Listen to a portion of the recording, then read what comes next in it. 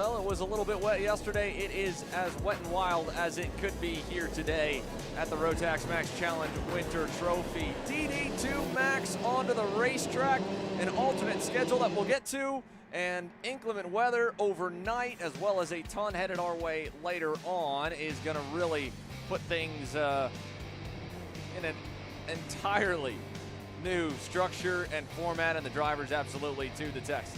We've got DD2 Max here out on the circuit for their pre-final this weekend, and Billy Musgrave, Theo Ciccotti, they'll start even first and second in tomorrow's action as well in a dead tie. Today, the first qualifying session ran yesterday afternoon, a close one between them all. 1/10 of a second from Musgrave to Ciccotti, a couple hundredths back to Gianluca Savalio, and overall, a 12-driver DD2 Max field actually brings us, I think, to a higher turnout than last year's edition. All vying, along with the rest of the divisions, for the first ticket to Portimao with the Rotax Grand Finals. Myself, Xander Clements, on the call here for you folks. Alongside me, Caleb Viesca, Cameron Reed down on pit lane. We'll give you all the intel as well on the rest of the day. And they're giving them plenty of time to get the tires up to temperature. It is a cold and obviously wet and wild Saturday morning here at Speedsportz Racing Park. Yeah, this is definitely going to be an interesting one, right? We're just down at the grid for the little bit of driver's briefing, the meeting they had here, and they have postponed tomorrow's action until next week on Friday. It's all going to take place. The Rotax officials still finalizing the schedule for next week, but again, they've taken everything to note as well, working together with local law enforcement to prioritize safety, and that's a really good call out of Rotax, again, to make sure everybody gets home safe as well. And again, we are going to race today, pre-finals and finals, with a little bit of an adjusted schedule, only 12 laps here in this pre-final, again with the different conditions. But as we talk about the racing, Speedsportz Racing Park provides multiple different lines that you could take around this place. You could be aggressive, attack the curbs like you're seeing here with Musgrave through the buckle, or you could go high and wide throughout most of these corners. We'll see, and we'll see what these drivers decide to do. But again, one of the first times, or if you will, second time, that these drivers are going to experience these rain conditions here this weekend. But that being said, we're about there and we're about ready to go racing. DD2 pre-final action. Billy Musgrave, Theo Ciccotti, your front row. Gianluca Savalio and rookie Alexis Baillargeon on row number 2. Matt Taskinen and Arnaud Sabarin on row number 3. Kevin LaCroix and Derek LaRoche, row 4. Matt Verville, Luca Posick, Preston LeBreton, Martin Verville, and Lucas Pernod. And we are away and racing here from Speedsportz.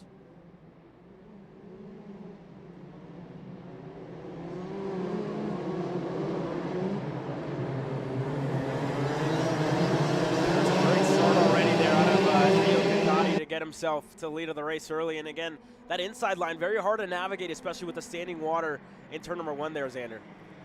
Yeah, the biggest puddle that probably will never go away, no matter if we got sunshine and 80-degree weather here, is going to be the one that crosses the racetrack at turn 1. But already Theo Ciccotti with a great jump as he gets the edge over Musgrave to start this one and roll towards the boot here in the infield. Musgrave back to second. Alexis Baillargeon putting the heat on the 408, and you can see the alternate strategies of trying to attack some of these corners, because as much rain as we had overnight, a full round of warm-ups has started to clear a bit of a path.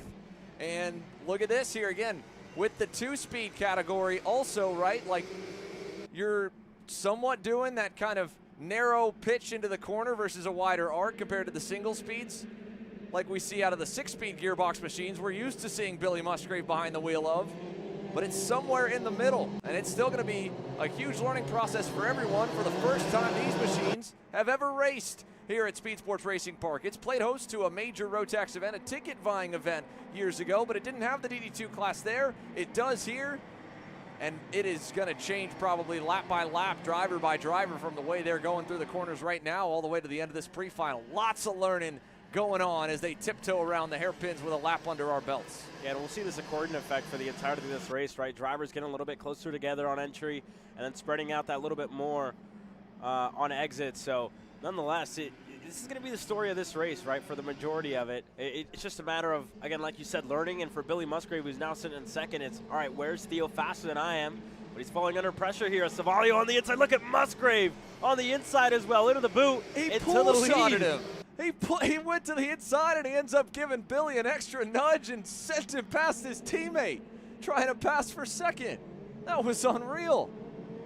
That was a great move there out of Billy, and as well as for Savalio, right, to get by on Theo Kakati. And you talk about it, right, the aggressiveness in that final corner in the boot, and just Billy able to stick with it, and even then Theo tried to over-under him, but Savalio was just there to play. Spoiler is Theo too deep into the brakes, into the mud, looking to get out of it now, but that was a big mistake out of Kakati. Oh, he locked it up right coming into turn number 6 at the end of the backstretch, then had to again try to unlock the brakes. It's still super cold conditions here, along with the wet and the rain, and we got a spinner as well right in front of him there that just got caught in the angle too. As Gianluca goes after Musgrave again, he'll be right there ready to pounce in the last turn. Billy was able to be ready for it last lap and make a quick adjustment. Let's see.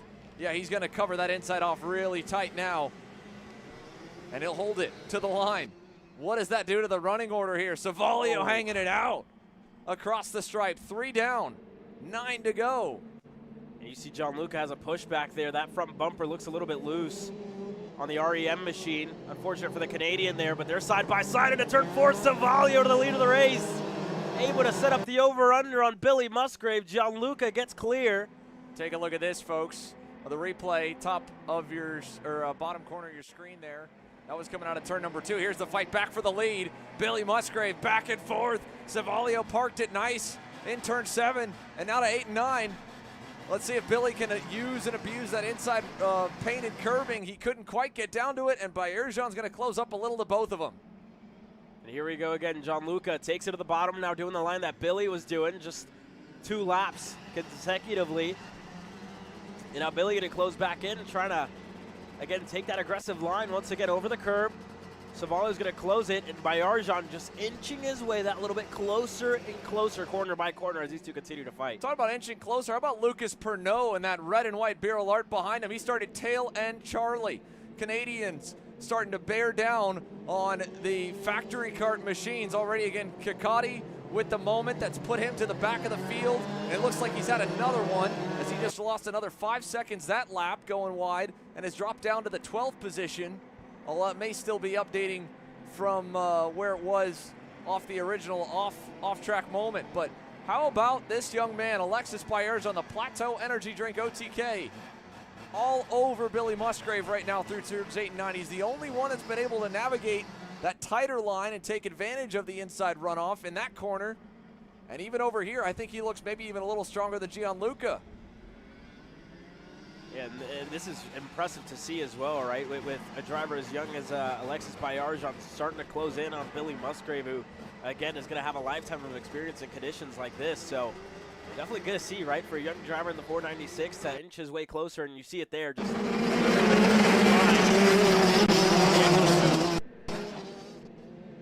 yeah, you can see right up there next to the action, Billy Musgrave, Gianluca Savalio, hauling the mail through turn 1 and living on the ragged edge. And already Savalio is really starting to figure things out. He was able to eke a couple of tenths ahead of everybody last time by, broke into the 62-second bracket here at the halfway mark, and has pulled a little bit of a margin over Billy. Pernod, all that forward progress he had early, has started to stabilize into 4th. On Sabarin in 5th. And if we take a look back to try and find a battle, you're going to have to go all the way to Matt Verville and Kevin LaCroix fighting for the 6th, or no, fighting for 7th, and about 3 seconds up the road from Martin Verville. Here's 3rd and 4th. Bayerjan, Pernod starting to close on in just a little bit on him. Alexis had that great run up to the leaders, and over this last lap, he's starting to lose a bit of grip and the edge that he had.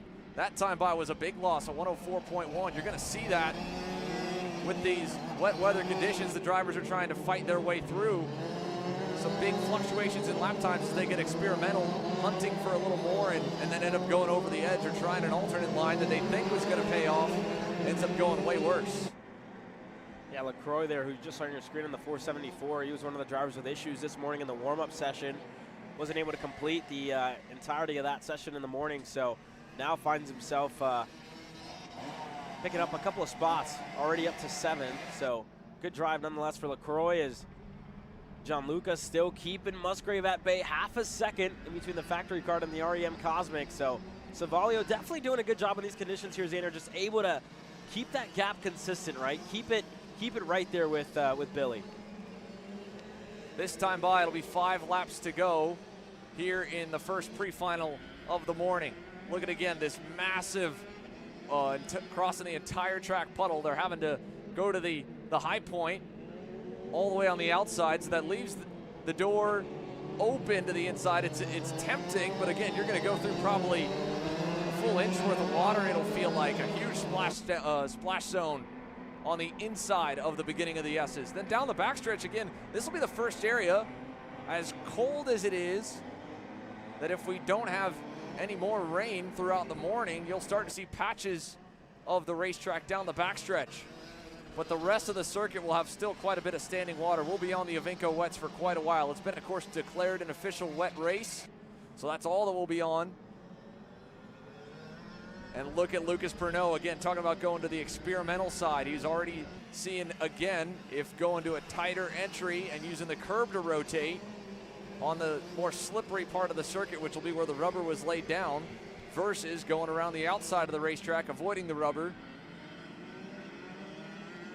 Two kind of trains of thought when it comes to navigating the wet.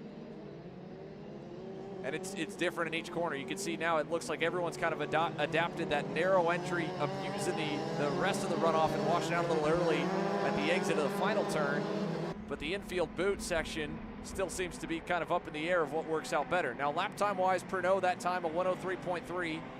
That was 3/10 off Savalio. He has been very consistent out front since getting there. 102.9 is best. Last lap almost matching it. The lap before the same. It's padded that margin back to Musgrave to be almost a 1.5 seconds at this point. And that's why we've kind of got the focus back here on the fight for third. And your update on Theo Ciccotti, he's gotten a couple of spots back since having his big moment off. He's working towards Martin Verville. He should arrive in about 2 laps, probably coming to the white flag at the rate that he's going. He picked up about 0.8 on him last time by.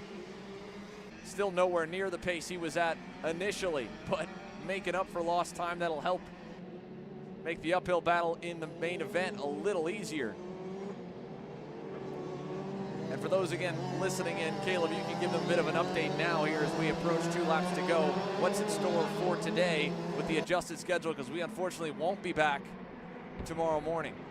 Yeah, for the entirety of the day, right after these pre-final sessions, all of them going to be 12 laps, except for the cadet category. It's going to be 10 laps for micro, 10 for mini as well. And then we'll hit the lunch break. That'll be 45 minutes long, and then just after that, we're going into 18 lap main events, 14 for the kiddos and micro and mini. So that's the adjusted schedule. No times on that. As now Pernod inches his way closer to Baillargeon, but no times on the schedule officially. It's all kind of ready racing. But that's again for today, right? Correct, so what do we have for tomorrow? Yeah, tomorrow we're not coming back. Tomorrow we don't have anything, right? For everybody who's here, you know, going home. If you are here and from the state of Texas, getting home, and obviously Road Tax prioritizing the safety of the competitors. So tomorrow not going to have anything for racing. And again, all the action that was scheduled for tomorrow on Sunday has now been postponed to next Friday, with an updated schedule still looming for that. But Friday should be warm-up, pre-final, final of next week. With still updates to come for Saturday and Sunday with what exactly they're going to do. But yeah, not to mention they'll have to qualify again, right? Yeah, it's a full new weekend. So rounds 3 and 4 will now become rounds 2, 3, and 4, with pre-finals and finals from round 2 that are overdue, qualifying for round 3, and potentially qualifying for round 4 as well. We were looking into this weekend thinking it was going to be smooth sailing weeks out with the way the timetable was originally set. It is not at all that way. It doesn't mean we're not going to be entertained with some aggressive moves like that. Lucas Pernod continuing to chip away. That was the closest he's gotten in the boot on trying to make something happen here on the rookie Alexis Baillargeon. He's going to have one more lap to try and get it done as Gianluca Savalio takes the white flag. 1 to go, about a second over Musgrave, holding even. And the closest battle right now is this one. Although, again, on this lap as well, you'll see Theo Ciccotti, he's knocked that margin down to Martin Verville to less than a second. And I think by the time they get to the timing loop, it'll be even closer. That time by, he got it down to 7/10, so we'll keep tabs on Kikati's rebound progress. As again, Lucas Pernod, he's tried it in the buckle a couple of times, about 3 laps consecutively, trying to get that move done. Hasn't been able to get clear, but when you look up front for Gianluca Savalio, it's been a good drive in the rain, great drive in the wet, but unfortunately for him, a pushback penalty. Looks like a full pushback deployed for Savalio. That should ultimately give it to Musgrave provisionally, as Pernod going to give it one more shot. Not going to be able to get it done in Gianluca, looking at coast on the exit of the boot. Out we go. Working from turn 15 to the line, Gianluca Savalio provisionally with the pre-final win. As you can tell, the loose bumper will more than likely put him a couple of spots back and give the top spot back to Musgrave. Bayerjan hangs on for third, and Kikati working to the back bumper of Martin Verville to the last turn right about now is going to be trying to see if he can get to the 9th spot. Let's see as the last couple across the line, he's just going to come short. There he is in the blue helmet and the black and red. So from outside front row, initially up to the lead, back down to 10th. The drop of the checkers in the pre-final. Gianluca Savalio, your provisional pre-final winner over Billy Musgrave. 3.5 seconds to Alexis Bayerjan, who hangs on over Lucas Pernod, Arnaud Saborin, Kevin Lacroix, Matt Taskinen, Matt Verville, Martin Verville, Theo Kikati. Your top 10, our first race session of the day. So they're set now for their main event. They'll be the first one up following the lunch break. As you mentioned, adjusted distances for everyone across the board with the slightly slower lap times here. These guys were down in the low 50s, so about 10 seconds off that with the wet tires. Canada's Gianluca Savalio, though, victorious in our first pre-final of the day. Across the line, we know, of course, the pushback bumper being deployed might hurt it, but the speed was there. Cameron?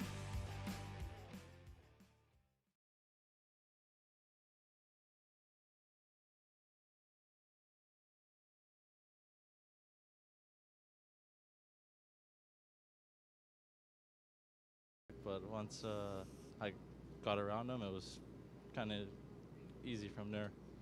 Talk me through the technique. How are you able to keep this go-kart up front in these conditions? Honestly, I kind of just use my height to my advantage. I just lean out of the go-kart and find a way to make it stick. Well, there you go. Let's go. Using his weight to make it stick, able to go P1 in the pre-final.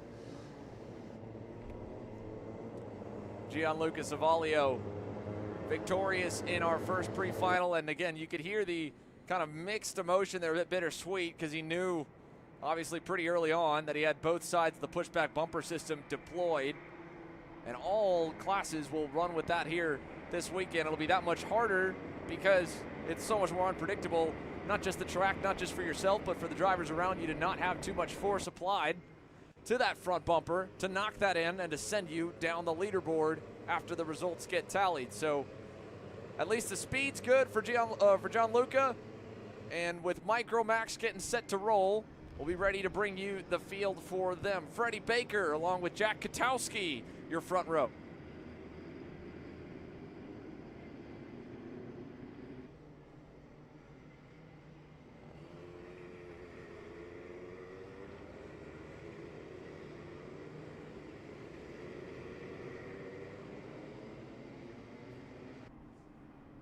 And yesterday, the debut stateside for the RCE chassis for Freddie Baker and crew. Along with Freddie, of course, Arthur Rhodes, able to put the RCE machines on the first 2 rows. Brody Brown will join him on the outside of row number 2. Jack Katowski just ahead of Brody on row 1. 3 different chassis manufacturers in your first couple rows as we go back to row number 3, Caleb. Tristan Francisco and Lincoln Lima going to be on row number 3 with Maddox Pelletier. And Polo Santos on row number 4. JJ DeShong and Wiley Lee going to be on row number 5 with Trey Sanders and Grant Heckman on row number 6. Max Santana and Andres Marcelo Pena going to be on row number 7. White and Little Baker round up an all-Texas lineup of row number 8. Go down to row number 9 with Kuiper Nelson and Zachary Lossler. Row 10, Aiden Mainville and Kaya Sabalboro will complete the 20-driver field for Micro Max's opening day. And for Freddie Baker, a debut here in Houston, Texas, couldn't have gone better. That didn't even seem to faze him when we chatted with him yesterday. Cameron Reed was able to talk to the young man who will be leading the field to green as they round turn 15 and head our way. Micro Max pre-final action, a little bit out of sorts, but they're going to get the green.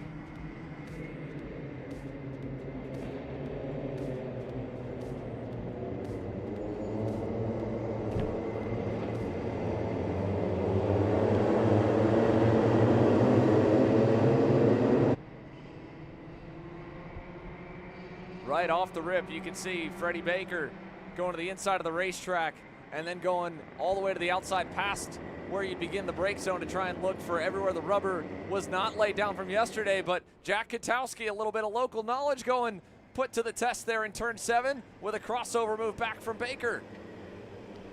Yeah, Katowski tried it there, driving further back as well. Tristan Francisco ripped the high side in turn number 6 and was able to make it stick for third on the inside of turn number 7. So here we go, a couple of movers, 3 wide, 1 driver spun around the field. And that's Tristan Francisco in the 17 for Nitro Kart. 2 more collected, Wiley Lee in the number 1, and the number 30 of Kuiper Nelson involved as well in the buckle. Across the line this time by, we'll get our first read at it.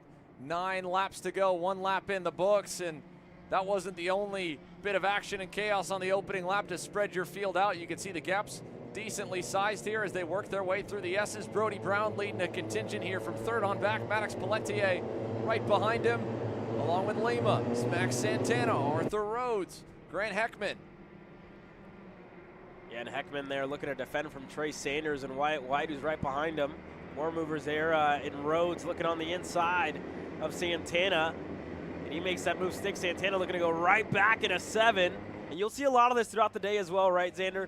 A lot of drivers, especially through 6 and turn 7, they're going to want to kind of make those over-under moves, getting past on the inside of 6, and then wanting to go right back and set up a crossover move in turn number 7. That section of the racetrack especially promotes a lot of that here.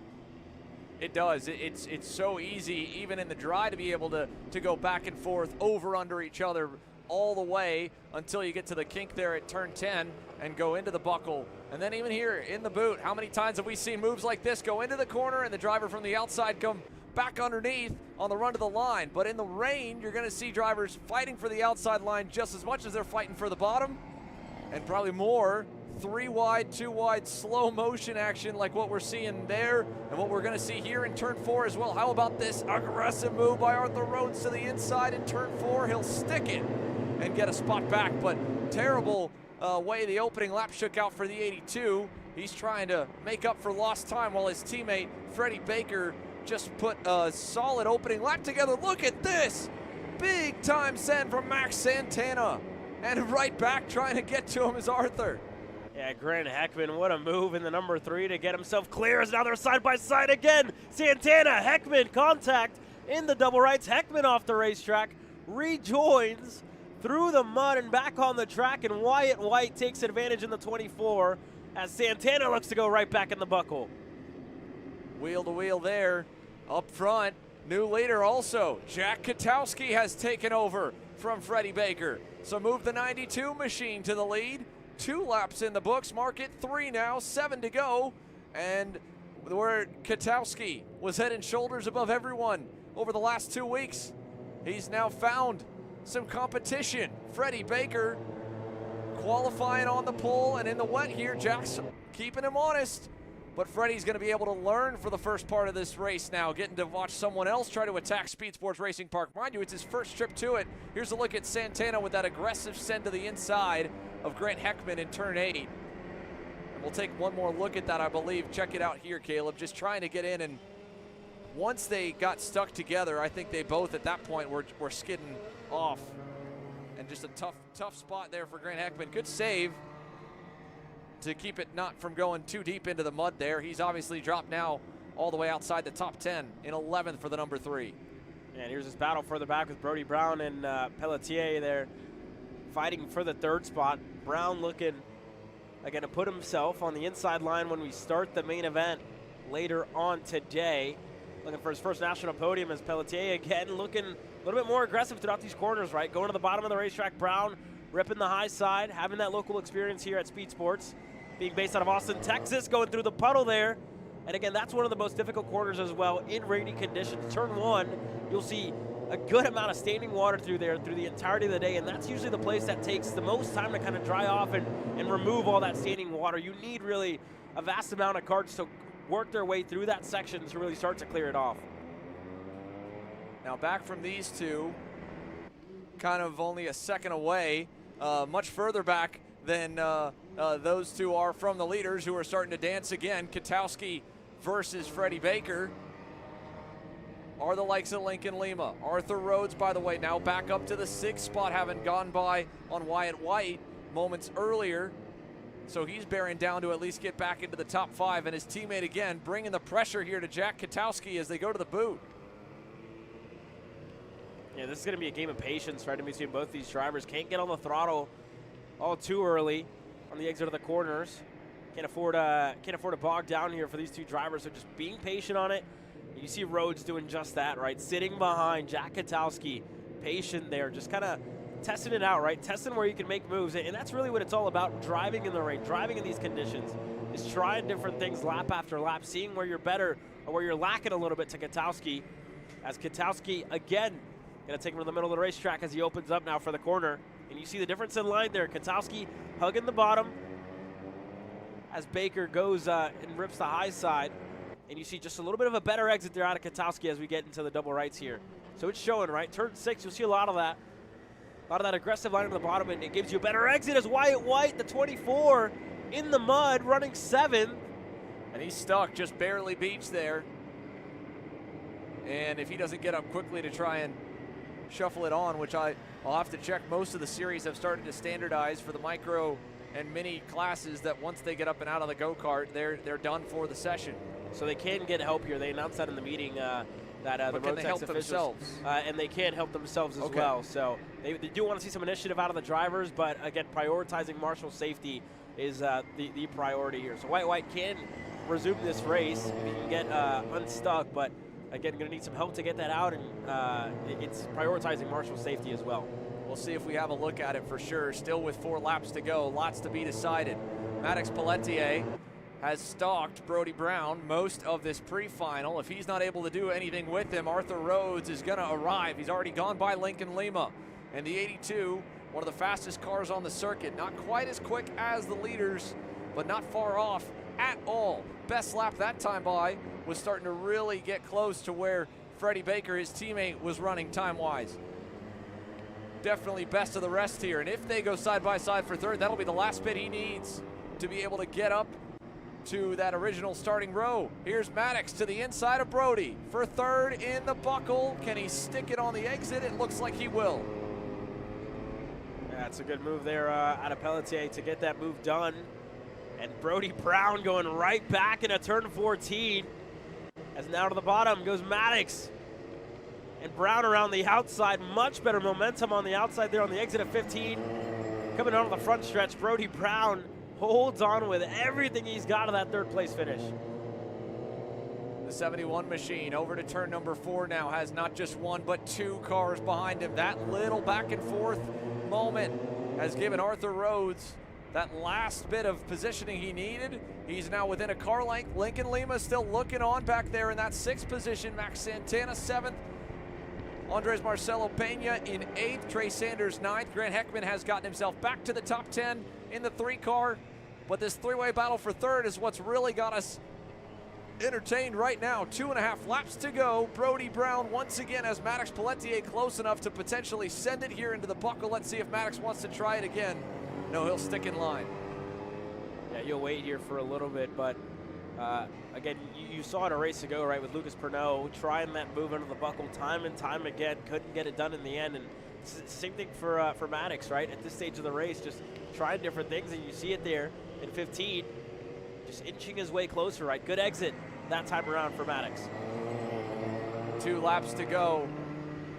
Brody Brown, Maddox Pelletier, Arthur Rhodes, by the way, almost 9 seconds back from your top 2. And now they're going to swap positions. That's another move down the inside in turn 4. This time he got a little bit sideways on the exit. And Maddox Pelletier kind of got really close to him and maybe lost a little grip at the same time, but either way, there was a touch of contact. Arthur didn't like it, little shrug at him. Maddox goes back to work now on Brody Brown. Jack Kotowski as well, pulled about a second out on the lead. It's only gonna get more than what 9 seconds was provisionally marked here last time by for this 3-pack here as this fight really begins to explode. White flag will be shown this time by Caleb. Any one of the 3 of them at this point, no matter the pace they've had so far, could will their way to that 3rd spot, that really convenient inside row 2 starting position for the main event. Here's Maddox again looking to the low side.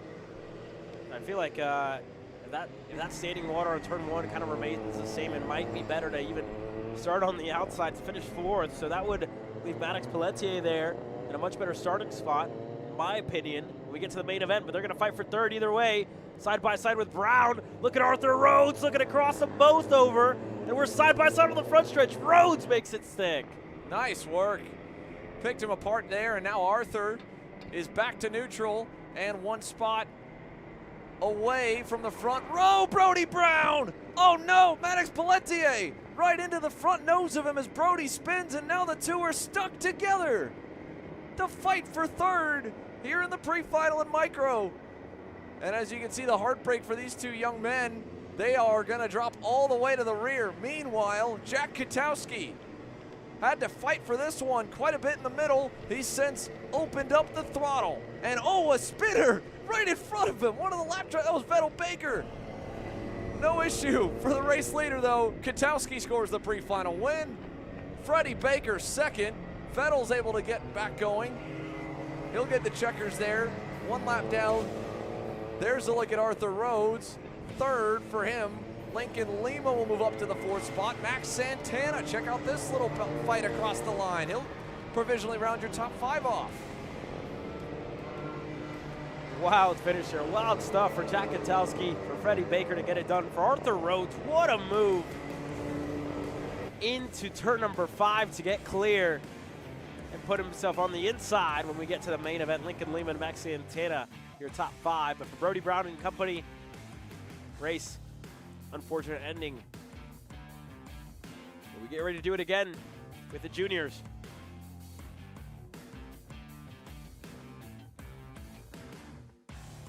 Anywhere, Junior Max up next, ready for pre-final action when we return.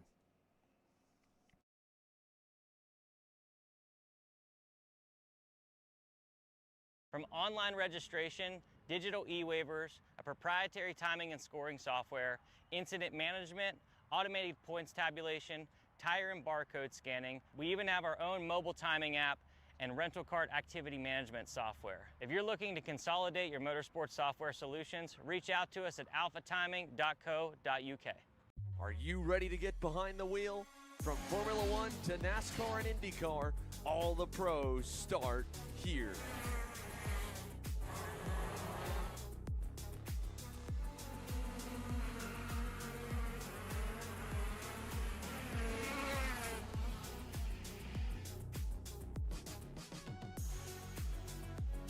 For more information, check us out online at mcckarting.com or call us and go racing today.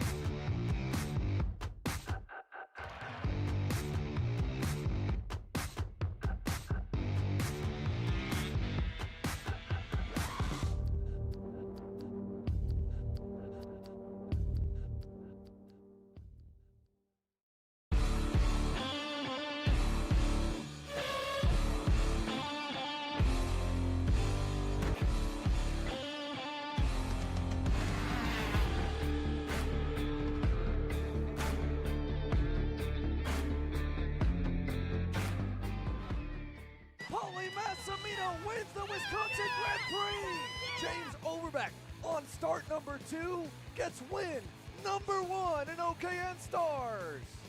On track or off, Brandon Jarsekrak Racing delivers elite performance. Led by 4-time Pro National Champion Brandon Jarsekrak, our team masters driver coaching, data-driven analysis, and mechanical precision at every national event. Contact us today at BrandonJarskakRacing.com.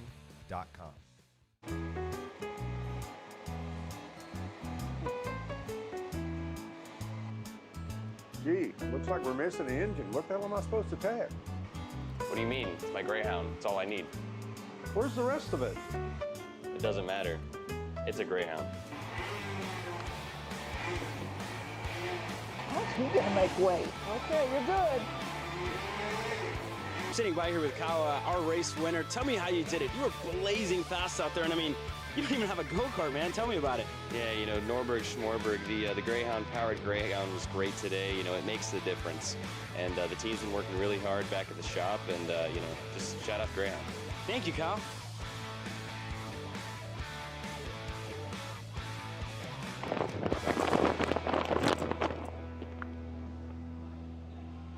How the f did you just win?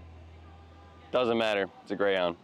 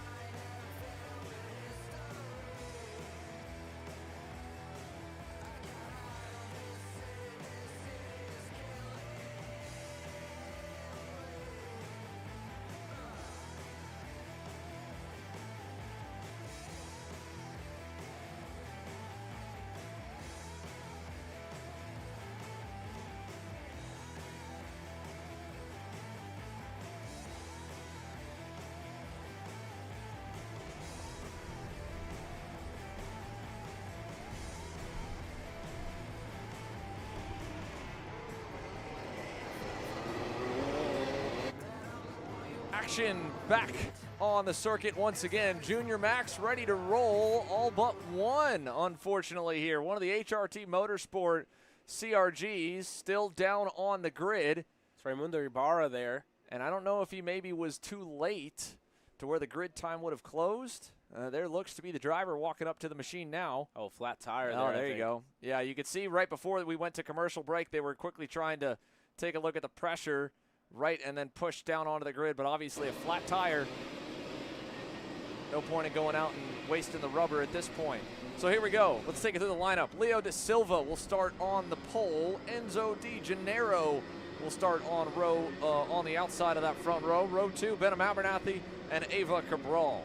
Back to row 3 with Darren Kidd and Carlos Molina, Antoine Bazinet and Aiden Hammond on row number 4. Olivier Chasse and Marco Fazzari back on row number 5. William Vitor and Nicholas LaRusso back on row 6. Aquila Spirko going to be on his own on row number 7. Unfortunately for Raimundo Ibarra, not going to be able to start this one off. Christopher Tracy and Massimo LaRusso on row number 8. Row number 9, it'll be Christopher Goulet and Nicholas Mastronardi. Cristobal Bonnet and Max Maitev complete your top 10 rows and top 20 starters with more to go. Dylan Dwyer, Rory Baziak on row number 11, Cruz Rodriguez and Samuel Warrior on row 12. And Alex Chandler, after disqualification in qualifying yesterday, going to start shotgun Charlie on the field on his lonesome on row number 13. And one driver going around there, the 208, going for a spin in turn number 6. Aquila Sapirko. And they're looking to get him refired as they are going to push him back onto the racetrack here momentarily. But up front, Leo Da Silva, Enzo Di Gennaro looking to get themselves one step closer to a ticket to Portugal later on this year. So 12 laps the distance for a big grid. They have only increased in size as we've gone through the first 3 pre-finals of the day. Let's see if we can keep them all together. Last couple closing up, and here we go.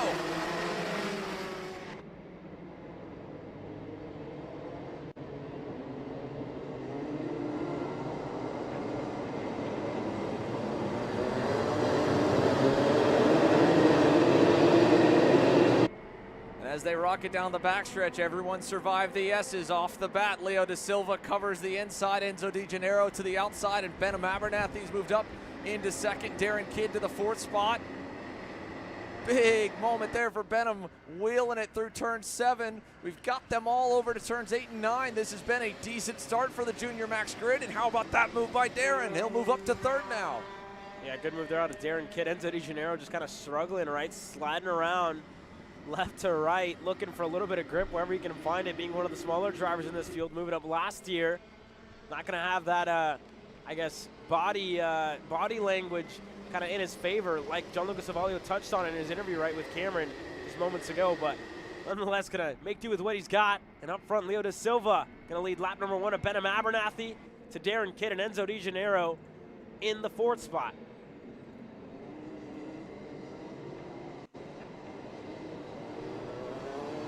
As they'll round out of turn number 5 and head down the backstretch. A look there for Enzo and a completed move to get it back on Darren Kidd, who went a little bit wide. And now getting to watch those first couple of sessions, we're starting to see a little more uniformity when it comes to the wet line, or the fastest current wet line right now, of where to go and where to be for the optimal lap time you can get around Speedsportz Racing Park. Check this out now as we start to work our way back through the rest of your top 10. Couple of Prime Power Sports and Prime Power Team entries. 5th, 6th, 7th, Cabral, Hammond, Chassé. Big moment there for Cabral. She'll surrender the 6th spot. Hammond moves, Hammond moves on through for 5th. And looking on there, Olivier Chassé, and then it is Bazinet on the FAF Kart Sport machine. A gap to the 9th, 10th, and 11th group. And the only casualty really on that opening lap appears to be Achilles Superco in the 208 SCR machine. You can see, sadly, he's dropped to nearly 20 seconds back from the next driver, 25 away from the lead. He should be able to get towards the back of the field.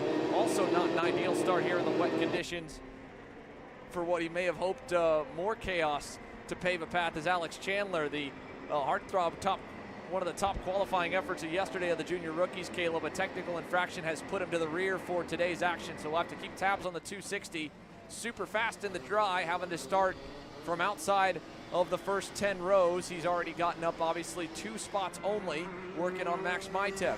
Right here, Darren Kidd, good opening start. You can see him going down to the inside like the DD2s in the buckle, and it's gonna probably rinse out about even. No, he might lose a spot right here into the kink. Big send from Hammond. Nice move there from Aiden. He'll get 4th. That's up another spot here for another lap in the books. That's beautifully set up there by Hammond to kind of get himself on the inside with a much better run on the exit of the buckle, and then completing the move finally in turn 14. So for Darren Kidd, just got to get back to work here, right? Seeing, all right, turn 14, kind of missed it there in turn 11 as well. So those are the spots where you can really kind of clean it up, try to fix it up just that little bit more. Nonetheless, still within about a car length and a half, and Enzo Di Gennaro, see moving left to right, and up front, Benham Abernathy taking the lead away from Leo Da Silva here, Xander. Yeah, first lead change of the pre-final. Going to work again on Kidd as the battle continues for 4th. Darren doesn't want to give it up. That was a good over-under, but a new leader, Benham Abernathy in the Hoach Driver Development. Gillard out in front and already again starting to open up the throttle back to Leo Da Silva. And this pack back here started with a pass for 4th. Now we have a pass for 6th. That's Olivier Chassé going back and forth with Eva Cabral, and a little bit of contact to pull this one off in the final turn, but he gets it done. Aiden Hammond gets back up to P4, Kidd back to 5th. Yeah, just going back and forth, lap by lap, right, corner by corner. It was Hammond that was just that little bit better throughout the 3rd sector, and for Darren Kidd, really good out on the double rights where he's just able to kind of get himself ahead of the 271, but this time, a little bit of change, right? You have Cabral right behind him, Chassé, Bazinet, as the leaders just get that little bit closer in turn number 6. Da Silva, so just kind of breathing down the neck of Benham Abernathy, right? Not letting him get away as they continue to fight there in that infield section with Bazinet, Fazzari, Chassé, all going back and forth. So what looked to be the beginning of a big lead opening for Benham Abernathy on that first lap following the pass for the lead. Leo Da Silva's locked back in, and we'll put only 5 laps in. There's still a lot of racing to go. So Leo can kind of wait here, learn a little bit of what Benham might have as an edge up over him, and try to make the adjustments needed to get back later on in the race. Plenty of time to do so. Same for Enzo Di Gennaro. He'd love if they fight a little more up front. After the first couple of laps, he started to pick his pace up. That was his best lap last time by, or almost able to it. His lap of 105.2, best at a 104.9. The leaders aren't necessarily a ton quicker lap over lap. I mean, last time by, they were all pretty much the same. In fact, Aiden Hammond was the fastest, a 104.7. So this could, as big as the gaps have opened up, start to tighten. Now, I think this pack here, though, with how much fighting they've had and how much looks like it's going to still be in store, they're probably not going to go too much further forward. Darren Kidd in that group, it's backed up now all the way to Carlos Molina in the 10th spot in the all-black machine. Yeah, they're right there. William Veeder just, again, was a driver that got passed by a couple of them. So Veeder's, I think, even a little bit further down than 11th. As here we go, another mover. Fazzari looking to go on Chassé, and nice and easy over-under for Chassé. Not going to flinch there to stay ahead. So Chassé ahead of Fazzari, then back to Bazinet. The first of the FAF Motorsports drivers to Molina, and then William Veeder, who's still holding strong at 11th. Big moment back there for Molina. All of a sudden, for Bazinet, he falls back a little bit closer to Molina. Kidd still trying to protect through turn number 6, and it's one thing in those opening couple laps figuring out the optimal racing line, the different places you have to go and how you have to handle a pass, a defensive line, a crossover. That's still being figured out at the time we're watching right now, in real time by the drivers. Along with that, couple big movers here through the field. Rory Baziuk and Elon Dwyer have both gone up nearly double digits, 8 and 6 spots apiece. We'll keep tabs on it all at the same point. Now with 5 laps remaining, let's go down it for a bit more insight of what's in store for the next one. Cameron Reed standing by with Senior Max debutant Isaac Malkut.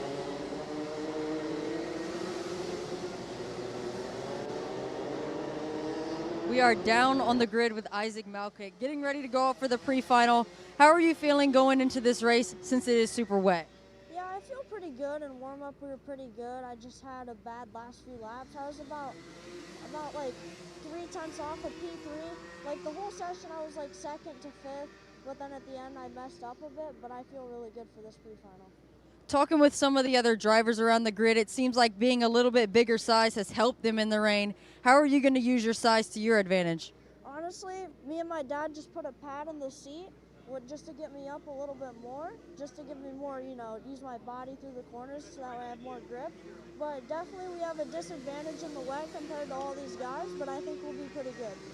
Isaac feels he has a small disadvantage, but not too worried about it as we go into the pre-final. Good luck.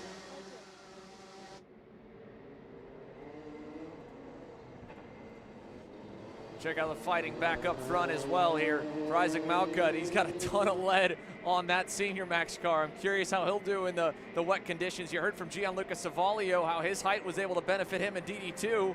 Well, his teammate, Leo Da Silva's probably got about 8 inches shorter in the seat than Benham Abernathy, and not letting it affect him at all. He just got to his bumper in turns 4 and 5, but Benham, through the switchback 180, seems to have a really, really good strength there. And it's opened it back up to a car length or 2. By the way, while they have tightened for the lead during that quick catch up with Ike, so has 3rd. Enzo Di Gennaro's also been reeled in by Aiden Hammond. That'll be a looming fight to the end. This time by 9 down, 3 to go. Benham Abernathy continues to show the way with some spots of pressure. But by the time we get to the loop each time, he seems to be able to get a couple car lengths of separation. Yeah, great job so far out of Benham Abernathy and Leo Da Silva as well, just to kind of keep him in his tracks, just stay right there with Abernathy in the 277. Interesting point out of Isaac, though, right? You've seen a lot of drivers do that in the past where they put a pad in the seat.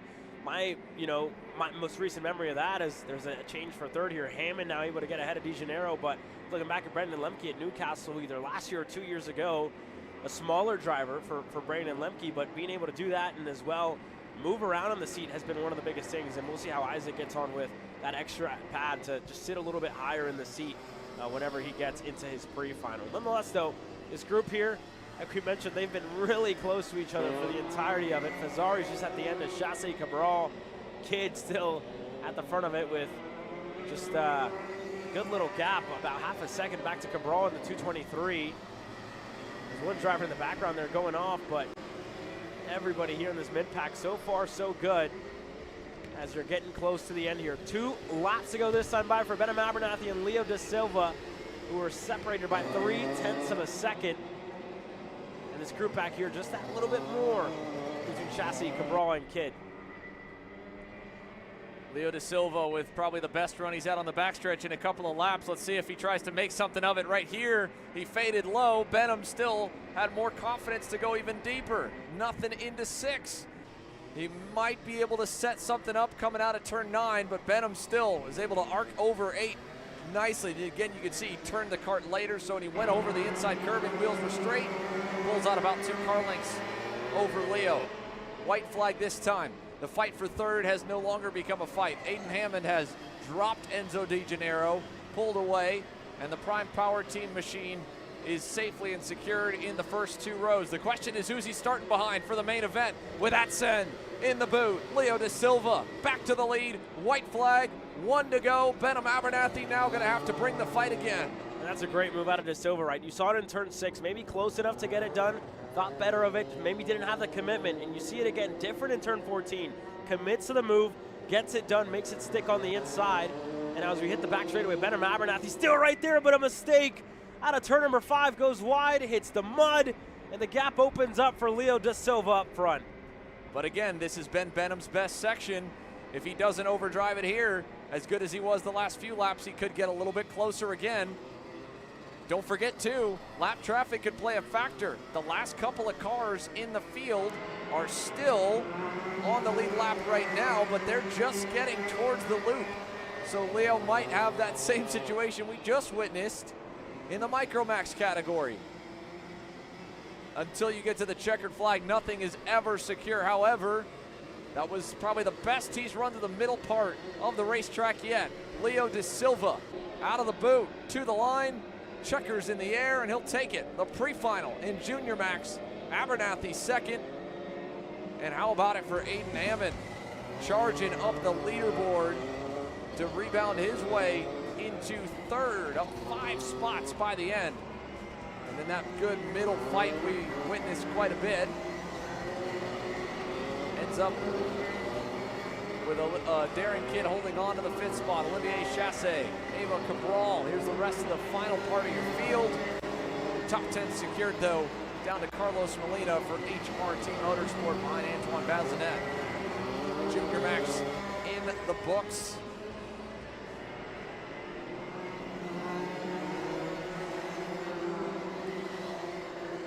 And as we take a look down the rest of your field here, William Vitor, Nicholas LaRussa, Rory Baziak, Christopher Goulet, Alex Chandler, your top 15, Cristobal Bonnet and crew. And again, Max Maitev, that was the MDRLN kart we saw there at the end. Achilles Sapurko was able to get him, almost got to Cruz Rodriguez, just ran out of time. Leo Da Silva, just in the nick of time, able to get the pre-final win in Junior Max halfway through our rotation of the pre-finals thus far. Up next, though, don't go anywhere. Senior Max when we return here from Speedsportz Racing Park for the Rotax Max Challenge Winter Trophy.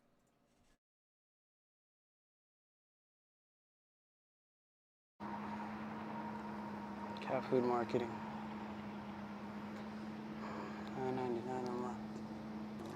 Dude, Caleb, wake up. Dude, we're live in 5 minutes. Let's go. Come on. What are you doing? Dude, I'm so sorry. Xander had me in a cat food marketing meeting till like 2 a.m. last night. Come on, man. Do you have anything I can drink? Dude, I got the perfect thing for you. Perico. It's a healthy energy drink alternative. Perico? Non-GMO? Gluten-free? Kosher? Magnesium? B12? B6? Yeah, it's good. B5? Biotin? And 0 sugar? Pericazo. Try. Perico, made with natural ingredients, organic caffeine, and supports your metabolism. Try the new official energy drink of Kart Chaser.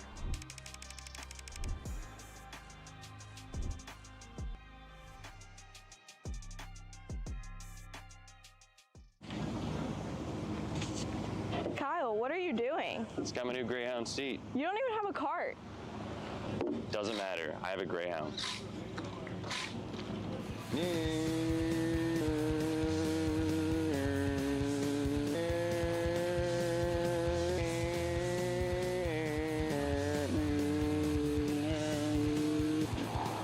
the f is Kyle Cuthbertson? Doesn't even have a go-kart. Doesn't matter.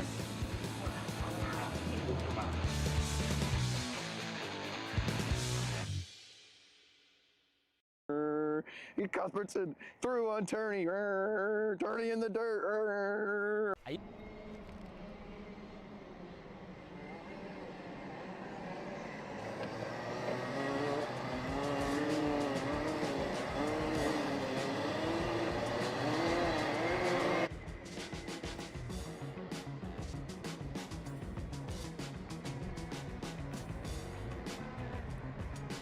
Welcome back as we get ready to go racing with your senior Max drivers as they work their way out onto the racetrack. For your pre-final here today on the Saturday, on pole position going to be Aiden Ingrata with Englishman Macaulay Bishop alongside him in the 368, Oliver Hodgson and Willie Botelier on row number 2. Diego Ramos and Ryan Gandor are going to be on row number 3 with Cameron Nelson and Joaquin Herrero Pizarro on row number 4. Row 5 as we work our way back here to the end of the top 10. Rookie Isaac Malka that we spoke to moments ago alongside Arnaud Saborin. Alexis Bayerjon and Ryan Maxwell back on row number 6. Then Jeremy St. Cyr and Timothy Pernod on row 7. Jose Sherman and Theo Silveira on row number 8 with Joshua Sobals and Joey Friend on row number 9. Adrian Rivera and Derek Wargo on row number 10. Row 11, Nicholas Vega alongside Victor De Alencar. Then it's Jose Ramon Ibarra on the inside of row 12 alongside Jack Stokely. Then row number 13, Tristan Altman and Austin Perrin. Sloan Serling, Emilio Gilaro, and Tommy Trailer. Your last couple of starters all the way back to row number 15. 29 total getting set to take the green flag here in a wet senior Max Pre-Final. And Aiden Ingrata gonna lead them to the pole. Ingrata looked good in the dry and the wet conditions. The warm-up this morning had him quick, but he's got a couple of drivers that hail from across the pond ready to bear down on him. None other than making his American debut there in Macaulay Bishop in the white helmet, driving for Pfaff Kart Sport. Oliver Hodgson's already got a win under his belt with factory karts, and the last time we saw him in a Rotax Max Challenge event stateside, he won there too. Diego Ramos, tomorrow's pole sitter, going back on row number 3. And again, he's got a little work to do today, but tomorrow, well, Friday, next week should be a little bit easier. Try and defend his title, the reigning RMC Winter Trophy champion. Ingrata has them at a crawl as they round turn 15 and head into the tram lines.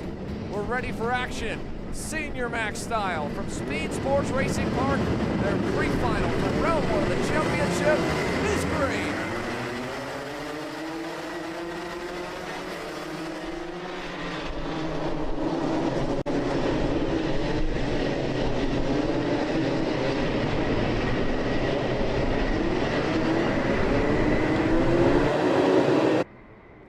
As they get up to full song down the backstretch, Oliver Hodgson is getting hunted. William Botelier going to send it to the inside of the round 1 Winter Series winner and reigning U.S. Trophy final winner. He'll get fat at elbow as well from the next one trying to follow suit. Another of the REM machines bringing it to him. That's Ryan Gandor, the rookie from Canada. And look at Ramos, 3 wide to the outside. It won't quite pay off. Cameron Nelson gets the better of him. Yeah, Nelson got his elbows out there looking to get through, and he did. Ryan Gandor there as Macaulay Bishop to the lead of the race out of the buckle over Aiden Ingrata. So Macaulay in the 368 going to take him in. Look at Ingrata looking to go back in 14.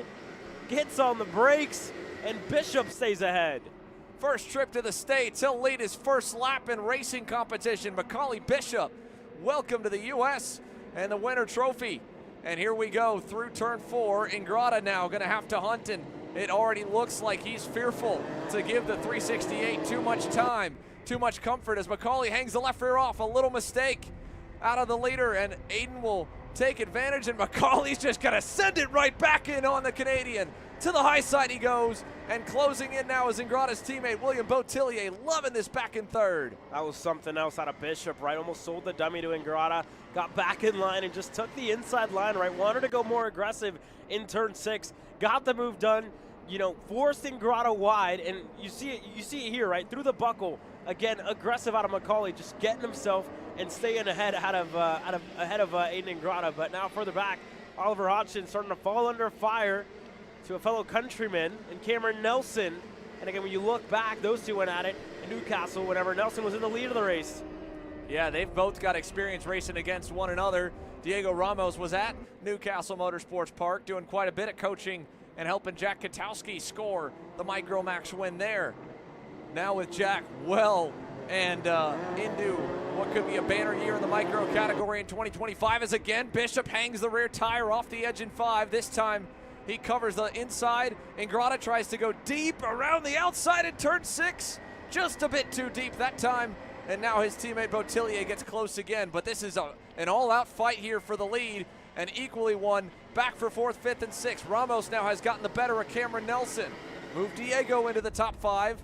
Nelson back to 6th. And again, rookie Ryan Gandor, impressive right now, hanging with some of the best in the world for the top 6 contenders. I mean, all 6 drivers in front of him, I believe with the exception of William Botillier, have at least made multiple trips, if not just one, to the Rotax Grand Finals.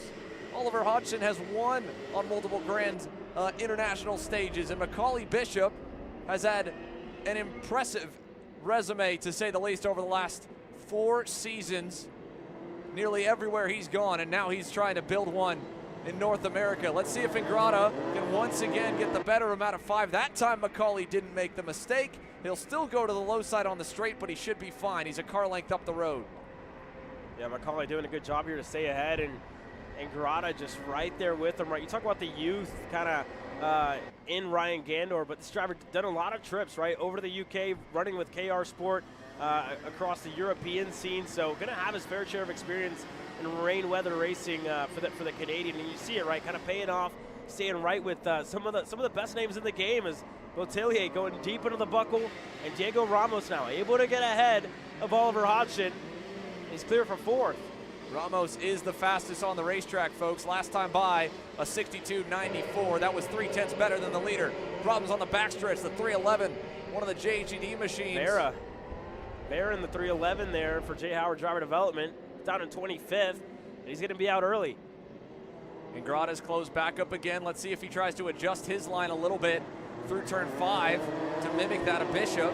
And no, Bishop still able to get a better drive off down the backstretch, but Ramos continues to hunt. And he's only 2 seconds back from the leaders. This is a drive that easily makes you think back to the insane weather we were treated to last summer in Indiana. And Diego Ramos there, not once but twice, in a main event and a pre-final on slick tires in the wet, bested a field in K100 and bested another one in Pro X30. His skill set back on display again in the tricky conditions right now, outrunning. Look at the margin he's already pulled over the last lap and a half back to Hodgson and Nelson. Yeah, it's a great drive so far to Diego Ramos, and again, great conversations with him so far this week, right? And that was a different Diego Ramos. That was a Diego Ramos last year that was 15 pounds lighter than what he is now, right? Wanted to get a little bit bigger, has dedicated himself to the gym ever since leaving Las Vegas as a winner in KA100 Senior, and was close to one in the Pro X30 class, and again, just gained that little bit of weight, taking 15 pounds of lead off the cart, and now you see a battle for the lead here. Ingrata looking to go on Macaulay Bishop in a 6. He gets clear, and we'll see if Macaulay can set up a crossover. Yeah, he waited the last couple laps. Now Macaulay goes in deep on the brakes to turn number 8, and he makes that one stick there. Ingrata back to P2, and Macaulay Bishop determined to not give up the lead of this race. In fact, he'll cover the inside into the buckle Does that bog him down at all? He's able to pinch the exit nice. And even whipping it back to the center of the track before hitting the right-hand kink. He keeps the revs up, so this could stack the leaders up, which is needed at this point for Ramos. He was starting to plateau on the progress being made with the lap times balancing out to the top 3. And Bishop, even going through the massive puddle on the inside of turn 1, is still hanging on, parking the bus in the wet. Ingrata into the back of him there in 4. And Macaulay well used to this. Again, the UK National Circuit features not just major events at PF International and some of the wider tracks, but a lot of old school tight and twisty circuits that encourage ultimately this kind of defensive driving. And it looked like that one bit of contact in turn 4 probably dislodged the bumper for Ingrata. I think that might have knocked the push back in. Yeah, for sure there. Aiden Ingrata looks like he has a pushback. Very loose on that front bumper, so going to be a full one as Botelier now gets closer, but very difficult situation for Aiden Ingrata, right? Being in second. He's made moves. He's been faster in some sections. The difference is, though, Macaulay Bishop seems to have an answer for every one of them, right? As quickly as that, able to get himself back in the lead, able to respond, able to counterattack almost on Aiden Ingrata, and that's been what's difficult to navigate for the 315 at this stage of the race, right? Anything you do, anything he's done so far this race hasn't worked or hasn't stuck on the 368, so it just shows that little bit of difference, right? That Macaulay's been calm under pressure and just been able to respond really well. Down the backstretch we go. Ramos closing in on Botelier. Ingrata back again on Bishop. And Macaulay's definitely been, I'd say, a little more aggressive than Aiden has with some of the moves made thus far to get and keep the lead. That was a great launch, fantastic one out of turn 7 to buy himself some time, though. It'll open it up to 4 car lengths. Nothing else really happening too crazy on the circuit, folks, while we've stayed so keyed in on the leaders. There are a couple of notables deeper on. Timothy Pernod, Ramos' teammate, has also climbed up the board. In fact, it looks like he's starting to go at it with Ryan Gandor, so a pair of PSL machines going at a pair of REM Cosmics. Here's Ramos for 3rd. Consider it done. He gets by Botelier now. 4 to go. Impressive drive out of 313. And Diego Ramos getting that move done up to 3rd. Just picking them off one by one. And again, whenever you talk about rain racing, you're used to talking about the Englishman, Oliver Auction. And Diego Ramos has just been very, very impressive so far in this pre-final. And getting himself closer, right? Just been right there with him. Hasn't been the fastest. That belongs to Aiden Ingrata. But just been right there with him for Diego Ramos. And again, with just a couple laps to go, about 4 laps to go, Ramos could be right there if Ingrata tries another move on Macaulay Bishop. But that's what he needs. Race, yeah. He needs another move out of Aiden. Bishop, at this point, starting to take advantage of that bit of knowledge he picked up, probably defending from Ingrata. That time he obviously didn't need to go to the inside going into the buckle, but he did, and it looked like it still paid off and was faster. The only place that he seems to not have an edge over Ingrata on especially is the boot. 3 to go, and through the S's we go once again for Macaulay Bishop and Aiden Ingrata with Ramos lurking in. That's got to be a bit on your mind. Equally, Timothy Pernod, kudos to him. Closing up past Gandor. Next on the list will be Cameron Nelson, who takes a look back and sees that he's not far away. All of your top 8 drivers about a half second to full second apart at this point in the race. And beyond them, Alexis Baerja on the rookies up to 9th and then 10th with Isaac Malcutt, holding station and pretty even between the two of them. Then it's Joaquin Galero Pizarro, and you have to go pretty far back for any other big runs up the board. Everything's kind of at about 6 places is seemingly for about 3 or 4 drivers been the improvement. It's 7 spots up though for Timothy Pernod with time. And here we are, first time that run through the boot that Bishop had the edge over Ingrata. 2 to go, and a bigger gap entering the S's than the last couple of laps. Ingrata really eating it up though through turns 2 and 3. And you see Ingrata just able to get a good exit there out of turn 4 and 5 as he works his way down to the back straightaway. And again, you see Ramos right there, but just going to need something out of Ingrata. Bishop going to take it to the bottom. Aiden going to follow him, go over the curb. And he's just right there, just looking for the next opportunity, looking for the next little gap where Ingrata can stick the nose of the REM Cosmic down the inside of the FAF Motorsports machine. And here is where, for Macaulay Bishop, on this power plant, a little bit of more of an aggressive style to kind of free up the rear axle coming out of the corner, spin up the revs to get into that mid-range power band is really showing. You can see Ingrata's hands are much smoother. His line is run through the corner, entry, exit. Seems to be a little more stable, more control. But for Macaulay, having a bit more confidence to kind of whip it back and forth through the S's, but especially coming out of the slow turns, almost kind of purposely losing some traction to spin the RPMs up and then really get that big launch. Look at it again there. You see him hanging that rear end just a little bit further out on the ragged edge out of turn 5 compared to the smoother line run by Ingrata and Ramos, and it gets him just that little bit of a launch, a little better one, just like we see out of the gearbox categories when the driver in front pops it down to a lower gear, and then, you know, sometimes we'll even in first gear grab the clutch lever to spin the revs up and get away. And Macaulay Bishop is making it look easy. Perfect display here with half a lap to go. Yeah, great experience out of Macaulay, right? But one of the most decorated road tax drivers in the world, arguably one of the best in the world as well, making multiple trips to the World Finals, the Grand Finals, if you will. And now just a couple more quarters to go for the pole position here, Xander. No better way to make a debut and make a name for yourself. Welcome to the United States, Macaulay Bishop, pre-final winner in Senior Max. Aiden Ingrata second, Ramos third, William Botillier fourth, Oliver Hodgson rounds your top 5 over Nelson, Pernod, Gandor, Bayerjan, and Isaac Malcutt.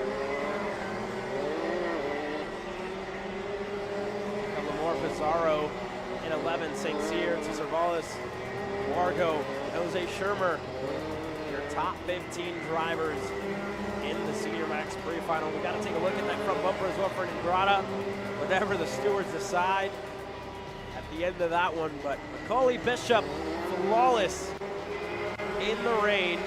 It's his first checkered flag stateside here this weekend, and they worked their way into the pits here. Macaulay Bishop, victorious in the pre-final.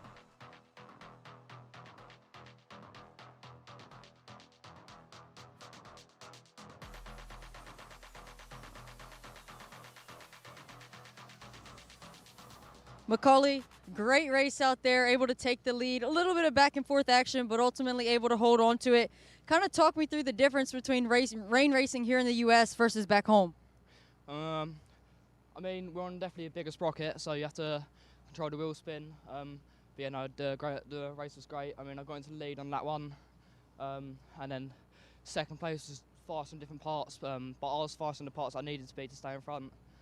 Yeah, no, obviously he got back past me a couple times, but yeah, no, I managed to stay in the lead and then just manage it for the rest of the race. Well, we're all shivering here, you yourself. Is this cold normal back in the UK, or is this an American thing? I mean, I'm used to it in the UK, but I'm still fucking freezing, so yeah, no, I don't know. I mean, it's raining as well, so it's not great. As the rain starts to pick back up, Macaulay Bishop, your pre-final winner. No doubt he gets a pass there, folks. Apologies for it because it is cold and wet.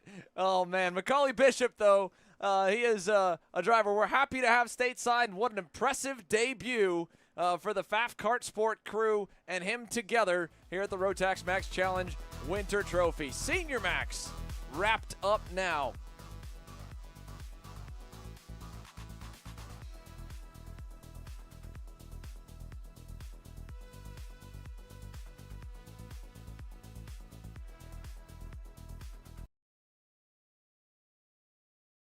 You stuck with your kart racing? Not sure the ideal kart setup? Or going to a track for the first time? Well, Kart Class has the answers for you. Our online portal has a wealth of experience and knowledge to help your kart racing. From kart setup advice to track guides that are targeted specifically to your circuit, or the driver coaching aspects with mindset, racecraft and driving techniques. If you want to take your karting to the next level, visit us at kartclass.com.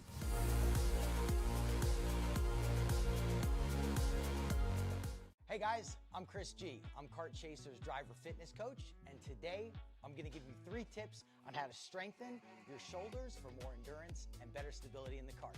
Here we go. Okay, so exercise number 1 is the front rope pull-through cable raises. Okay, now, this is the upright cable row. What you are doing here is you're picking a straight bar, as you see, and we're working the side areas of our shoulders, the medial. Exercise number 3, the dumbbell shrugs. As you guys can tell, I like to pause at the top before releasing. It's great for your strength, for that wheel stability. It's great for those shoulders and that upper back area. Chris G coaching, race-ready training that carries into real life. That's what we do here. See you on the next one. You know, I'm really starting to like this go-karting thing. Yeah, me too. Oh my gosh, can I show you this cute dress I just got? Yes, of course. Oh my goodness, it's so cute. I just love shopping. I love shopping too. Oh my gosh. Wait, did you guys say you like shopping? Of course. Well, dude, I have the perfect place to do that at. ShopPayCara.com. At ShopPayCara.com, you can get free shipping on orders $200 or more. You can get anything you want, like MXC rims, gloves, rib vests, shoes, anything that you need, all at ShopPayCara.com.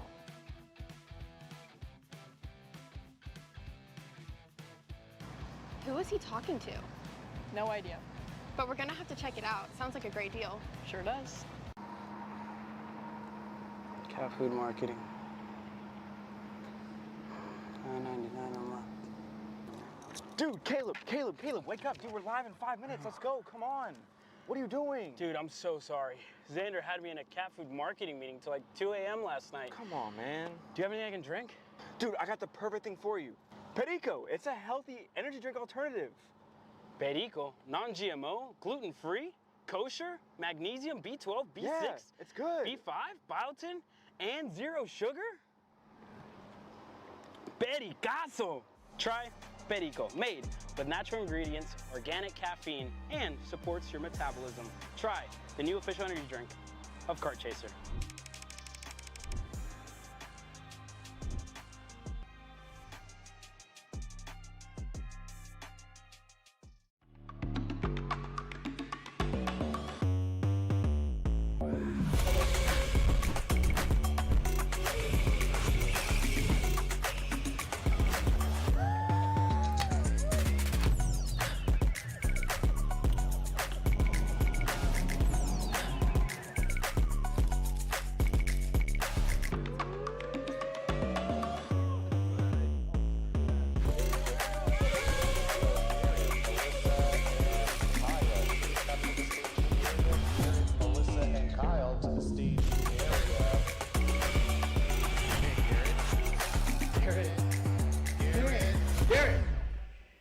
Let's go race.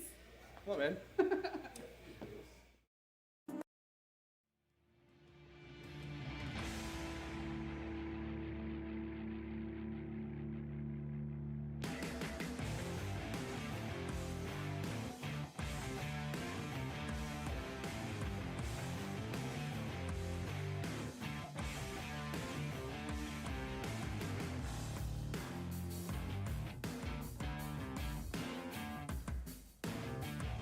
Two more pre-finals ready to roll your way, folks. Mini Max and Masters Max on tap from Speedsportz Racing Park. Is anything like what the Mini drivers showed us 2 weeks ago, and honestly what they put on display even last week on the tour? We are in for a treat. How about Mason Brody rolling off on the outside of row number 1 alongside James Roots. Roots had him covered both days of qualifying action on slick tires, albeit, but again, that extra bit of local knowledge. How about 2 weeks ago knowledge?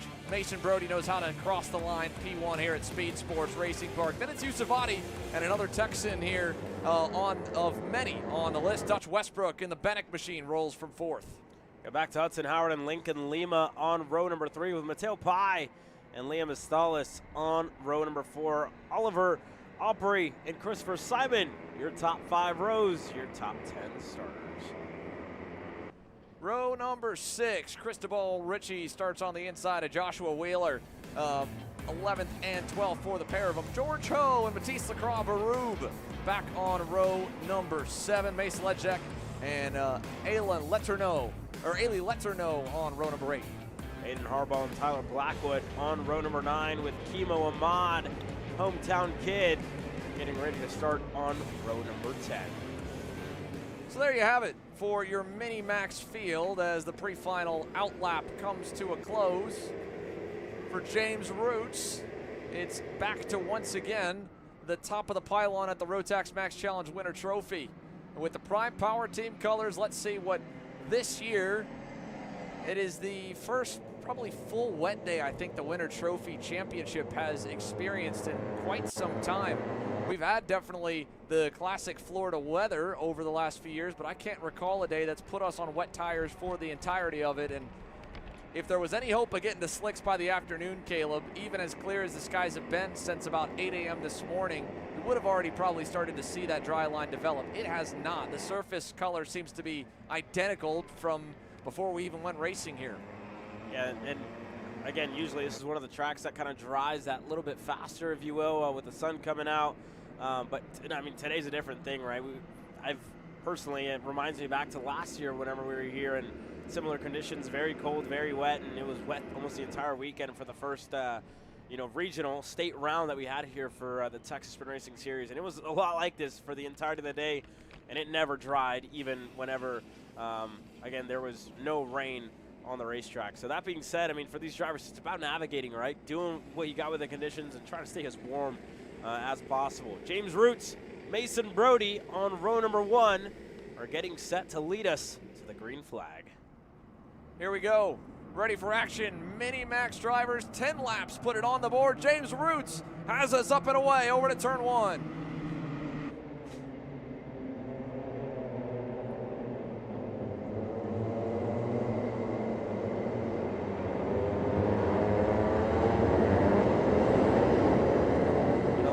Contact there in between a couple. The 177 involved there.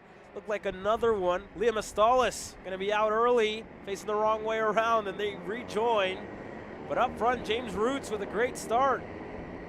I couldn't quite tell there if it was Lincoln Lima, the other one that spun in front of the field.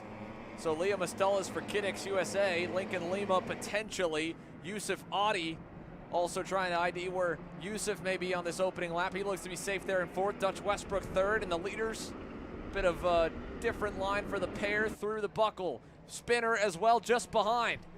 That was out of around 8th in the buckle that time by. So another one we've lost from our main contingent. Let's take a look at the replay. Right-hand side of your screen. Mateo Pai, the driver that goes around there.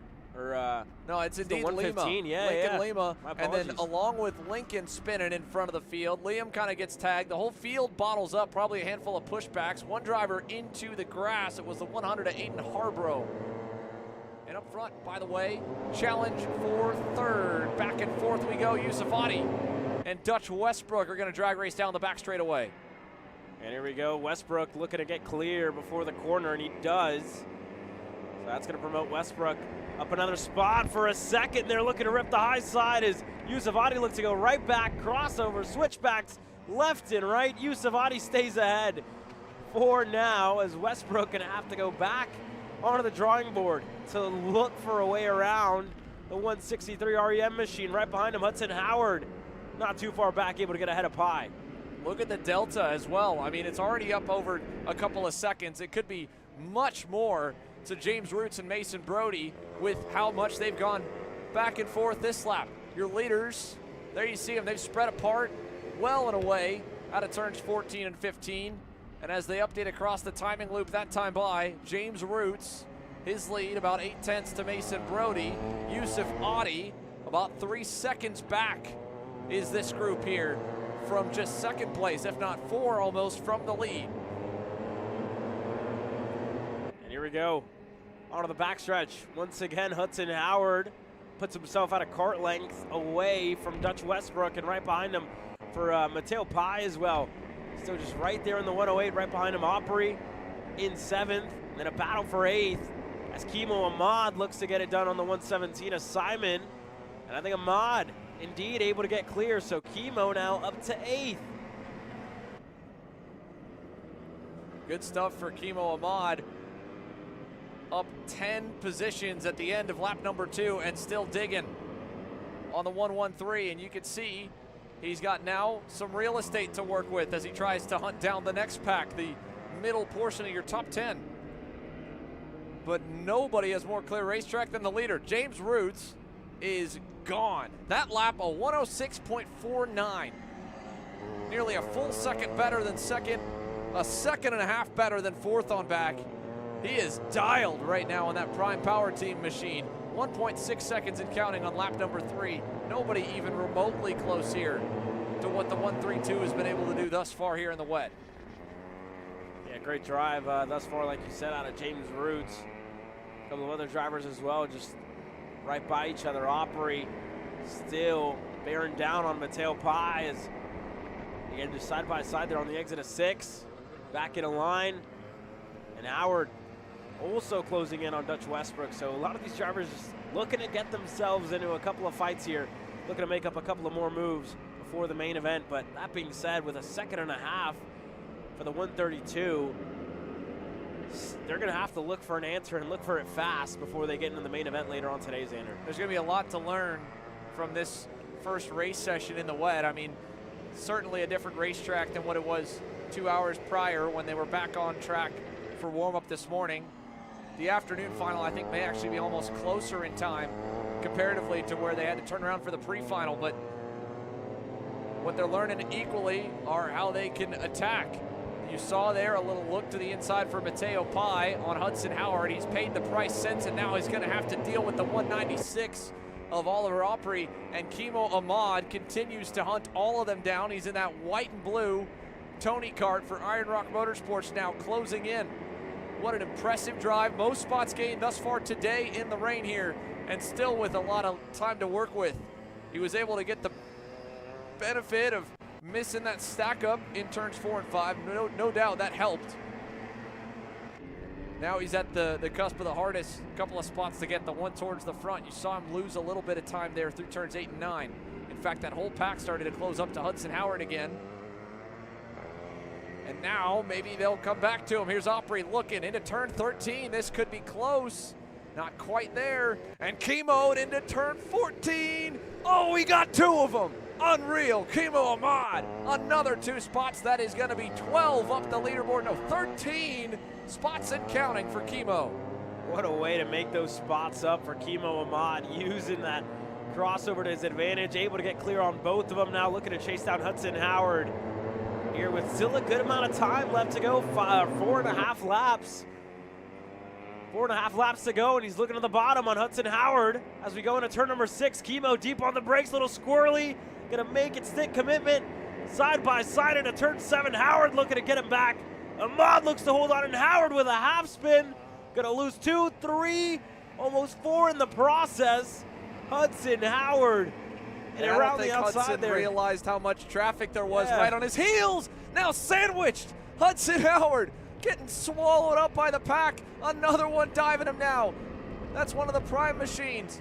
That is going to be Lincoln Lima charging back. Remember, he spun on the opening lap, and he has gotten back to the heels of Howard. He'll go to the inside here. Oh, no! Contact! And Howard gets still a piece of it. And the 174 Matisse Lacroix Barube involved. That was the one that got on Howard in the buckle, and now Howard is off on the infield at turn 14 and 15. And we've got a spin as well towards the front. Rejoining right as one of the prime, or Opry. Yeah, one of the 115 of Lincoln Lima was at first our only casualty in the first half of the race. Now it feels like we've lost half of our top contenders. And a look over again. Heartbreak for Hudson. All stemming from probably not from fighting as hard as he did on Kimo Ahmad. And as soon as he continued to bring the fight to keep the spot that he was in, fighting to keep one spot, he ended up losing that and lost 6, then 8, then 9 spots in the process, and then ends up beached in the grass. Although I think he probably pulled there at the lower rate of speed they were coming out of the final turn with a mechanical issue from the contact in the final corner. Nonetheless, Kimo Ahmad is now in the top 5. Next up would be Dutch Westbrook. It'll be a bit of a tall ask considering we've only got 3 laps remaining. That's it. Again, like you said, that's a pretty big gap to kind of close down. About a second. Still got some time, and we got another driver with issues with Simon there. Christopher Simon, that is, in 8th. Just a little slow out of the exit of the S's. And right behind him, Opry as well, starting to fall under fire to Lincoln Lima as another driver there for the 131 who's making up a couple of moves there on Kimo Ahmad. That's the Orsolone energy of Cristobal Ritchie. Yeah. Back and forth in the 131. Kimo's going to be able to hold the spot back by turn 9. So Kimo's forward progress. We'd already mentioned right before he got the move done on Hudson that it was going to be a little bit tougher because he's starting to get to, again, the fastest cars on the circuit in the front half of the field. Still an incredible run. 14 spots up as they sit. Cristobal spins in front of the field in turn 13. Oh, and he just rejoins there ahead of another two who are able to just work their way by. But that being said, James Roots, what a drive here with 2 laps to go. Almost 6 seconds on the field here, Xander. A clinic in the wet. Well, and how about Lincoln Lima? Again, spun it out on lap number 1. He's clawed his way back to 8th. He was the one making the move there off the rejoin on the inside of the Premier Tony card of Opry. And his teammate dominating, making it look easy here. Don't know how aware James Roots is of what the last 3 laps have been like for the cars behind him, because he's just been putting in clean, consistent, fast times. Even last lap, within a couple of hundredths of his overall best on the session. This will be the 2 to go signal now. And into the white flag. 9 down, all of them relatively close. That lap might have been the biggest delta yet. It was still only 3/10 off the best, and can't blame him at all. He could put it on cruise. 6+ seconds and counting back to Mason Brody.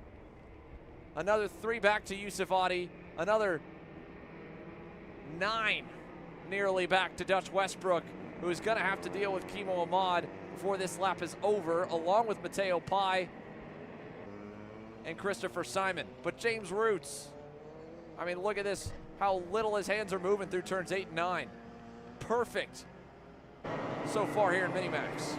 And he's using the entirety of the racetrack, right? Just so smooth on the exit. Looks very confident on the throttle and on the brakes. And it's showing, right? You got to look all the way back just a couple of seconds to find Mason Brody. But James Roots, flawless to start off the Saturday. He'll round turn 14 and lead it almost entirely with clear track on both ends. A huge gap for James Roots to win the pre-final in Minimax. Mason Brody will be the best of the rest here for the RPM Nitro Kart in second. Yusuf Adi third. Let's take a look back to that battle for fourth coming to the line now. Dutch Westbrook should, with the gap that he started the final lap, and indeed he will hold Kimo Ahmad fifth. Here you see the rest of the top 10 running across. Christopher Simon able to get all the way back up to the 6th position. He picks up a net gain of 4. Mateo Pai losing that spot on the final lap. Lincoln Lima back to 8th. Cristobal Ritchie, Oliver Opry, your top 10 in Minimax. And what a shakeup we've got in store for the main later on today. Huge swing. Every other lap it felt like that top 10 was re-racking itself. Sadly, Hudson Howard going to the tail end of the field now, so that'll hurt for sure. Let's take a look back here at the quick race recap from this Minimax pre-final. This one was intense, no doubt. Off the bat, Lincoln Lima spinning in turns 4 and 5 in front of Liam Astalis. And then, as the race got underway, along with this big moment here, it actually was pretty tame in laps 4 and 5. James Roots logging some laps, driving away, making it look easy, and Kimo Ahmad doing the same, carving up the field. That was a slick 2-for-1 move to get up the leaderboard and close to the top 10. And here, this was the back end of Hudson Howard's unfortunate backward slide down the board, and it ended with a spin in turn 14. Not of his own doing, but collecting him and sending him into the grass. Masters Max on deck. Mini-Max drivers in the scale line. One more pre-final set to roll here for the Speedsportz Racing Park. Then a short break in the on-track action. Main events back to roll after that for all 6 divisions at the RMC Winter Trophy. A wet and wild one here with a winter storm threat looming at the end of the weekend. But you've got to push all of that aside. Focus in on the job at hand. The first of 4 rounds that at the end of next weekend will decide our first batch of ticket recipients to Portugal to the Rotax Grand Finals. And yesterday, at the end of qualifying for the Saturday sessions, Christopher Mann didn't even know it when he crossed the finish line, starting on the pole alongside Billy Cleveland. And that's all coming your way next. Quick commercial break. We'll step aside. When we return, the Masters Max take to the racetrack.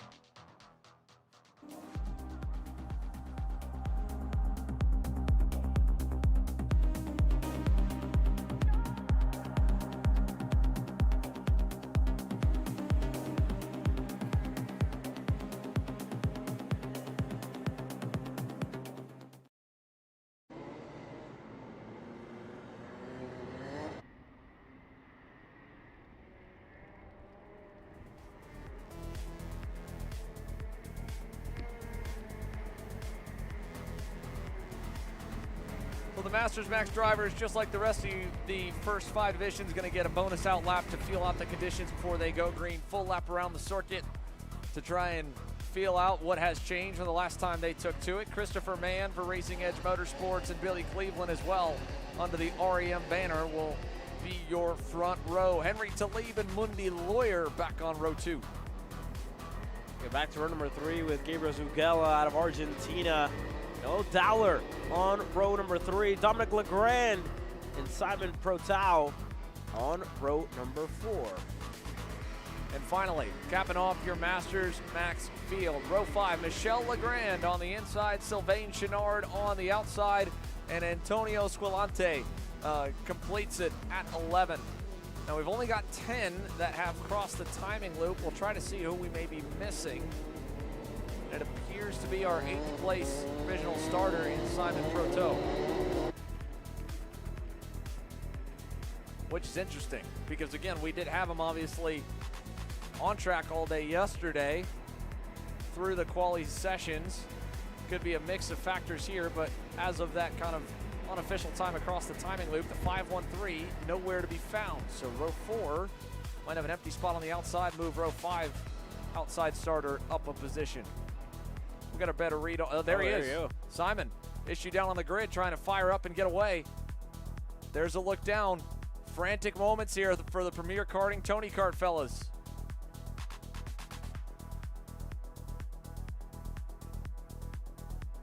That just, you can see you got one mechanic on the right side trying to hold the choke. The mechanics on the left side, yeah, indeed. You need the battery to operate the Rotax Max package, so that's one part, but it's hard to tell without being able to hear whether or not they're getting the starter to spin enough and there's something else like a spark issue, or if, again, the battery isn't powerful enough for that motor to fire and continue to run.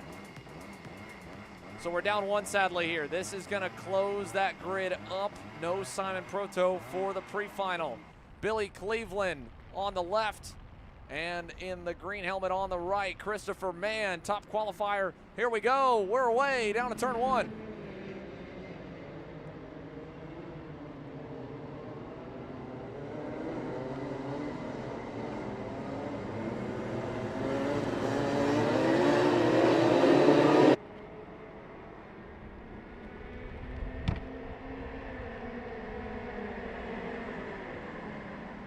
Couple of moves down to the inside to defend, really, but nothing big on the run down to turn 6 for the first lap, Caleb. It's a good start for Billy Cleveland, decent one for Christopher Mann, and Mundi Lawyer looking to the inside right here, trying to get by in turns 8 and 9. Yeah, Mundi already looking, going aggressive there through the double rights, up and over the curbs. Looking to get as much traction as possible, and looked like Mundi might have fallen under fire there by Noel Dowler in the 535.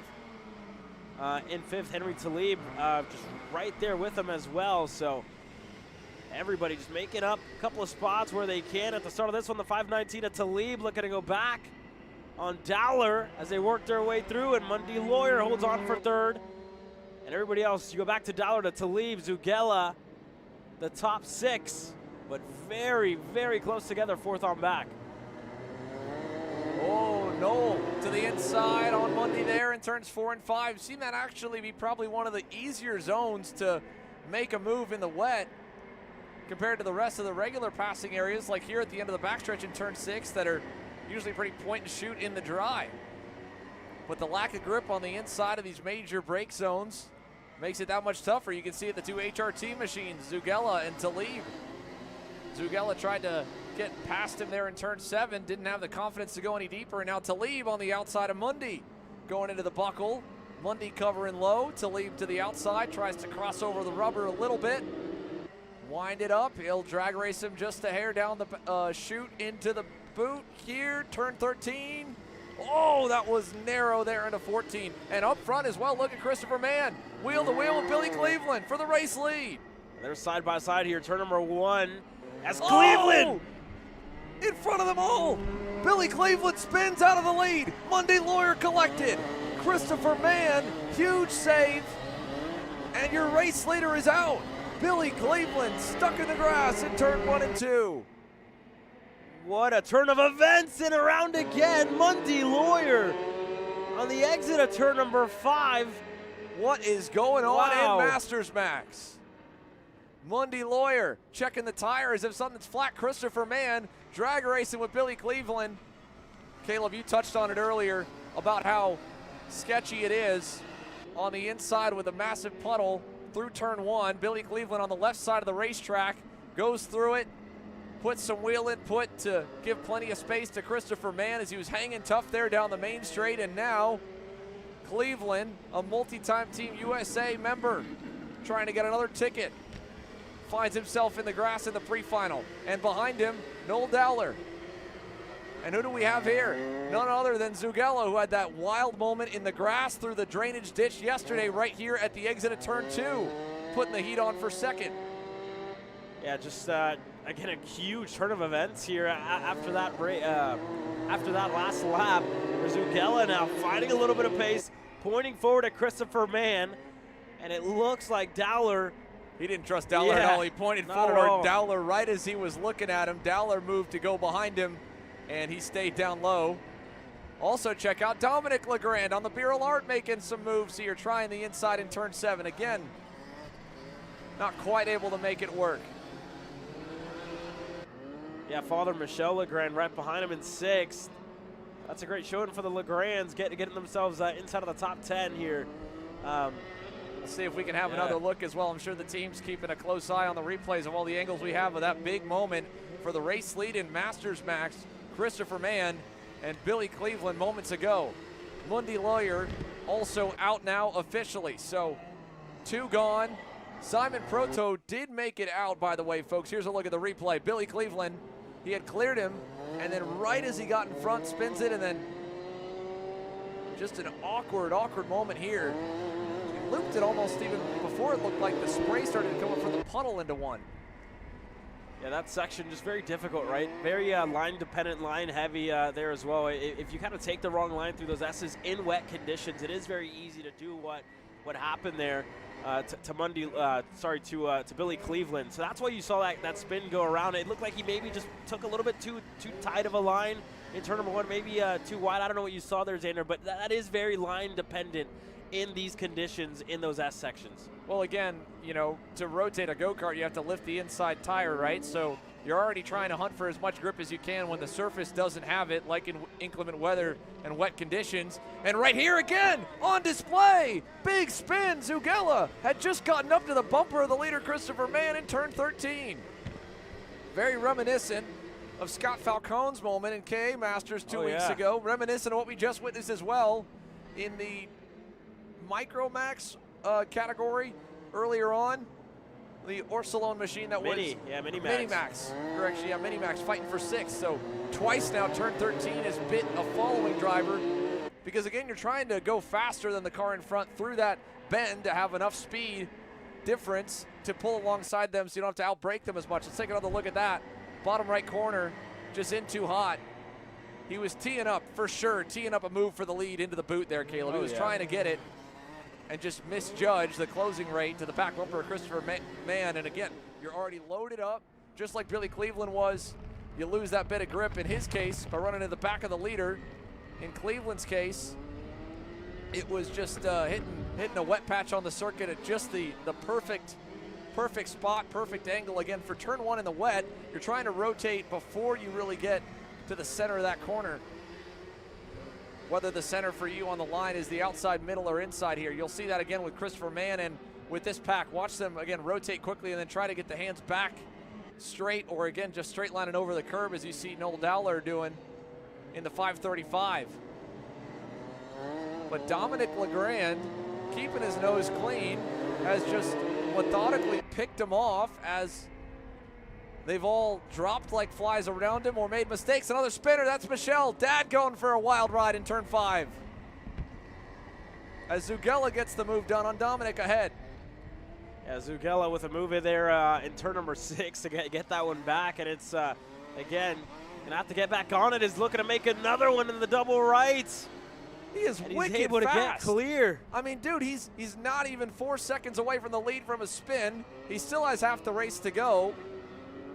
Gabriel Zugella for HRT Motorsport. One mistake. One mistake. He still might make up for it, though, with how quick he is. I mean, he has the fastest lap, and it's not even close, Caleb. He's a half second or more better than the field right now. He is ripping, but that's, again, the risk you take going to the absolute limit here in the wet. Let's see with that pass. With that pass there, he still knocked off 7/10. He is moving right now.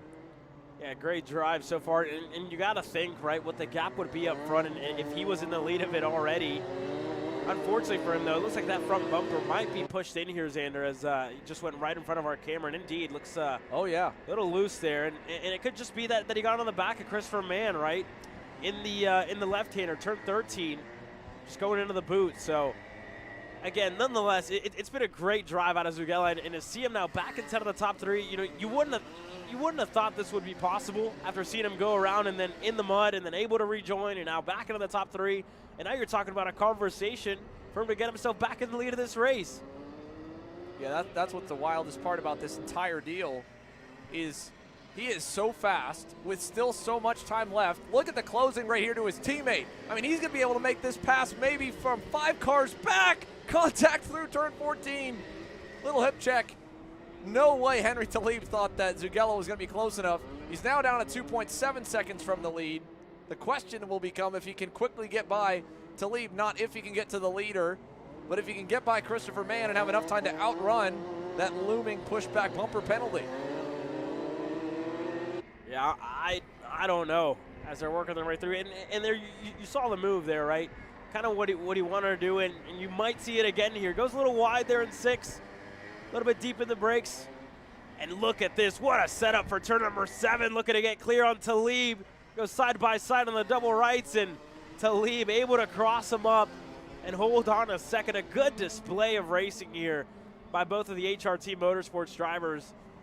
One from Ecuador, the other from Argentina, 2 South Americans just going at it side by side again into the buckle, and Talib stays ahead.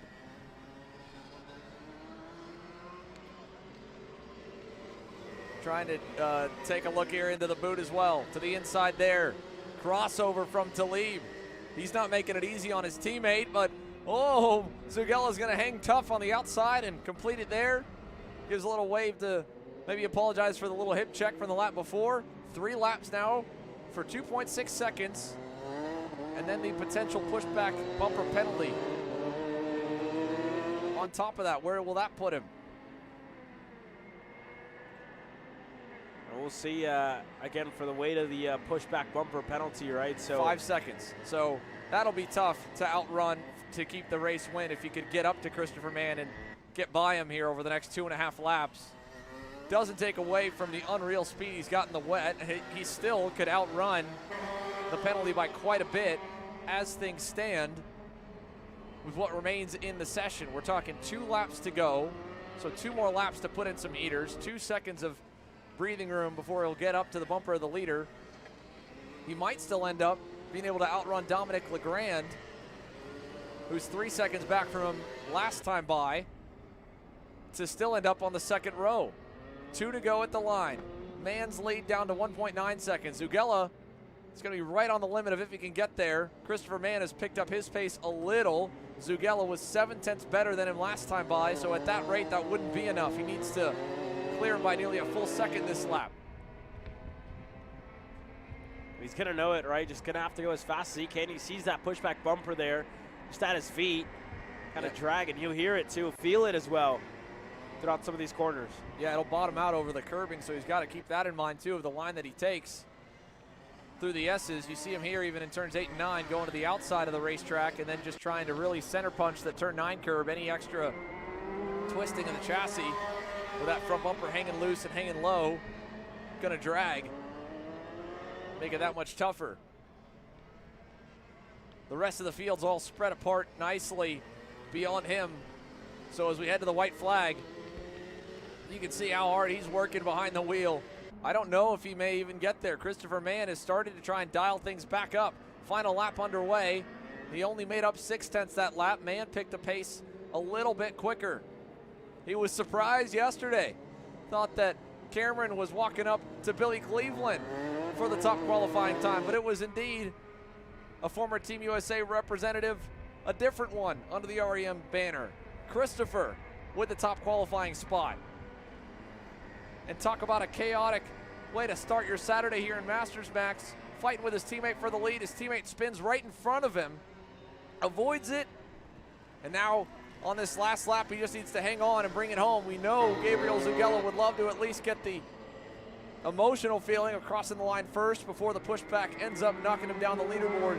Right now, Zugella is almost clear of Legrand. He's clear of Dowler. So he's either going to end up back one spot or only back two. The final turn, he'll get close, but Christopher Mann will bring it to the line and close out the morning rotation with a win in the Masters Max Pre-Final. Zugella second, down to less than a second away to lead. Legrand, Dowler will be too far back, and Legrand by 1/10 of a second. Dominic Legrand keeps the pace up, hits his best lap of the session on that last lap. That'll promote him to third. Zugella will provisionally drop back to the 4th spot. Who knows if there's any other looming penalties that could adjust the leaderboard. So as they finished, Christopher Mann, and he should be clear to hold that through everything else, but Zugella should drop back 2 and go back to the 2nd row on the outside lane instead of the front row. Impressive speed, though. Hits his best lap on the last lap of the race. 0.6 faster than Christopher Mann. Whole lot of speed and a wild session indeed for Gabriel Zugella. P2 across the line. Christopher Mann, your pre-final winner in Masters Max. We've got more sessions on tap as the drivers try to warm up, and we will as well. Our hardworking team has been out in the elements in the rain and the cold since 7 a.m. this morning. We're going to bring them in, let them have a little break along with the rest of the KSG, Rotex USA, in coordination with SRA karting officials along with the Speedsportz track crew. Lunch break time. We'll be taking a break from the action, and when we return, it's main event action from a wet and wild Speedsportz Racing Park. We'll see you back when we come back for more racing from Houston. This is Henry. Henry feels sad. Henry feels sad because it's time for his next big race and his go-kart is in bits. Henry doesn't know that Acceleration Kart Racing is the United States' #1 shop for all of your karting equipment needs. Henry also doesn't know that Acceleration Kart Racing can deliver anything from tires to race suits and even wheels directly to your front door or to the racetrack itself, quickly and efficiently, with tech support available 6 days a week. Poor Henry doesn't even know that Acceleration Kart Racing offers free shipping to mainland USA on selected product if you spend $200 or more. Do yourself a favor. Go to accelerationkarting.com and make sure that you are never left stuck on the pre-grid with Henry. Be smart and don't be like Henry. Join us for the biggest kart racing convention of the year, the 40th OVKA Kart Racing Trade Show and Swap Meet, Saturday, January 24th, Roberts Center, Wilmington, Ohio. Whether you're into sprint karting, dirt and oval racing, road racing, unlimiteds, or vintage karting, there are deals here for you. Shop our 60,000 square foot show floor, filled with the karts, parts, and supplies you need. Network with kart racers of all disciplines from across the country. Get insights from experts at our performance seminars. Visit our Intro to Kart Racing open house to get started in racing. Visit OVKA.com. Vendor registration is now open. OVKA.com.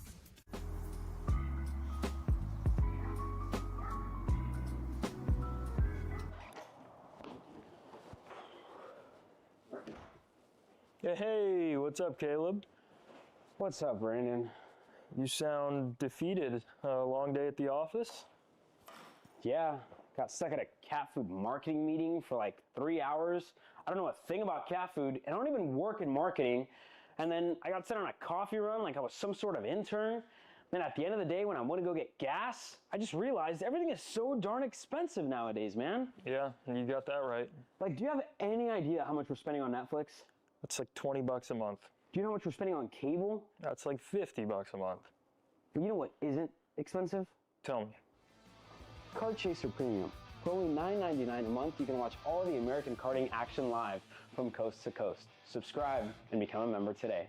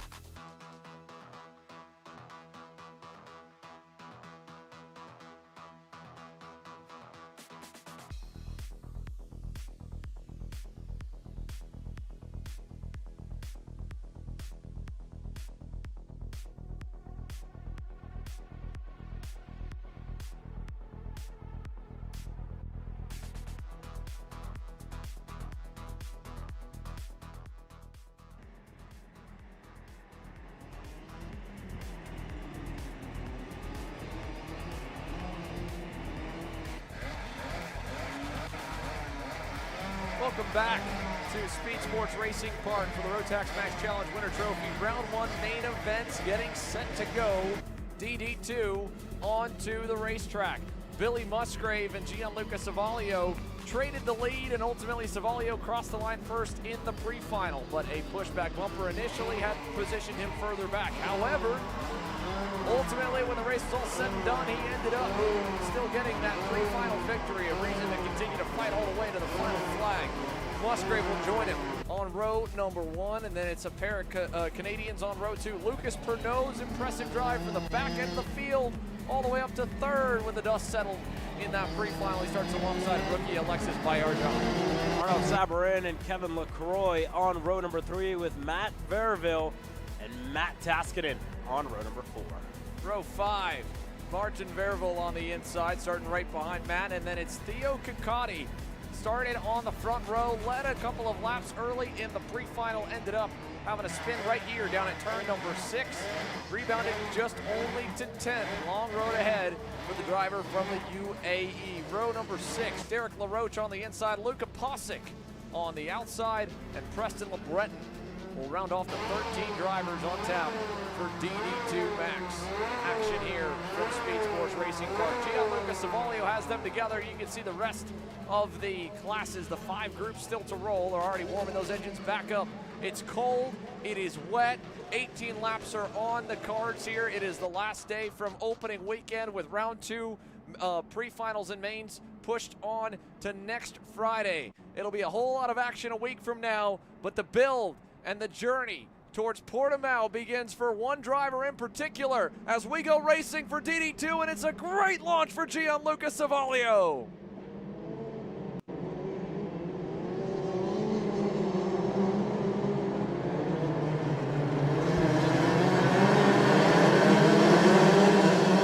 They'll work their way up to full song, first time down the back straightaway, and off the rip, Lucas Pernod got the better of Musgrave for second. Billy's gonna get the spot back here in turn 6, and they'll scatter amongst themselves behind 3rd.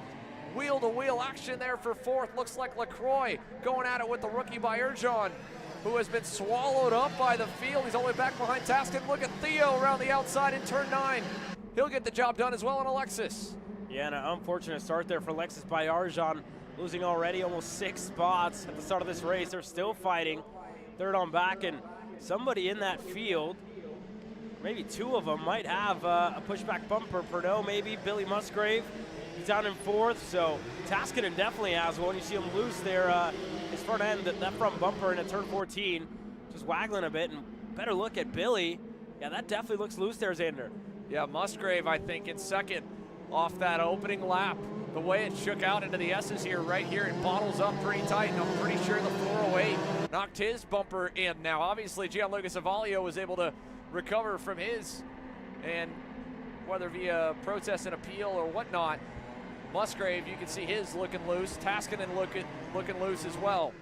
But the biggest issue here was the fact that regardless of that pushback bumper in the pre-final, Gianluca Savaglio had everyone covered on raw pace. He's already broken out to a second and some change.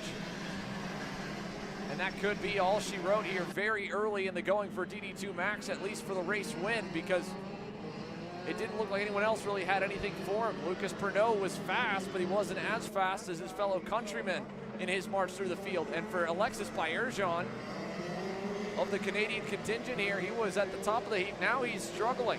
Shuffled all the way back, but further back is there's a spin right there. That's a 460. LaRoche in turn 13. He's already claimed multiple drivers this weekend.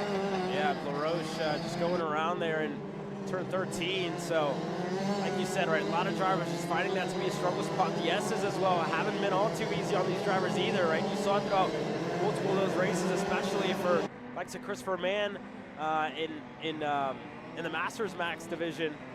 Just earlier before we hit the lunch break, those S's and Kikati again just a little loose there over the curb in turn 6. So again, just that misting rain, kind of like we saw yesterday, right? It just took the track back to what we saw yesterday.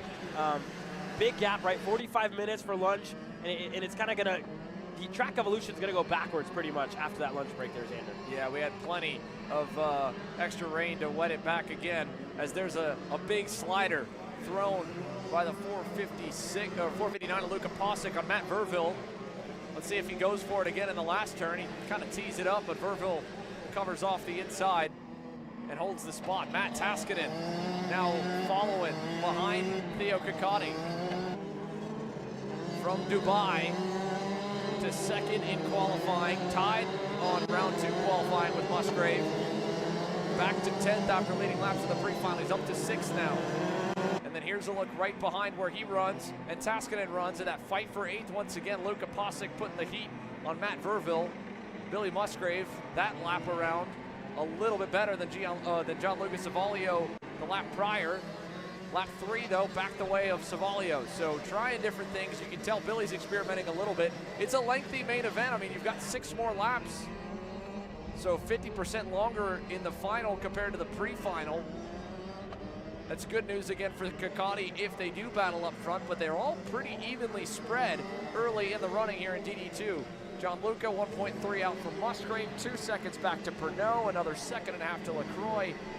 Arnaud Sabarin and Theo Kikati, the next 2 closest. And Kikati able to get the better of him right before we pick them up here on that lap. So Theo's up into the top 5 now. And something's happened to Luka Posick. Check it out, the 459 off the racetrack in the infield. Looks to be the exit of the buckle. Yeah, unfortunately, that looks like he has maybe some mud on that on the radiator on this left-hand side. Or something else. Martin Verville is down in 10th. Had the mechanical flag come out his way, and that's due to a broken rear bumper. So it looks like the right side of the Burrell Arts bumper is dragging here. So the driver in the 488 going to be expected to pull into the pits here with that meatball flag coming out to him. Musgrave closing in quite a bit now. He's gone to work, tried a few alternate lines. It's starting to pay off. Last lap picked up 0.5 seconds. This lap probably about the same. And as they both hang it out ragged through turn 15, Gianluca Savaglio is going to have some company. 0.3 back the margin at the line.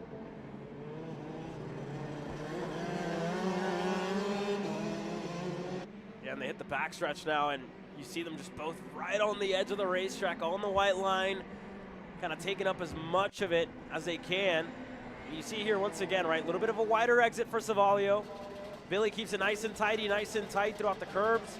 And you see that's just really where Billy's gaining time there, Xander. Turns 6 and 7, and as well tiered through the double right. Savaglio got a little bit of a better exit there, but Billy just seems a lot more consistent than maybe what he was in the pre-final.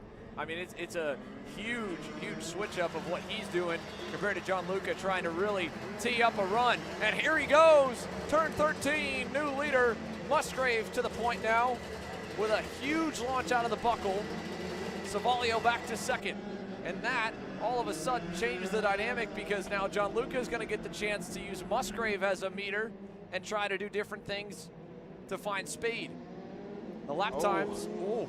Savaglio very loose there on the exit of turn number 3. Got up and over the curb and just little bit too much speed there and had to correct it. And you see that's why the gap has opened up just that little bit more there, Xander. Speaking of gaps too, Lucas Pernod's speed from earlier, last time by, he's starting to really slow down. Lost about 0.8 of a second off his best time back in third. He's getting reeled in a bit by Kevin LaCroix for the third spot, final on the podium. And Theo Ciccotti is ripping on the factory kart back in fifth. He's only a couple of seconds away from the back of LaCroix. So here's third with Lucas Pernod by his lonesome on the PSL karting Bureau Art. Then LaCroix, then Ciccotti. This could tighten up over the next couple laps. Another bit to probably keep an eye on for sure. Yeah, nonetheless, a good drive out of Ciccotti as well, right? You got to think about the pre-final. Didn't go his way, and now getting himself up into the fifth spot. And just kind of looming for a fourth place finish is a great drive for a recovery, you know, damage limitation, if you will, for Ciccotti, who wants to earn his ticket to go back to the grand finals at the end of the year. The same for Gianluca Savalio and Billy Musgrave, who, if I'm not mistaken, hasn't yet made the trip out to the grand finals. So that would be, you know, something that he hasn't never raced done. this package. I mean, this is brand new, and we're talking about all the differences of the DD2 package, specifically from any other type of go-kart, right? Direct drive, the motor connected to the axle. You don't get that kind of inside rear hike effect. You're sliding the back end around. It's a 2-speed transmission with paddle shifters for the high gear and low gear behind the steering wheel, and a 40mm axle compared to the standard 50 millimeters of full-size karts and 30 millimeters for cadets. It's a totally alien driving style. Billy's adapted to it obviously very well, dry or wet, to someone who's got years of experience in it like Gianluca. But yeah, it could be a really cool opportunity for Musgrave if he can score that ticket to go to the grand finals. Add another accolade, a new, you know, not just a new trophy or a new title that he hasn't competed for and hasn't won yet, but equally a new experience, which is probably getting harder and harder to find for the 33-year-old pro shifter champ and 6-time Super Nash champ. Savalio, of course, making that long trip down from up north. Once again, trying to get a ticket. Here he is, starting to try a little bit of an alternate route through turn 9 there. You saw Musgrave when he was tracking down Gianluca go to the inside, and same thing here in the buckle, and Gianluca's going to feed him a little wheel on exit. Side by side as they go in the chute towards the boot here, and Gianluca's got it. What a show out of these two drivers. What a move out of Gianluca Savalio to get clear on Billy Musgrave into the buckle. They work their way through the front stretch now. And Gianluca with a kart length back to Billy Musgrave. So again, back onto the drawing board for Billy. It's like you said, right? The driver in second kind of goes, gets a little bit of a marker ahead, and Gianluca just a lot better out of 4 and 5 than Billy Musgrave. And you see it there. That gap opened up significantly. And Billy's going to close back in on the backstretch, but yeah, Gianluca really good throughout that first sector and really good through the double rights as Billy drops the tire into the mud there on the exit of 6. It's tempting, right? Yeah. Because the curbs are just a touch higher than the added runoff area on the inside of turns 8 and 9, and even a little bit on the inside of turn 6 equally. So you climb up the curb, you think the curb's dry enough, and then that pool of water on the inside of the racetrack splashes you and lets you know that it's not that dry down there. Now Musgrave went back to the outside line in the buckle that time. It didn't obviously work. The gap's opened up quite a bit for Savalio. And now at the halfway mark, we're up and over a second between them. 10 down, 8 to go. Savalio's lead up to 1.1. And while the top two now have spread back apart, fourth has gotten really close. In fact, Ciccotti just got past Kevin LaCroix for that position.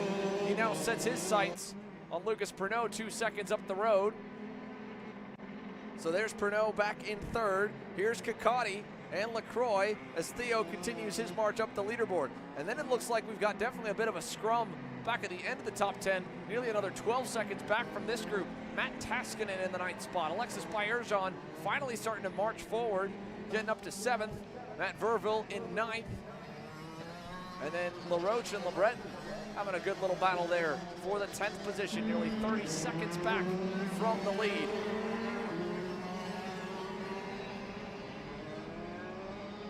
Yeah, they're all kind of I was going to say they're all pretty spread out as well. Matt Taskin in about 2 seconds back to Burville, then about a second ahead to Alexis Bayarjan. So, again, everybody just still trying different things, right, to try and make up more spots here, Xander. Musgrave himself trying even a bit of a setup adjustment. You know, the DD2 karts, much like the KZ classes we've been used to seeing, also have front brakes, and you can reach down while you're going on a straightaway and make a small twist on the dial to give you a little more front brake balance or a little bit more rear brake bias. So Musgrave trying to even change the setup a bit on the racetrack to make it a little bit easier for him to drive forward. As we can see, Kakati already starting to remove some tape, whether by design or on purpose or not, with that big gray piece of tape starting to rip off the back of the radiator. And I think it finally went off there in the hairpins. He's now put himself a second up from LaCroix. Still needs 2 seconds to get to Lucas Pernod, who has found at least a decent pace to ride at. That would take a lot of speed out of Theo to close that huge margin we can see on the short chute between the pair. Yeah, there you see it there. Kakati, very good throughout turn number 14. Getting close and through here, usually running second, and then you'll see them kind of pop it back into first just to take the double rights there. But yeah, just very, very, again, you got to think about a lot while you're in these karts, right? And you're seeing that with Billy. Very busy. You saw it a couple laps ago making the adjustment on the left-hand side to make that brake adjustment. But again, you're thinking about a lot of things, right? Where can you try to pop it in a second a little bit sooner? You know, what would you want at a track like this, Xander? To have more front, more rear stability, especially with the given conditions? Well, again, you don't want to lock the fronts up because you're not going to be able to turn, right? But you'll see drivers sometimes if they're teeing up for a pass, dive a little bit of front end. Ultimately, I would think that the line that they're doing now with kind of that wider arc, you'd want more of a rear balance than anything else. And again, you're already starting always with more rear than front regardless. But Billy, that adjustment that he made, and the adjustment probably a bit on his driving, seemed to go the right direction. He just set the new fast time of the race. Purple, a 62.45. Savalio has tapered back off again to the high 102s and did a 103 flat that time. Yo-yoing a bit on the gap here between first and second. Now back down to that original 1.1 from John Lucas pass, right at the right time. 5 to go. And again, if I had to guess, I would say Musgrave probably put a little more rear in. You saw the rear kind of step out a little more going in to turn number 6, but he's definitely getting more aggressive with his braking regardless. And getting more experimental there with the runoff. Again, the slight difference in height of the curve being a tick higher than that inside red runoff that normally is a huge, huge gain in the dry, is still pooling so much water that it seems to kind of rinse out to be even, or sometimes a bit of a detriment to go there.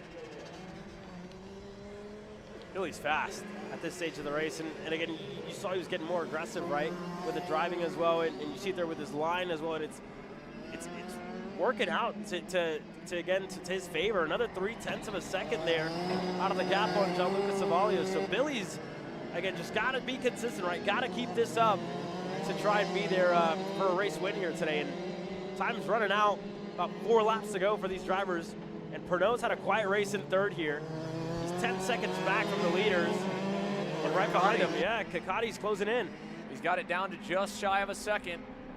Both of the factory karts closing in on the karts in front of him. Kakati to get back onto the podium where he started today. Musgrave to bring the fight to Savalio for the race win. Look at Theo there with a very tight line through 7. And as much as he lost on the exit, the short run into turn number 8 still netted out a positive. And then all of them clearing a path for each other by using the inside runoff in turns 8 and 9 is making that a bit faster. So Lucas Pernod, he's definitely got pressure building. This time by 3 to go, 15 in the books. Kakati is there. He doesn't want to go for it yet. Still about 2 car lengths away. That was a big run to the middle of the boot. Coming to the line, he'll have a good bit of momentum here. 3 to go. Musgrave 7/10 back from Savalio. Kakati now down to 3/10 away in the fight for the last spot on the box. Yeah, and I tell you what, Pernod definitely feels the pressure. Looked over his shoulder there just for a second, and he saw that factory car just kind of looming in the background, starting to get that little bit closer. Good exit out of turn 4. Pernod, another 2 looks over the shoulder and knows Kakati's right there. He's going to go a little bit defensive here into turn number 6, and rightfully so, right? You don't want to see a factory car looking to go on the inside through that corner, and now Kikati just opted for a different line, looking to open up. Arch, turn number 7 a little more, and you see the crossover here. Looking to go into turn number 9. Just not going to stick. A much better run around the outside for Pernod, who holds on for now. Oh, that was a big swing across the bow into the buckle here. And he popped it into neutral, looked like for a second, trying to get it back up to the high gear. Here comes Kikati to the outside. Sets him up again in the boot here. Pernod is going to try and park it down low. Theo's going to try and get that run. We'll have a huge run. Nowhere to go with it at turn 15, and he slides it 4 wheels nearly into the cone. 2 to go. Yeah, Pernod just opened up his hands on the exit of turn 14, knew that Kikati was going to want to rip the high side.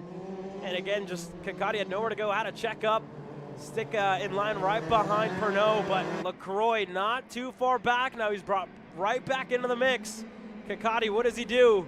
Does he try late lunge in a 6? And don't forget, the other battle as well. Musgrave got it down to 3/10 last time by as Kikati continues to work the back of Lucas Pernod. Dual battles going on right here. Fighting for third. Let's see if this crossover sets up nice.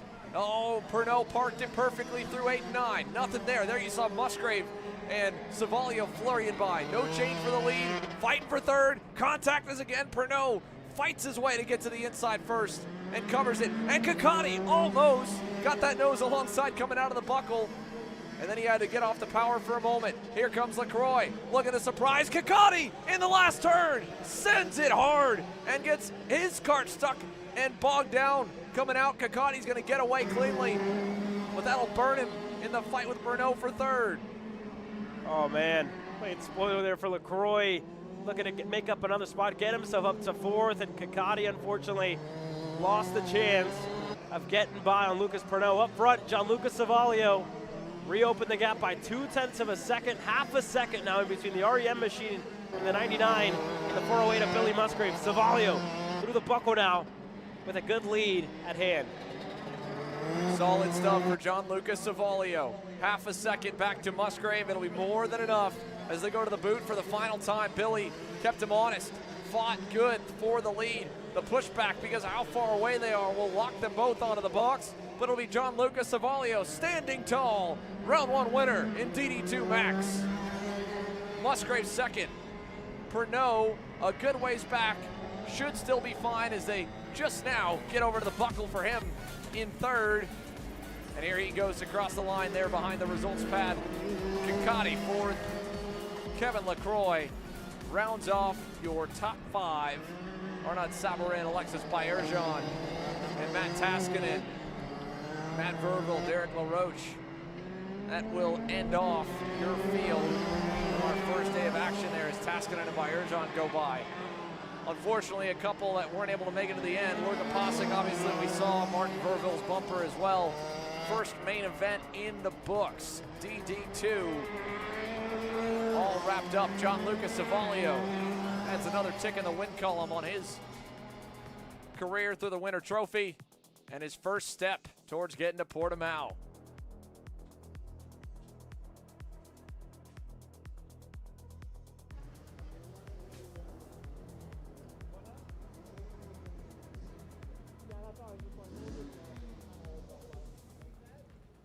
Gianluca, provisional race winner here for round 1.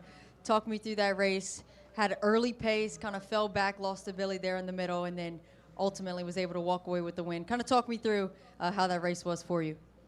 Yeah, at the beginning it felt really good, and then about midway it kind of started to drop off. He obviously picked it up, and then I learned a little bit when I was behind him, and I was able to overtake him.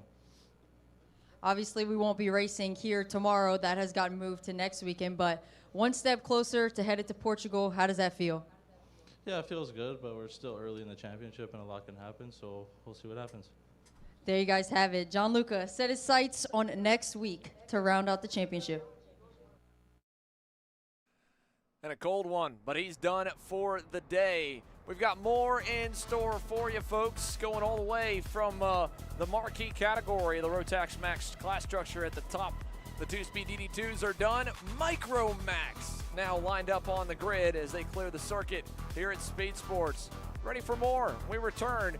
Main events 2 through 6 are headed your way.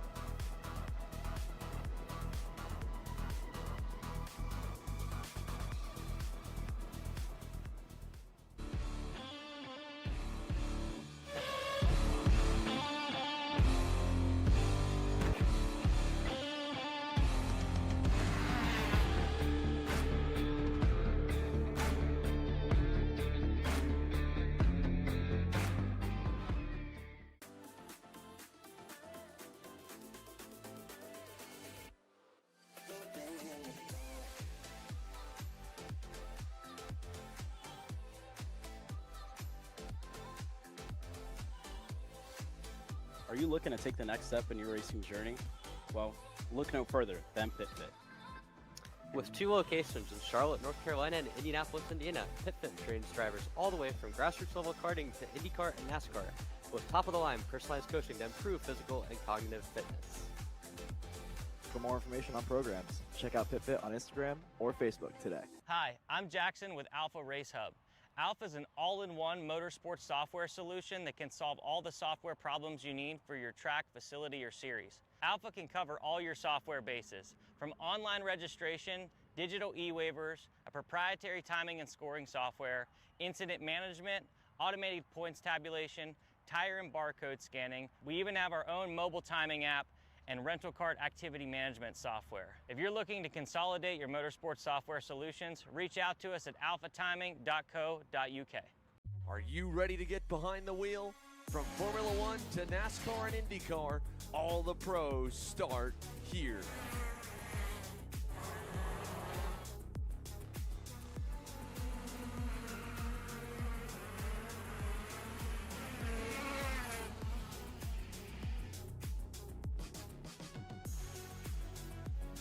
For more information, check us out online at mcckarting.com or call us and go racing today.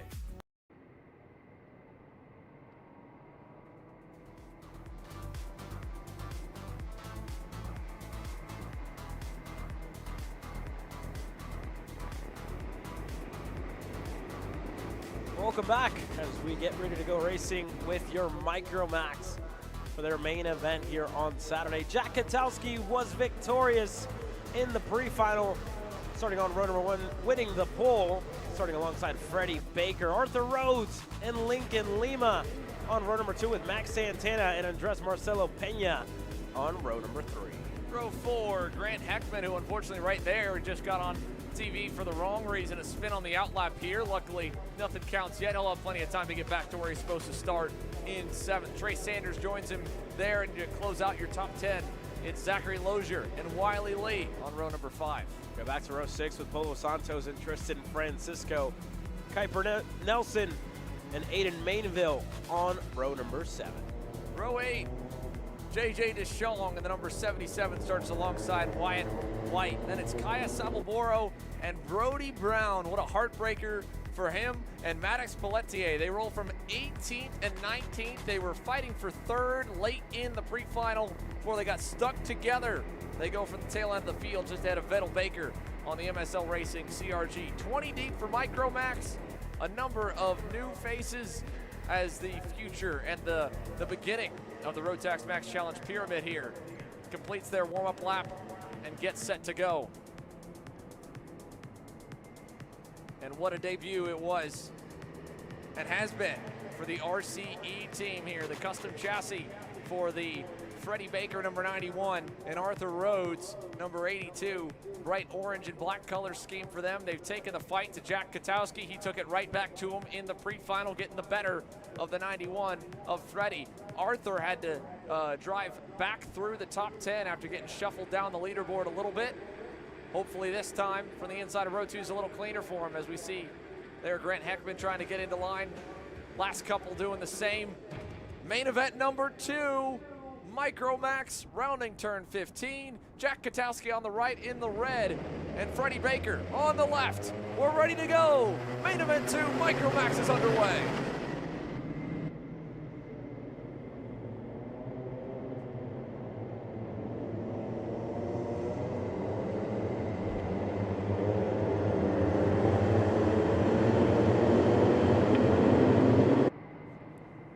Bit sideways there for the number 11 of Lincoln Lima as he falls to the wayside. And look at Katowski, was looking to cover low, kind of got the bumper hooked with Arthur Rhodes. It's a great start again for Freddie Baker. Spinner in front of the field, Max Santana. Santana goes around, and he was side by side as well over in turn number 3, looking to make a move stick, and again just lost a couple there, and he's going to lose a whole lot more as he spun around in front of the field in turn number 6, able to get back going. But up front, Freddie Baker to the lead to Katowski, and who's now looking to go for it as well into the buckle. Side by side in between the two on the exit, and Freddie Baker holds on. But now Arthur Rhodes with new life looking to go by. He's going to be in 3rd. Grant Heckman who again was in the middle of the tram lines at the start of the race. He's up to 4th. Yellow flags waving there on the run to 13. Arthur Rhodes was teeing up something. Couldn't really do anything with the run he had towards the back of Jack Katowski as he put 1 lap in the books. 13 to go. Arthur once again on his heels. Nowhere to be found in turn 4. And Andres Marcelo Pena on the MSL CRG had a look in the buckle in the fight for 5th. In fact, it's still going on. There he goes again, back and forth with Lincoln Lima. And up for 2nd. Oh. We got red flags out. Problems on the circuit. We saw the yellows waving going into the final turn. And our first red flag of the weekend hits in Micromax's opening lap. I don't know if it happened during lap 1 that would send us to a full reset, or if we'll be under a single file restart with 13 laps to go. We take our first pause in the day's activities here. And we'll relay some more information as we get it. Here is Freddie Baker kind of having the field to a crawl, trying to figure out where they want the officials to stop them on the circuit. Not sure what the issue is for the Micromax field. It obviously was a bit of a wild start. You called that one well as well, Caleb. We saw it kind of jumbled up when they were just getting out of the boot as well, coming to green. We didn't really see too much of a nasty incident really anywhere on the circuit. A couple spins. Yeah, not sure. And everyone did cross the timing loop as well from the last lap equally too, so.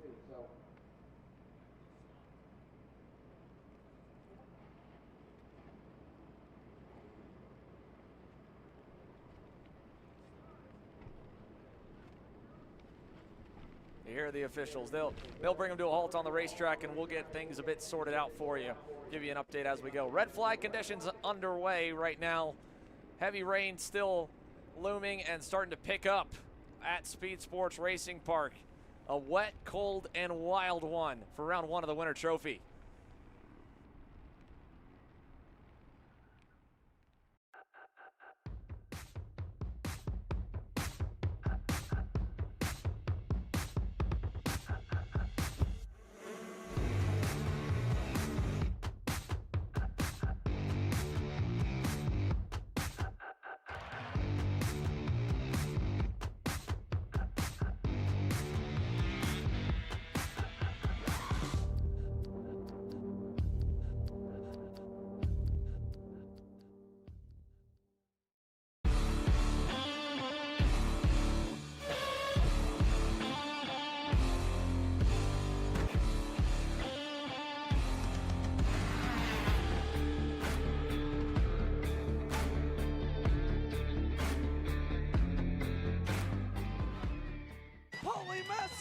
Wins the Wisconsin Grand Prix! James Overbeck on start number 2 gets win number 1 in OKN Stars. On track or off, Brandon Jarsekrak Racing delivers elite performance. Led by 4-time Pro National Champion Brandon Jarsekrak, our team masters driver coaching, data-driven analysis, and mechanical precision at every national event. Contact us today at BrandonJarsekrakRacing.com.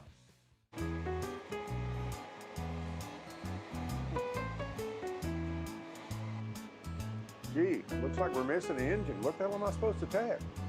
What do you mean? It's my Greyhound. It's all I need. Where's the rest of it? It doesn't matter.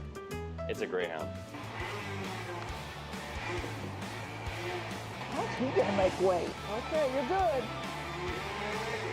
I'm sitting by here with Kyle, our race winner. Tell me how you did it. You were blazing fast out there, and I mean, you don't even have a go-kart, man. Tell me about it. Yeah, you know, Norberg, Schmorberg, the Greyhound-powered Greyhound was great today. You know, it makes the difference.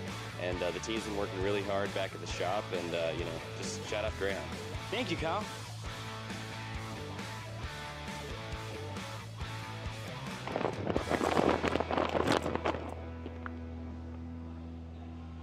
How the f did you just win?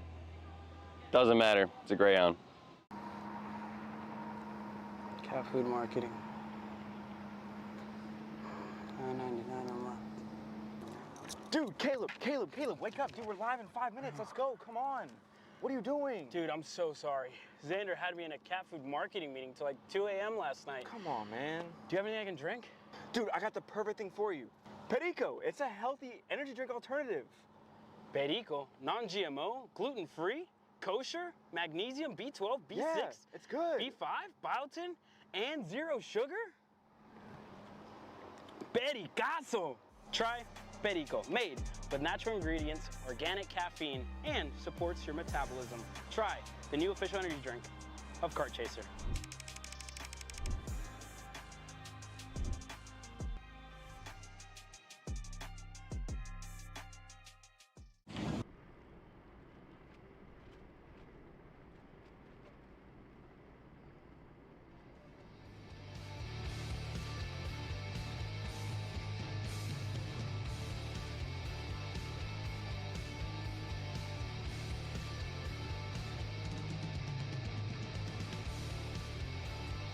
So you can see the field is doubled up, folks. They wanted to make sure that the starting grid was correct. While we called the start of the race, here's a look from the side angle, folks. The official Track Systems North America light system stayed yellow. You can see right there, we never truly took the green flag for the start, and they were obviously a bit out of sorts coming to green. I think they're also equally taking this opportunity to confirm that lineup and line the kids back up right before where they would head around to the main straightaway. So this race, no red flag from an incident, just wanted to make sure that we gave everyone the proper starting position. So they've got them gridded of where they should be. Obviously they're gonna fan back out and put heat in the tires, and we've got one slowing to a halt. Tristan Francisco. Oh no, Tristan Francisco, one of the many nitro carts in attendance, trying to refire.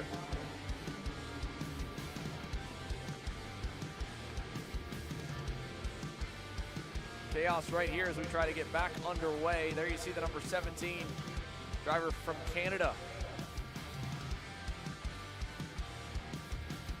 And he may not be able to rejoin. A heartbreaker for Tristan Francisco. Already had to drop to the back end of the field and march forward earlier in the weekend. This morning, made his way up a fair bit from what was a very good qualifying in the dry, and now main event number 1. This will put him in the hole. Good news is it's a best 3 for 4 on the championship, so he's not out of the hunt for the ticket, but it's always nice to have a banker run to start your bid for that grand finals invitation to head to Portugal at the end of the year. So we'll group them up again. Let's see if we've got them right. Jack Katowski and Freddie Baker are going to bring us to a nice and slow pace here. And will hopefully give the field enough time to get into position. Let's try this one more time.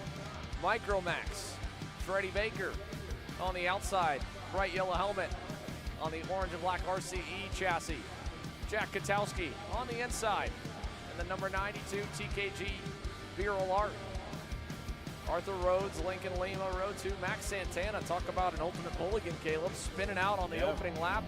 Not being green, though, means he gets to go back up to row 3. For Grant Heckman as well, right, who wasn't pre-gridded by the time they were supposedly taking the green, and gives them another chance to start from where he was. If that race would have continued, it would have probably been a tramline penalty to Heckman in the number 3, because he was in the middle of the tram lines looking to rejoin into his starting spot.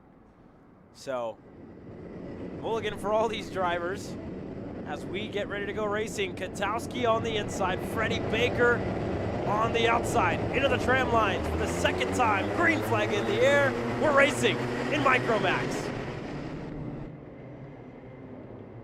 Oh, a spin in turn 2, right in front of the field. It's going to take 2 of them. The 42 and the 39 collected. Zachary Lozier involved. It may have been the 99 Akaya Sabalboro. We'll confirm the other driver involved. It was an 11th place starter. Meanwhile, on this run at the start, Jack Katowski escapes with the lead. Rhodes on the move as well, putting the heat on Freddie Baker, now going all the way up to second. Yeah, good move out of Arthur to get himself up into the second spot ahead of his teammate, and he's putting together a good opening sector here, good opening lap, if you will, of this race. Now on the rear bumper of Jack Katowski, applying the pressure as we work our way into the boot. And here he goes, looking for it before the first lap's even done. Arthur Rhodes gets by. Katowski with an answer back in turn 14. Rain continuing to fall, and the lead continuing to change. A crossover in return, and the response gets the job done. New leader for the first time today. Arthur Rhodes is out front here in Micro Max. Katowski second, Freddie Baker third, and a little gap back to Grant Heckman in the fourth spot. There you go, Heckman and Santana as well. What a way to take advantage of the second race start here, getting himself up into the fifth spot. With a couple of drivers there, Wiley Lee slotting back in a line. But we have the majority of the top 10 still intact. A couple of drivers further back as Lima, who dropped the tire at the start, looking to go by on Trey Sanders into turn 6.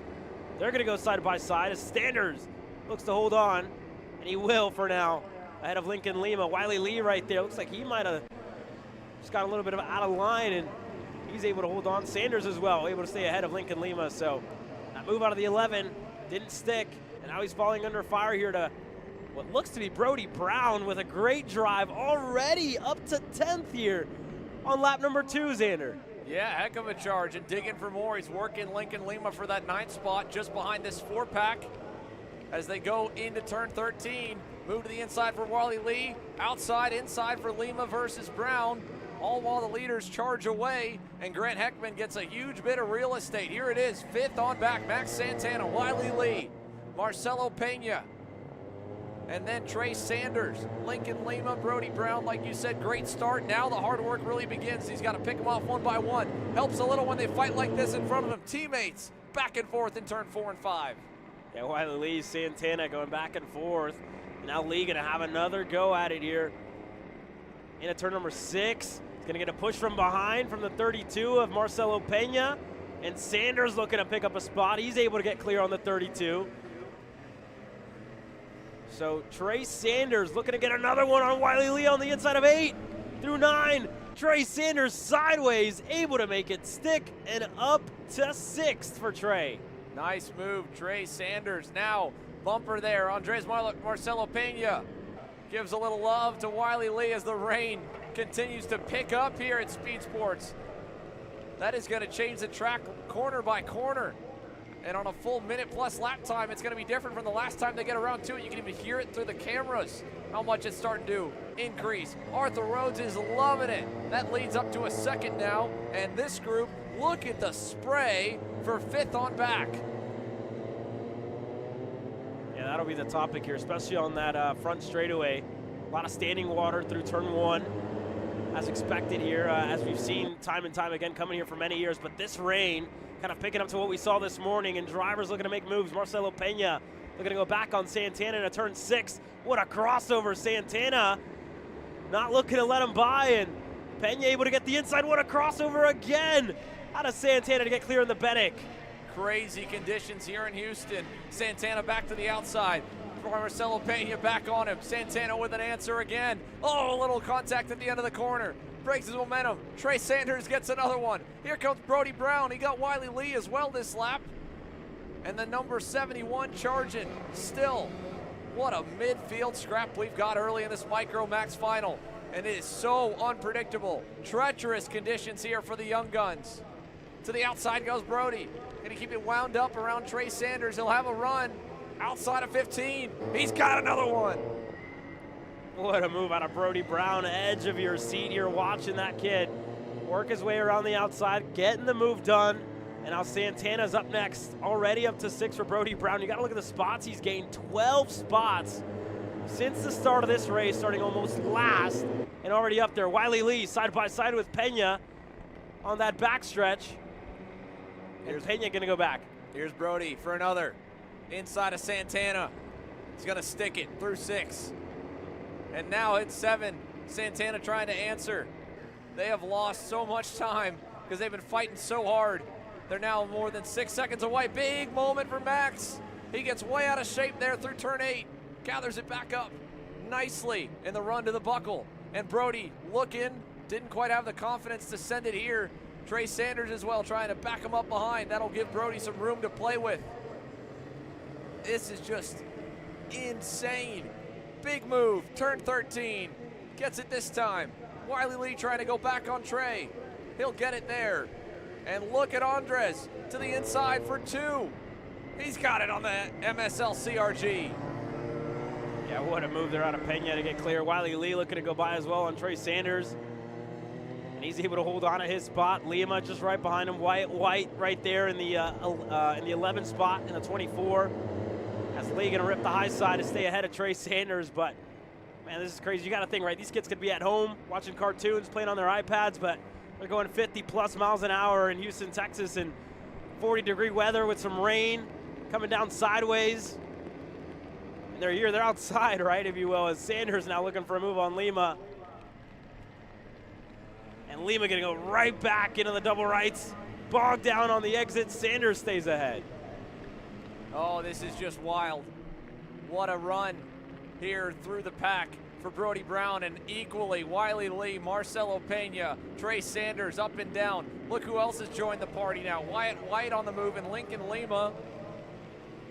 He already had a crazy pre-final. He's now in the mix of it all here in the main as Andres makes the move stick again.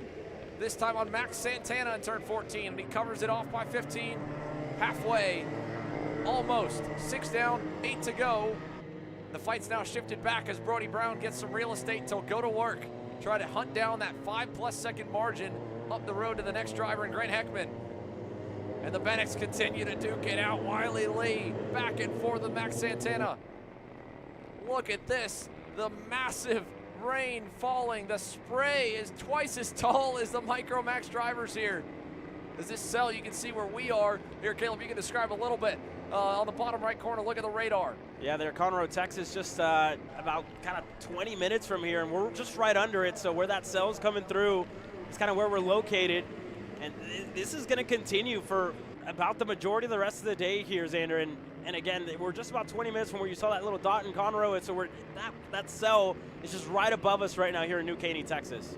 Yeah, this is just ugly stuff, but at the same point, so fun to watch. In fact, up front, it's starting to tighten a little bit too, while the midfield continues. Look at this. How about the other driver having to come from the back of the grid? Maddox Pelletier has made himself known, and a big spin for Lincoln Lima. Oh, and he might get stuck on the inside curb now. And there it is. Lincoln Lima tried to baby it just to not have that moment happen, and now waiting for the field to go by, trying to get that prime power team Beryl Art back on the racing surface. Maddox Pelletier, not to be outdone by Brody Brown. He's now clawed his way all the way up to the 7th position. Nice work on the SH Karting Sodi. Oh man, this has got me thinking. You remember what you were doing at 7, 8 years old? Not this. Not racing in monsoon level conditions. Look at the fog as well beginning on the lens too. Just huge, huge spray off the back.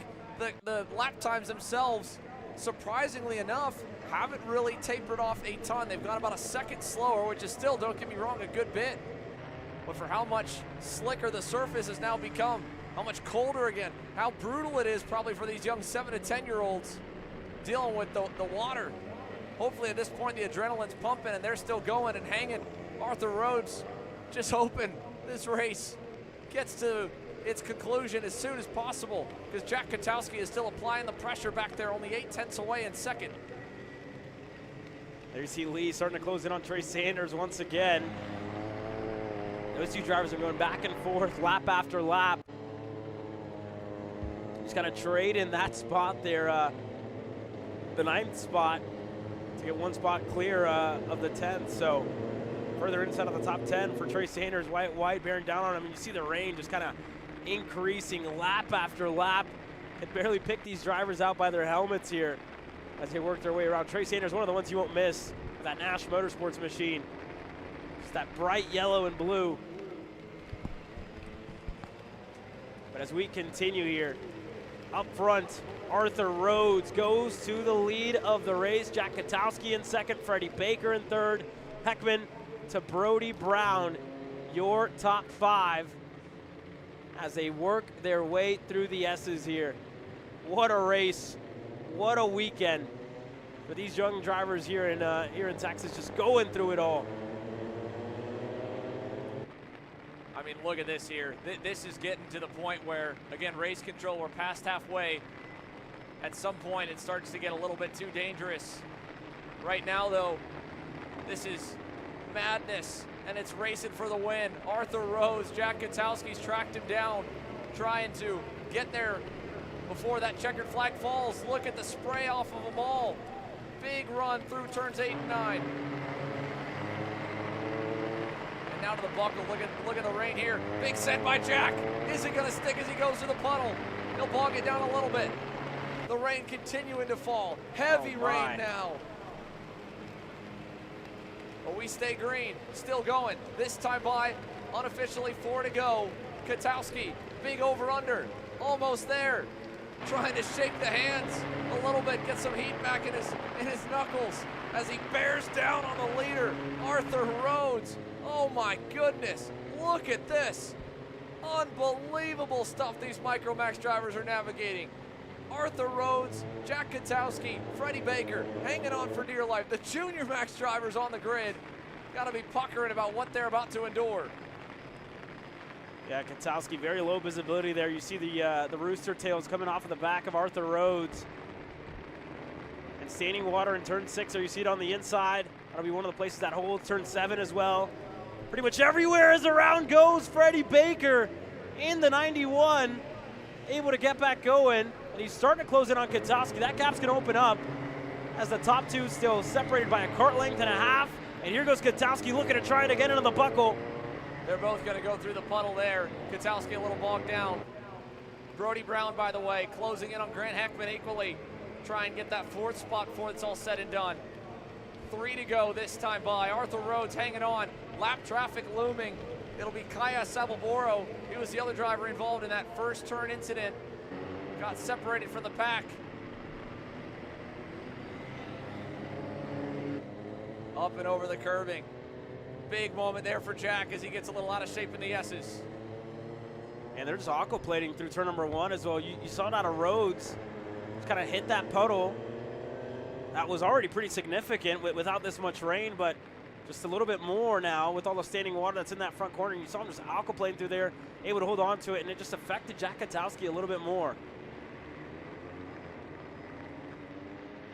Oh, Grant Heckman off the side, stopped as well. Big puddles starting to form on the inside of these corners.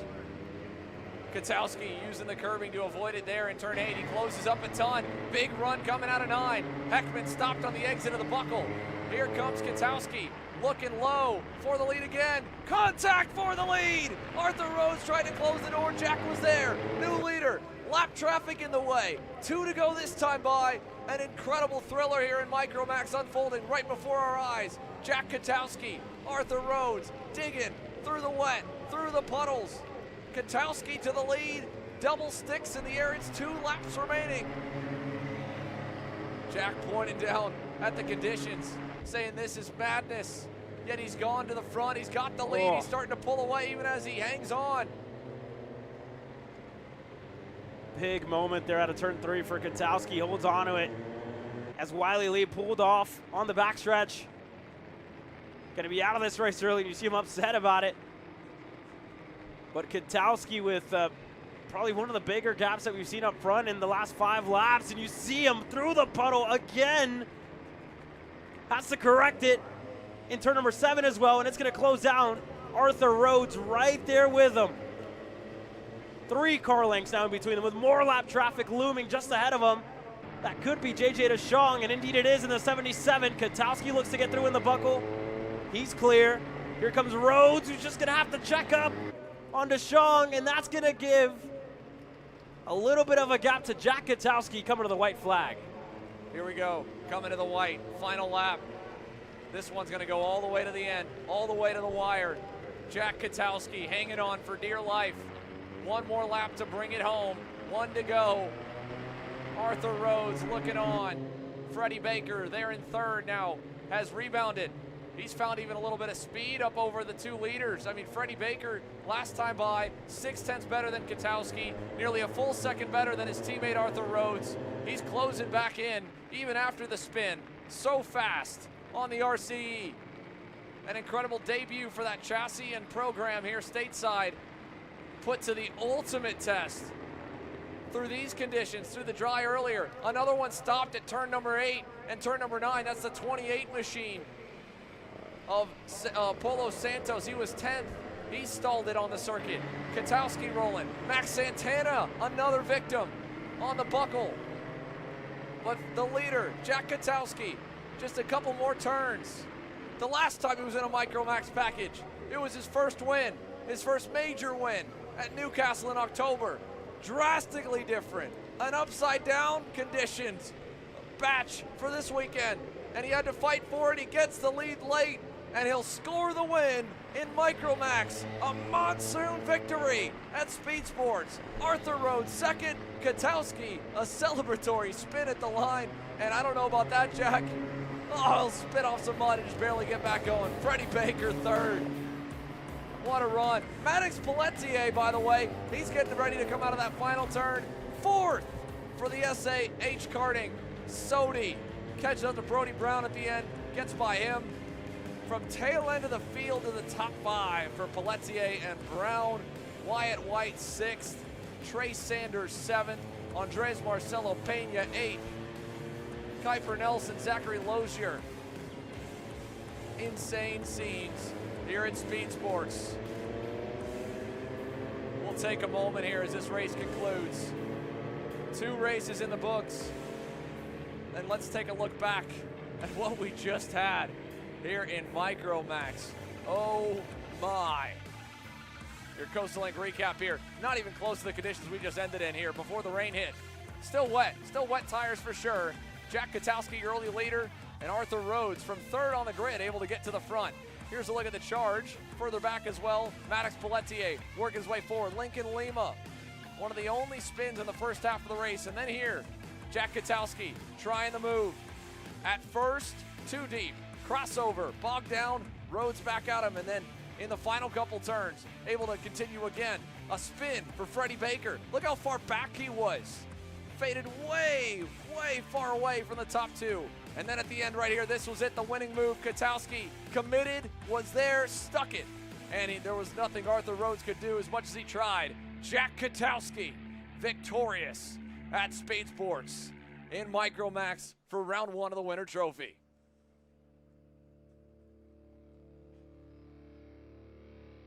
Jack Katowski, 3 for 3, 3 weekends in a row, 3 different motors. Tell me how that race was. It was intense. The visibility, like you couldn't see anything. I said to stop the race. I was like that. We couldn't see anything. The spray was crazy. It was an intense race all the way through. Well, you did an absolute phenomenal job, able to track back down the leaders. What was going through your mind as you were trying to run down Arthur? I was like, I have a chance, but I don't think I can win. Arthur was so fast. I didn't think I was going to catch. Well, there you go. Jack Katowski, 3 for 3, 3 different motors, rain or shine. He's your winner.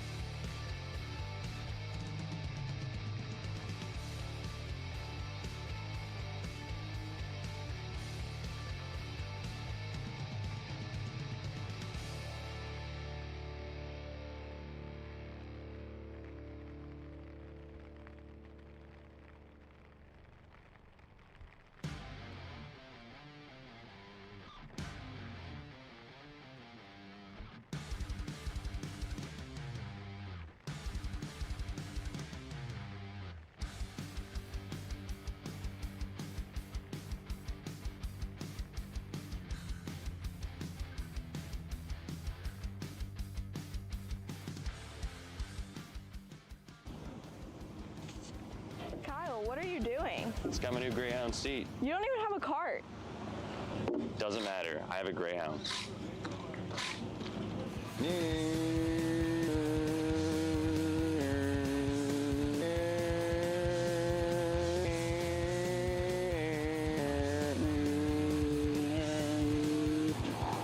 Where the f is Kyle Cuthbertson doesn't even have a go-kart.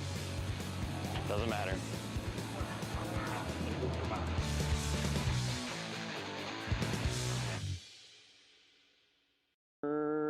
Cuthbertson through on Turney. Turney in the dirt. Are you stuck with your kart racing?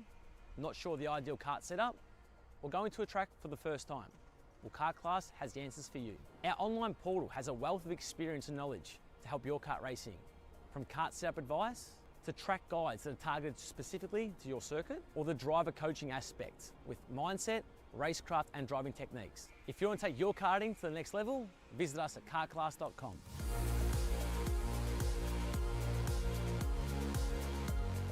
Hey guys, I'm Chris G. I'm Kart Chaser's driver fitness coach, and today I'm going to give you 3 tips on how to strengthen your shoulders for more endurance and better stability in the kart. Here we go. Okay, so exercise number 1 is the front rope pull-through cable raises. Okay, now this is the upright cable row. What you are doing here is you're picking a straight bar, as you see, and we're working the side areas of our shoulders, the medial. Exercise number 3, the dumbbell shrugs. As you guys can tell, I like to pause at the top before releasing. It's great for your strength, for that wheel stability.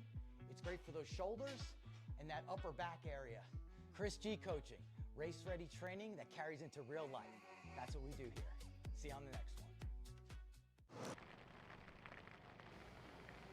We are setting to go green here in Junior Max, as many of the grid have rushed to change rear track width, tire pressure, and I'm sure some other last-minute changes as the rain has continued to come down harder and harder throughout that Mini Max final.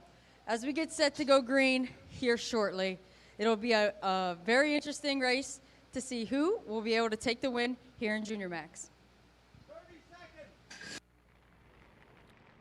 Well, here we go. 30 seconds left until your Junior Max drivers hit the racetrack. Thank you very much there to Cameron Reed, bringing us all the intel there. And there's a look down at the bottom right hand of your screen. So again, for those of you at home, we're just under that little dot, that pin on the map that says Conroe, Texas. We're in New Caney, and you see that cell just working its way through. So from the looks of it, we got the big brunt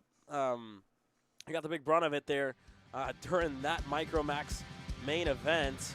So the juniors now expecting a very different racetrack than what they saw earlier on today. But it's time to go racing. 18 laps underway in Junior Max. So let's run you down your starting lineup. On the pole position, starting on the inside, Leo De Silva in the 218 with Benham Abernathy on the outside. On row number 2, Aiden Hammond and Enzo Di Janeiro, multi-time Team USA member in the cadet ranks, looking to get his first ticket as a junior driver. Darren Kidd and Oliver Chasse on row number 3 with Ava Cabral and Marco Fazzari. Antoine Bazinet and Carlos Molina on row number 5 with William Beater and Nicholas LaRusso on row number 6. On row number 7, you go back to Rory Baziak and Alex Chandler, Cristobal Bonnet and Christopher Goulet on row number 8. Massimo LaRusso and Elon Dwyer on row number 9. You go back to row number 10 with Samuel Warrior and Nicholas Mastronardi. On row number 10, Cruz Rodriguez and Aquilo Spirico, Max Maitev, Raimundo Ibarra on row number 12, and Christopher Tracy starting 25th on row number 13. 2 warm-up laps for your Junior Max drivers, 18 laps setting to come your way live from Houston's high-speed playground, Speedsportz Racing Park for the opening weekend. It's only going to take part to be host to one round here this weekend, as the racing action on Sunday has been canceled due to below freezing temperatures expected tomorrow on the Sunday. They will take place, the main events that were scheduled for tomorrow will take place on Friday of next week, so that should be January 30th on that given weekend. Nonetheless, though, got to make most of what we got, and these drivers are going to have to try and keep it on the racetrack for 18 laps. De Silva with a buckle, going to get ready to line this field up to go to the green.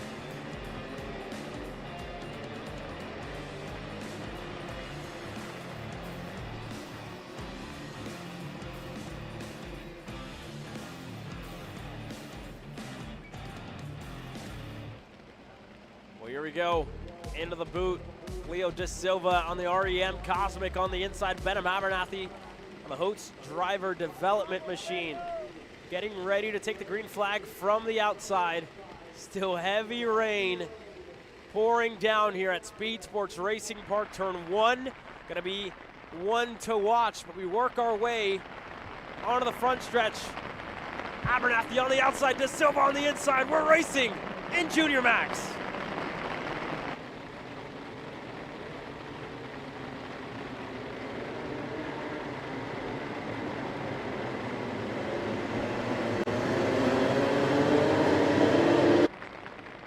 Work our way onto the backstretch. Can only see the first 5. Very heavy amounts of spray. As we work our way into turn number 6, everybody's trying to tiptoe their way around. De Janeiro, so far so good. A couple of drivers side by side throughout the midfield. Just right behind for the 4th and the 5th spot. There's Alex Chandler. Looking to make up a couple spots as well. But De Silva, so far so good. As Aiden Hammond looked like he was able to get clear for a second on Benham Abernathy. Darren Kidd right behind as one driver off the racetrack, out of this race early. And another one looked to be out into the ditch for the 270. That's a big off for the Pfaff Motorsports machine of Nicholas Mastronardi. That's gonna be out, the Canadian driver. Not gonna be able to complete a lap here in the main event. Nonetheless, we continue. Darren Kidd slipping and sliding all over. As De Janeiro with a good exit. They're looking to go on the backstretch. He's starting to close in on the 242. And a couple of movers already looking for moves. Oliver Chasse looked to go by. He's clear. Carlos Molina looks to follow as well. In the 247 on Enzo De Janeiro. Both of them are able to get clear. And that's going to demote De Janeiro a couple of spots.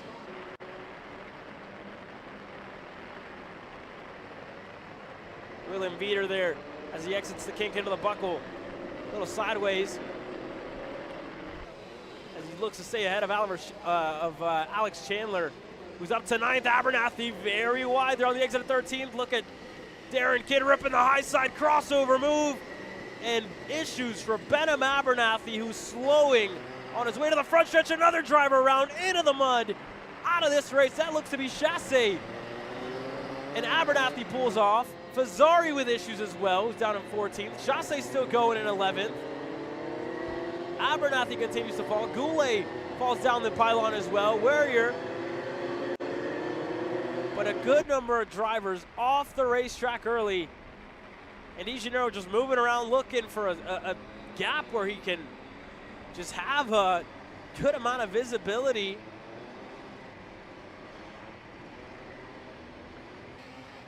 As they continue to fight here, Chandler starting to close in on William Veeder as they work their way into the double rights.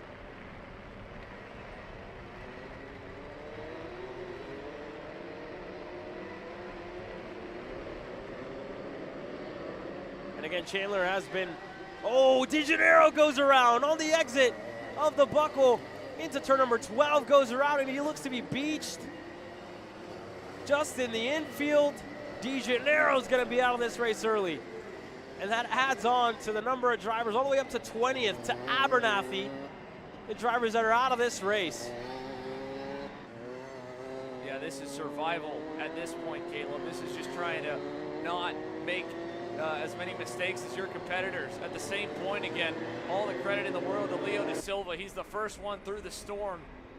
Even tougher as well for all those that are following. Hanging in there. Mind you again, folks, not only are these monsoon conditions soaking the racetrack, standing water on the inside. Another spinner, Darren Kidd, off, turn 6. Running into turn number 7. And the Mike Doty Racing driver is out of 3rd. What a heartbreak. Oh man, and he had such a good run going. But on top of the cold, or on top of the rain, the cold conditions, right? We have a winter storm warning that's canceled the rate or postponed the round 2 events. So Not only are these drivers dealing with being absolutely soaked, but it is freezing rain right now. Tested to the absolute limit. A huge testament here to this incredible run through the pack for Alex Chandler. What a drive forward now. He's up into third. 11 spots up is around the 247. Carlos Molina from second in the S's. And the HRT driver is valiantly trying to get back onto the circuit. He's stuck in the grass. Chandler up to second. William Vitor up to third. That's a great drive for two really rookies. One more goes around in the back, in the wall. That's a 216 there of Dwyer. Another one of the Mike Doty Racing LN carts looks to get it back on the racetrack, and he does. Incredible, Elon Dwyer. We'll have to have another look at that one for sure. What a great angle probably by our incredible crew here. Huge testament as well to the RMC officials and the Speedsportz track staff. This is miserable stuff, and they are keeping it going. And to the credit of the build of the racetrack and the drivers here, they are managing it as best as they can. And at the end of the day, the Rolex 24 Hours of Daytona, right, just went green not long ago. That 24-hour race races rain, shine, or otherwise, around the clock twice. When you talk about driver development, racing in every kind of condition, as well as training, going to the track to practice, nobody wants to wake up to the conditions we did this morning and the outlook on the forecast. But it's these moments on the international stage where you are truly tested. Let's take a look at the replay. Look at the right-hand side of your screen. Top, Elon Dwyer spins around and is nearly into the wall. Kept it pinned. Foot to the floor and doesn't high side it, just barely inches that thing back on the racetrack. Mind you, he's still in 12th and he's still going. Unfortunately, is not the case for nearly half the field. Great battle as well right here. Big move to the inside for the 263 of Olivier Chassé. Climbing back up the leaderboard. Mark him to fourth as he gets past Cristobal Bonnet on that CRG with HRT Motorsport. That's a good move there out of Chassé to get himself up to fourth. Up front, Leo Da Silva unfazed by everything that's going on around him, unfazed by the weather, the temperature, whatever you want to call it. In the lead by 10+ seconds over Alex Chandler, William Vitor, who's in third, and Oliver Chassé now moves up to fourth. Bonnet, so round up your top five. Bazinet makes one up. Baziak on Maitev. So a little bit of shuffles throughout this field nonetheless, and there's Leo Da Silva just kind of on his own. Nobody in front, nobody behind. Just drivers, carnage all around left and right. And Leo Da Silva's lead, by the way, is 10 seconds. He is still within 8/10 of his best time. But to put it in perspective, the Micromax drivers were equally fast as what we're seeing out of these Junior Max drivers. That's how much this track has slowed down, how treacherous it has gotten. And we're just a little ways into this main right now. A long way still to go. 11 laps remain for Leo Da Silva. That's the good part about this one. You know, myself and a good chunk of our crew, Caleb, Supercross fans, Anaheim 2 on stage tonight. When they have the rain, they call it a mudder, and it looks a lot like this. Survival of the fittest. And in the mud and the dirt, you can't even pick out the numbers or liveries of the riders. Well, this feels eerily similar in a lot of aspects because the length of this main and how treacherous the conditions are. Some of the drivers we saw in those first couple of laps having spins, going around, dropping back, they're able to march their way forward because it's such a huge delta of the lap times. I mean, Rory Baziak, last time by, a 107.3. That is faster than everyone on track right now by a lot. The leaders are at the high 107s. Most of the field's in the 1:09s. So Baziak in the 2:17, digging. Along with that, right in front of him, of course, Antoine Bazinet, equally as fast as some of the best on the circuit right now. Here's a look at Bazinet in the Pfaff Kart Sport machine. And then right behind him there is the 208. That's Achilles Sapurco on the Carlos Sainz chassis. You can hear behind Cam 4 right over in the scale line and at the edge of the pit area. Those engines revving. That's the next few classes gearing up to go. Senior Max still to run. Mini Max to run. Masters Max to close it out. insane stuff, especially through that first sector, right? We've touched on it. That's really the spot that holds the most water, and just having to navigate yourself through it. I talked about it earlier, right? Very line dependent throughout that sector with this weather as well. So everybody doing a good job for those of them still on the racetrack. Only 16 still with us out of the 28 that took the green flag here, Xander. Big amount of wheel put in there for Cristobal Bonnet through turn 6. He's obviously got a good amount of grip, as does, again, the driver right behind him, and Roy Baziak. They're reeling up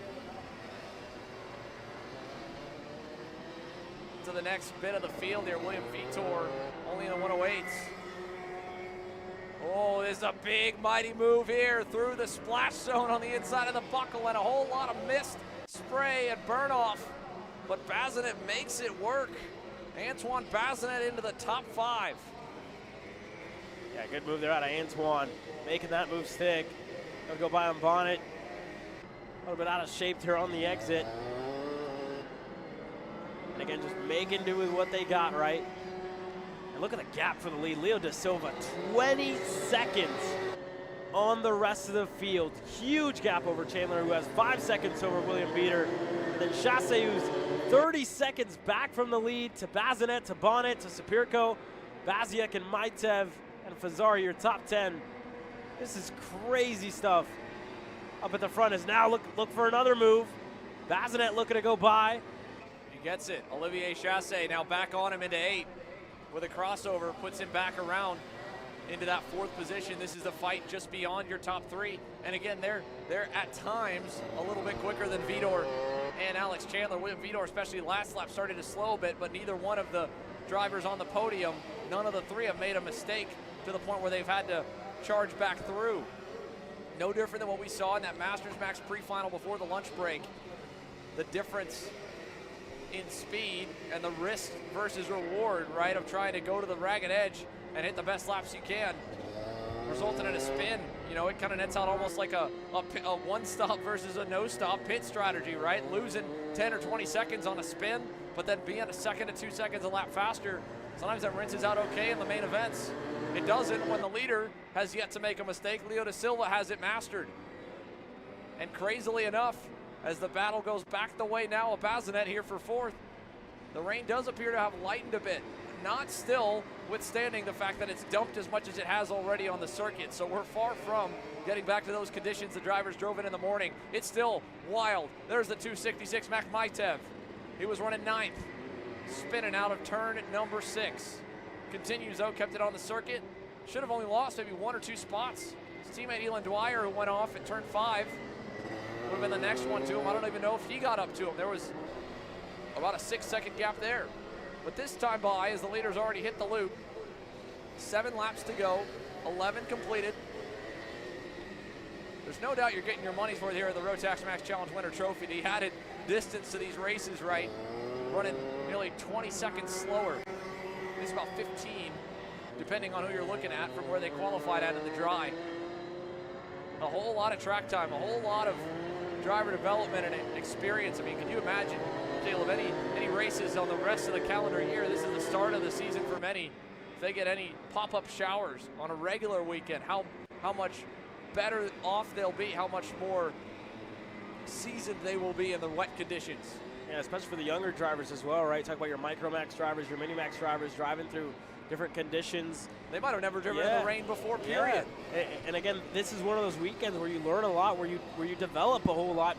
Your development gap is almost kind of, it's fast-tracked, right? By a good number of weeks. You know, if you spend 2 weekends doing rain racing, rather than doing 18 laps, 14 laps for those cadet classes, you learn a whole lot throughout those 14 laps racing, going side by side with other drivers. You see different lines, rather than just going out there and lapping by yourself like you would at any other practice or test day, if you will. So it's hard to navigate and it's hard to go through, but it's something that's done, right? You talk about all the best drivers. Lewis Hamilton, one of the ones, always said that went out there on a racetrack on slick tires, right, practicing in the rain. So whenever you do stick a wet set of tires on, you know, it almost feels like you have too much grip in comparison to going out there on slick. So yeah, the kart control you get, it helps in every aspect, right? The cold tires at the start of a run, the low air pressure, right, when you don't have the grip.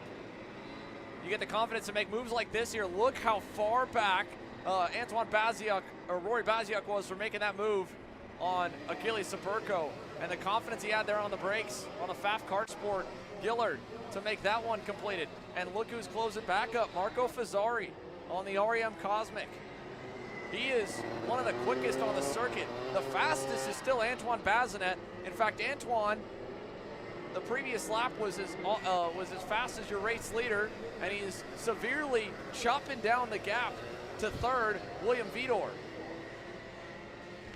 So this is big for him. You can see the deltas on screen. And to, again, Leo Da Silva's credit, he's starting to knock on the door of the back of the field. He's catching up to lap traffic.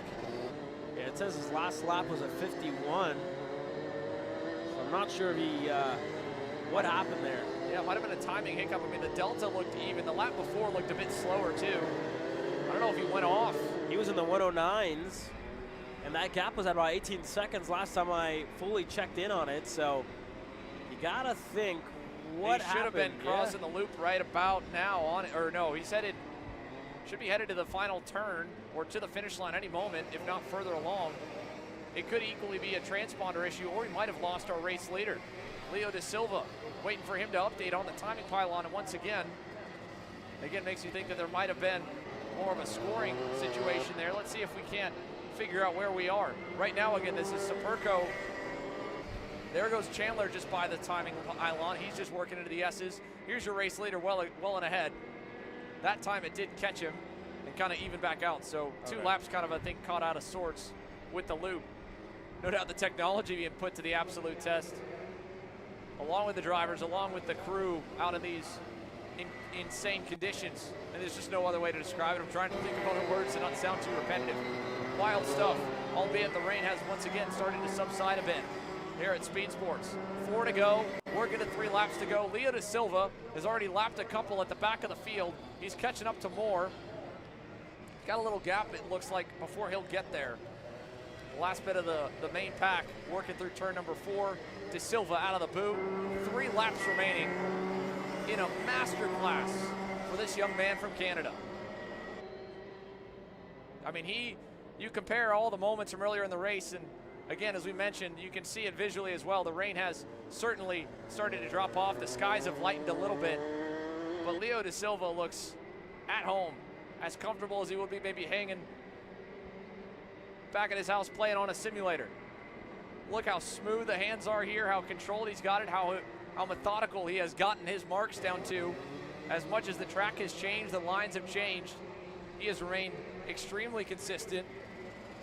And a testament to Kevin Monteith and that entire Racing Edge Motorsports contingent.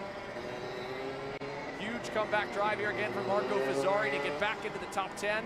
Yellow's waving another one off. That's Maitev in the 266. Looking down at the right front tie rod. And you got to think of the drivers that have also gone through that tent, right? Oh, check this out as well, sorry. Third, William Vitor is going to be under pressure here. He's about half the racetrack behind. Da Silva to 2 to go. Well, let's see as well. While Leo crosses the line, William Vitor should be into the buckle right now. There he is. There's the fight for the podium. Look how much ground Antoine Bazinet has tracked down William Vitor. We've got a fight on our hands for third. Yeah, and Bazinet's going about a second faster than our leader here, so Antoine definitely picking it up here in the closing stages as he exits turn number 14 into 15 now. As he works his way through, closing down on a second-year sophomore driver in the junior class, if you will. Didn't have the whole year last year. Right, he was in Mini Max. Yeah. Scored his first American National win in Orlando at this very series. Now he's trying for his first Junior Max podium on debut. He's going to have to fight for it. William Vitor, lap and a half to go. Antoine Bazinet's been more than a second a lap quicker than the 213 JHDD machine. Vitor high, Bazinet low, crossover. Oh no! Vitor with a half spin into the mud. Can he keep it going? Oh, splash zone right there out of turn number 6. And also going by now, Olivier Chassé, move him to 4th, Vitor back to 5th. William from 3rd back to 5th. And again, just one corner got kind of pinched to the outside of turn number 7 on the entry, and yeah, just aquaplane there went sideways, and that ended his race early. And on the backstretch, Leo Da Silva checked out from the rest of the field, 30 seconds plus. nobody within the same zip code as this kid here in the 218. What a magical drive in the making here for Leo Da Silva. This is a huge statement victory here that he is working on with half a lap to go. And for the 218 for REM, Gianluca Savalio able to score the first win of the day in DD2 over a hard-charging Billy Musgrave. And now, Junior Max headlined by the boys in purple and white. The Racing Edge Motorsport group by more than 30 seconds have another win on the day. It's Leo Da Silva who wins a wild one in Junior Max. And behind him, Alex Chandler had 5 seconds to start the lap. He's just now coming out of the buckle into the boot for the final time, going through turn 14. And here he comes out of turn 14 and 15. Alex Chandler, what a weekend for the Iron Rock Motorsports group. He'll cross the line now, mark him second from the tail end of the field to start the day after an incredible qualifying performance. His Junior Max debut, runner-up in a test of the ultimate kind in these conditions. Antoine Bazinet for Pfaff Kart Sport. Phenomenal charge, fast lap of the race as well. Olivier Chassé fourth, William Vitor fifth. Look at this, the number of DNFs. A handful of them we lost at the start, and many more by the midway point. Well, there's gonna be one happy driver in the scale line. He might be a little bit cold. Leo Da Silva. Stunts on them all, 30 plus seconds. Your winner in a wet one for Junior Max. Leo, that had to have been a very cold and miserable race. Talk me through how those first early laps were when the rain was coming down hard. Well, I just wanted to stay on track for the first few laps, see how everything went. To be honest, I didn't really realize the gap I had behind me before I realized my teams just keep going, and then I looked back and see them gone. So it was a few interesting first laps, but then I figured it out after. Well, you definitely put on a show with a 30-second lead. What was going through your head those last couple laps, knowing that you had that big gap? I was really excited, to be honest, just figuring out I can go last week just to come here and then race this nice track. It's really amazing. Well, congratulations. You are our winner here in Junior Max for round 1 of the Rotax Winter Series. Leo Da Silva fired up indeed from Junior Max. Halfway through the rotation, the wind still, the cold conditions remain as well. But up next, the heavy hitters, Senior Max. We return as the REM crew have a moment to celebrate and then a moment to get ready to root on their next batch along with the rest of the field. Rotax Max Challenge Winter Trophy action continues. You know, I'm really starting to like this go-karting thing. Yeah, me too. Oh my gosh, can I show you this cute dress I just got? Yes, of course. Oh my goodness, it's so cute. I just love shopping. I love shopping too. Oh my god. Wait, did you guys say you like shopping? Of course. Well, dude, I have the perfect place to do that at. ShopPayCara.com. At ShopPayCara.com, you can get free shipping on orders $200 or more. You can get anything you want. Like MXC rims, gloves, rib vests, shoes, anything that you need. All at ShopPayCara.com.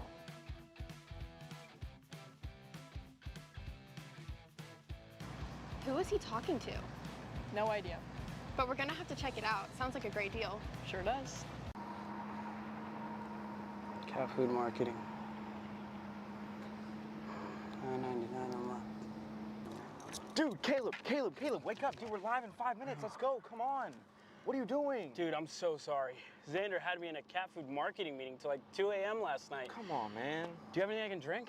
Dude, I got the perfect thing for you. Perico. It's a healthy energy drink alternative. Perico, non-GMO, gluten-free, kosher, magnesium, B12, B6, yeah, it's good. B5, biotin, and 0 sugar? Pericazo! Try Perico, made with natural ingredients, organic caffeine, and supports your metabolism. Try the new official energy drink of Kart Chaser.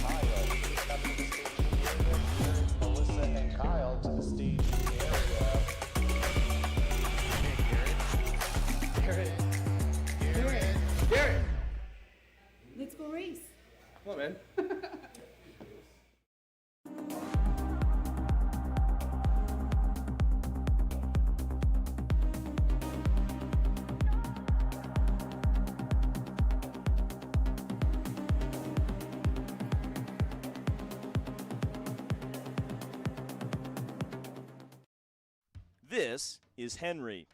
Henry feels sad.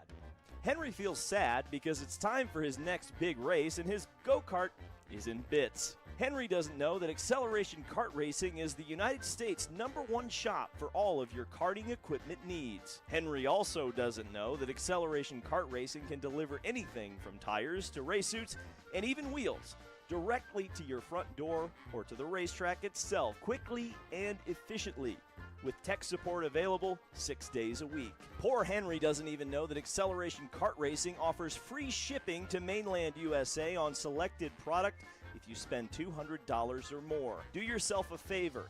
Go to accelerationkarting.com and make sure that you are never left stuck on the pre-grid with Henry. Be smart and don't be like Henry.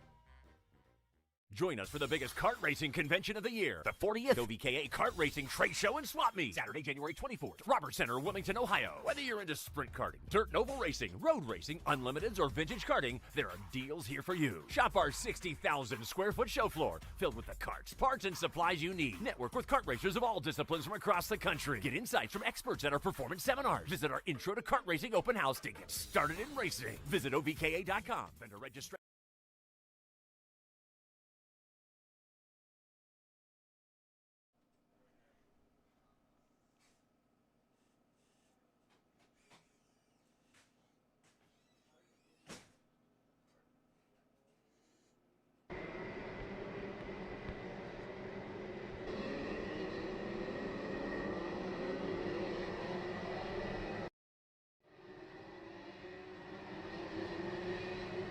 Welcome back, ladies and gentlemen. Senior Max action on tap for the Rotax Max Challenge Winter Trophy, the biggest grid of them all. And let's get ready to take you through the starting lineup for the 29 drivers on the list here for action today. Macaulay Bishop and Aiden Ingrata went head-to-head for the pre-final victory this morning. Ultimately, though, Ingrata with a pushback bumper penalty drops him down a little bit on the board. It'll be Bishop on the pole there in the white helmet and the black Fast Kart Sport machine. It'll be William Botillier for REM on the outside of row 1. Then Oliver Hodgson starting to the inside of row number 2, the RMC US Trophy Final defending champion 4 times over, alongside Cameron Nelson, who made his US debut back in Newcastle in October. His second ever American start has him 4th for today's main. Aiden Ingrata and Diego Ramos going to be on row number 3, arguably 2 of the fastest drivers in this field. Ryan Gandor, rookie, rounding up an all-rookie row number 4 with Alexis Bayarjan starting alongside him. Timothy Pernod starts on the inside of row 5, putting a couple of BSL Bureau Arts inside your top 10. Joining him, another rookie in Isaac Malcutt. Then it's Joshua Sumvalis and Joaquin Golero Pizarro on row number 6. Derek Wargo and Jose Shermer on row number 7 with Theo Silveira and Jeremy St. Cyr on row number 8. Ryan Maxwell, Joey Friend, row 9 with Arnold Sabrin and Nicholas Vega, your top 10 rows. Row 11, Austin Perrin starts on the inside of Jose Ramon Ibarra. Then it's Jack Stokely and Emilio Delario on row 12. Tristan Altman, Sloan Sterling on row 13. Victor De Alencar, Adriano Vera, row 14. Tommy Traylor all on his lonesome there on row 15. 29th of 29 total starters for Senior Max. Group 4 of 6.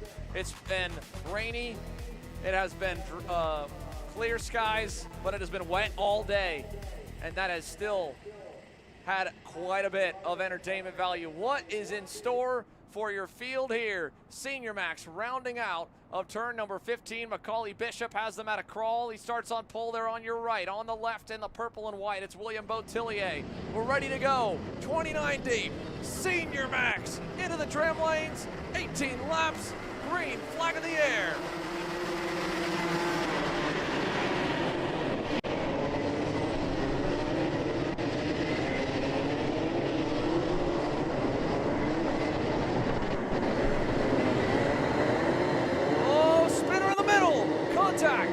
That is the 385 of Joshua Sumvalis potentially spinning right in front of everybody there from around 10th. Meanwhile, Macaulay Bishop up and away. Cameron Nelson to 2nd. Ramos into 3rd. Where is your off-pole sitter, William Botillier? He's all the way back to the 5th spot here, falling back off the green. Alexis Bayerjan up to 4th. Hodgson right on his tail, but Bishop with the early lead to the buckle. Yeah, Macaulay Bishop with a great start, putting himself up at the front.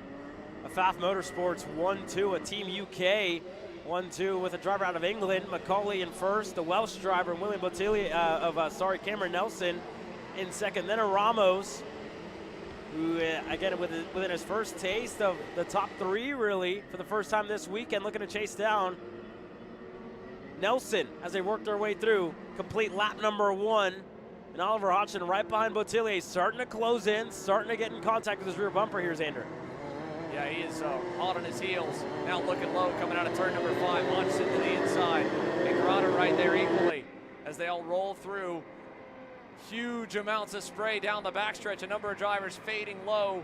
Hodgson potentially covering a bit from Ingrata as Bottiglier covers into 7 as well. Trying to both protect and at the same time not lose too much ground to the leaders. Over to turns 8 and 9. And there's, a big move there. Nicely done, Oliver Hodgson. Aiden Grata followed him through on teammate William Bottiglier, who's looking to go back on the inside of the buckle. Looking, not gonna get it done. Ingrata able to stay ahead, so Bottiglier continuing to fall backwards here. He's down to 7th at this stage of the race with Bayarjan just right ahead of him. Here we go, side by side. Hodgson and Ingrata, who brushes the brakes on the exit of 15, allowing Hodgson to stay ahead, and you see him sideways in a turn 1 as well for Aiden Ingrata on the REM machine. Yeah, he's hanging on. Look at the field here coming through turn number 4, turn number 5.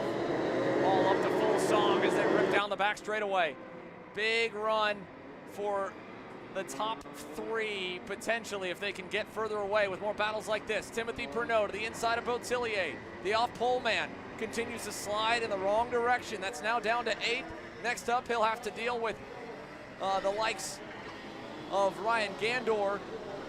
Tim Pernod moving in the right direction. Ingrata still right there with Hodgson as they go to the buckle this time. And here we go. As Pernod starts to get himself closer, Gandor as well. Like you mentioned, right behind Isaac Malquit, the driver who rounds up the top 10. See what Ingrata's got, looking on the inside of Oliver Hodgson through turn 14. And again, just how to get on the brakes there. Again, having a handful here with Hodgson. Ingrata just looking for a way by, hasn't found one yet. Fortunately for Hodgson, starting to get himself just a little bit closer to Alexis Bayarjan here as well. And an update on the gap up front between Bishop and Nelson. 3.5 seconds in between the two of them. Ramos about a second back from Nelson as well. So big separation inside of the top 3. The battle's really 4th on back. Oh, little contact there. Ingrata in deep. Got into the back of Hodgson a moment ago. No harm, no foul, though. They continue to go to work on the rookie Alexis Bayarjan.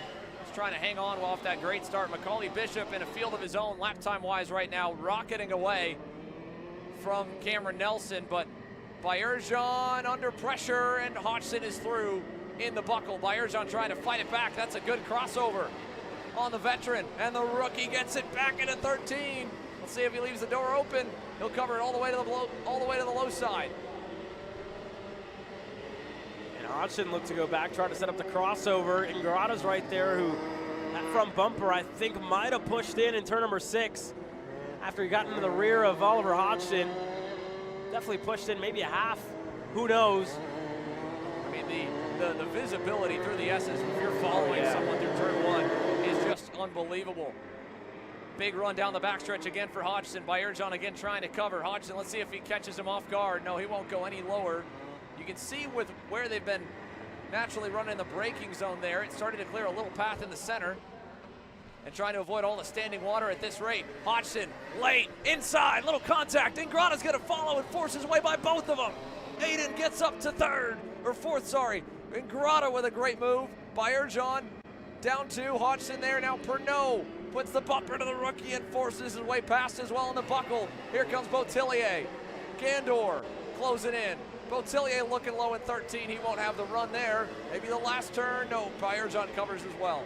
Elbows out racing, right? Got to show commitment to make a move stick as Pernod drops a tire on the exit in the boot. Loses a good amount of time. Holds on to it for a second. Bayarjan looking to go by. There's more on their way. Bottiglier looking to go by on a fellow Canadian here with Ryan Gandor right behind him. Another one. You couldn't even see William Bottiglier when he was on the inside going through the puddle. at turn 1, trying to stay alongside Tim Pernod. I thought we might have lost him there. He was able to keep it straight and just tiptoe through that massive amount of standing water. And now that Aiden Ingrata's finally gotten some clear real estate, as we see a big send there by Pernod to get the job done once again on Bayerjan. Let's see what Aiden Ingrata can do.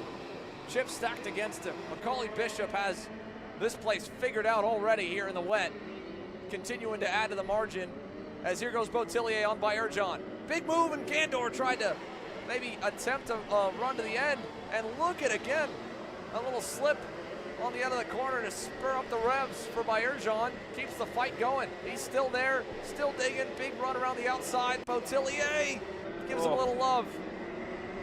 That was close here between the two. Bayerjan just, again, able to avoid contact from Botillier, able to stay ahead. Yeah, just elbows out racing through and through. As they work their way into the double rights now. Gandor on Botillier gets bogged down as, again, just right behind him, Somanis, and they're all side-by-side issues. Issues for Pernod, it looks like, or Bayerjan. Issues for Bayerjan on the back straightaway, who's slowing.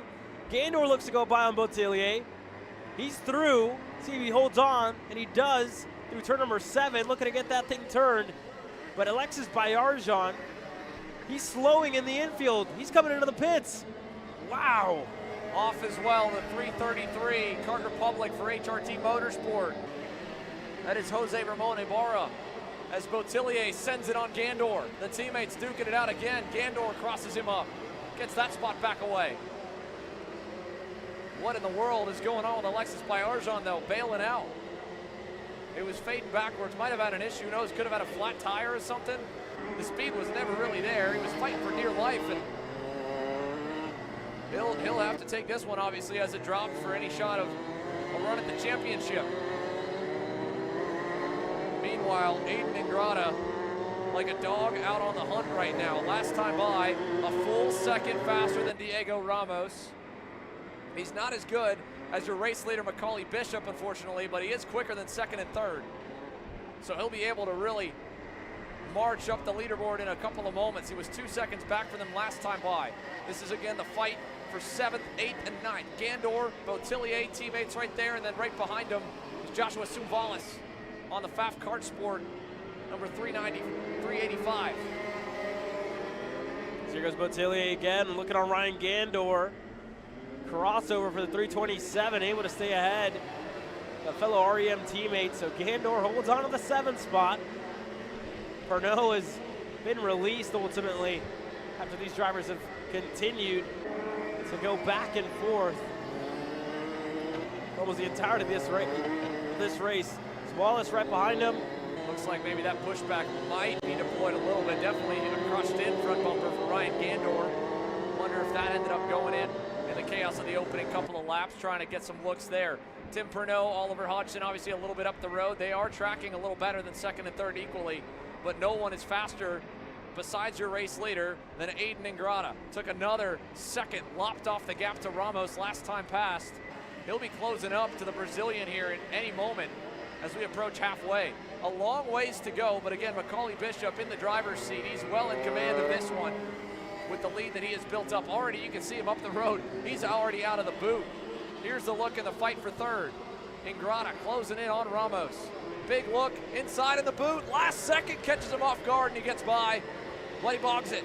Ramos back around him for third. And Ingrata just going for it right deep into the brakes. Looking to go by Diego Ramos. Into the S as we go this time by. Ramos just looking to hold on to the 3rd spot. Looking to get a good swing in the points to his favor over Aiden Ingrata. It's all said and done next weekend on the Sunday. And on the backstretch, Ingrata as close as he's been so far this race to look to make a move at turn number 6. He's gonna wait for just that little bit longer. Ramos starting to cover now. That was the reason Ingrata went from so far back in the boot. He didn't want to give him the chance to realize how close he was and start to protect. Because then, of course, he's got to worry about Oliver Hodgson, who's bearing down in the distance. Now Hodgson is up to 2 car lengths away from Ingrata again. Aiden's right there in the buckle here. Ramos again covers low.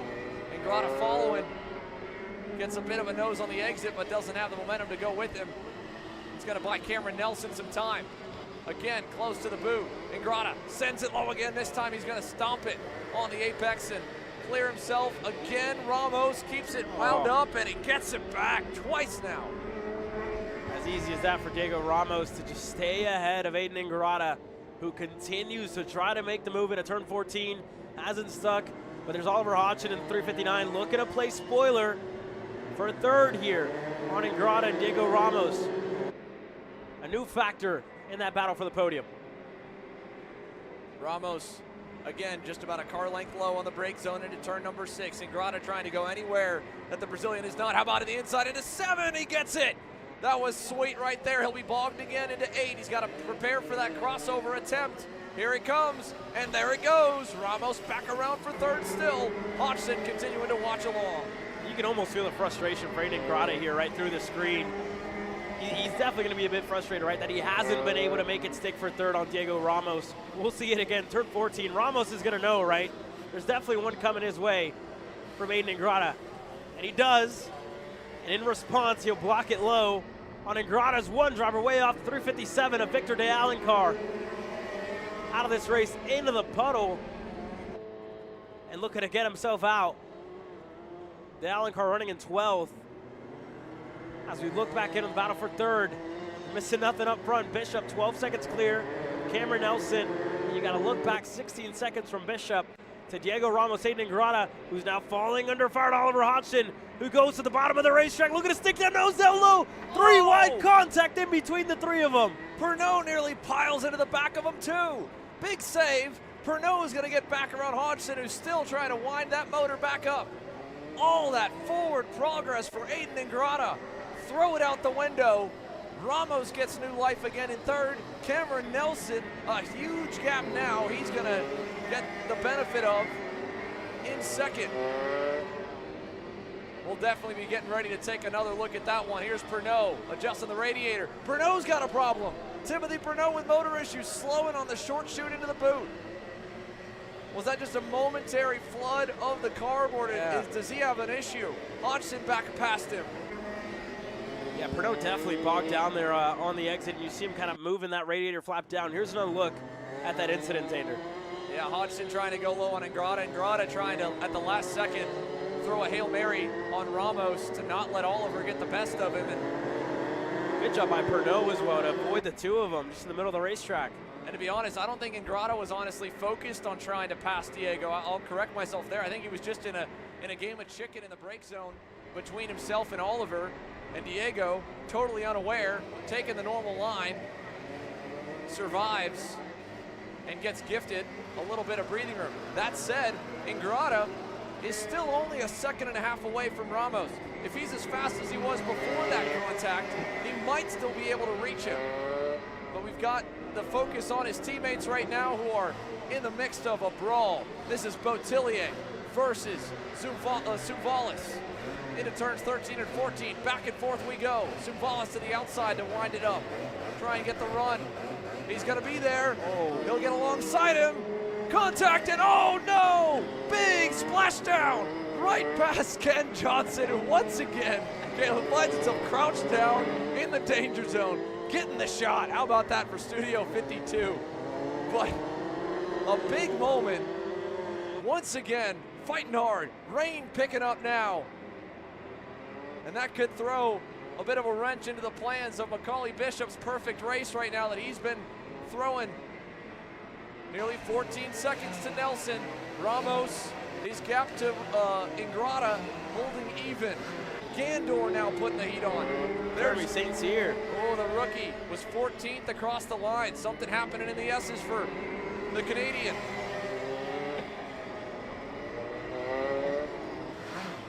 Yeah, unfortunate there for Jeremy. Going to be out of this race, and there's Timothy Pernod. Again. And in the air. Yeah, I think he into might the same sector.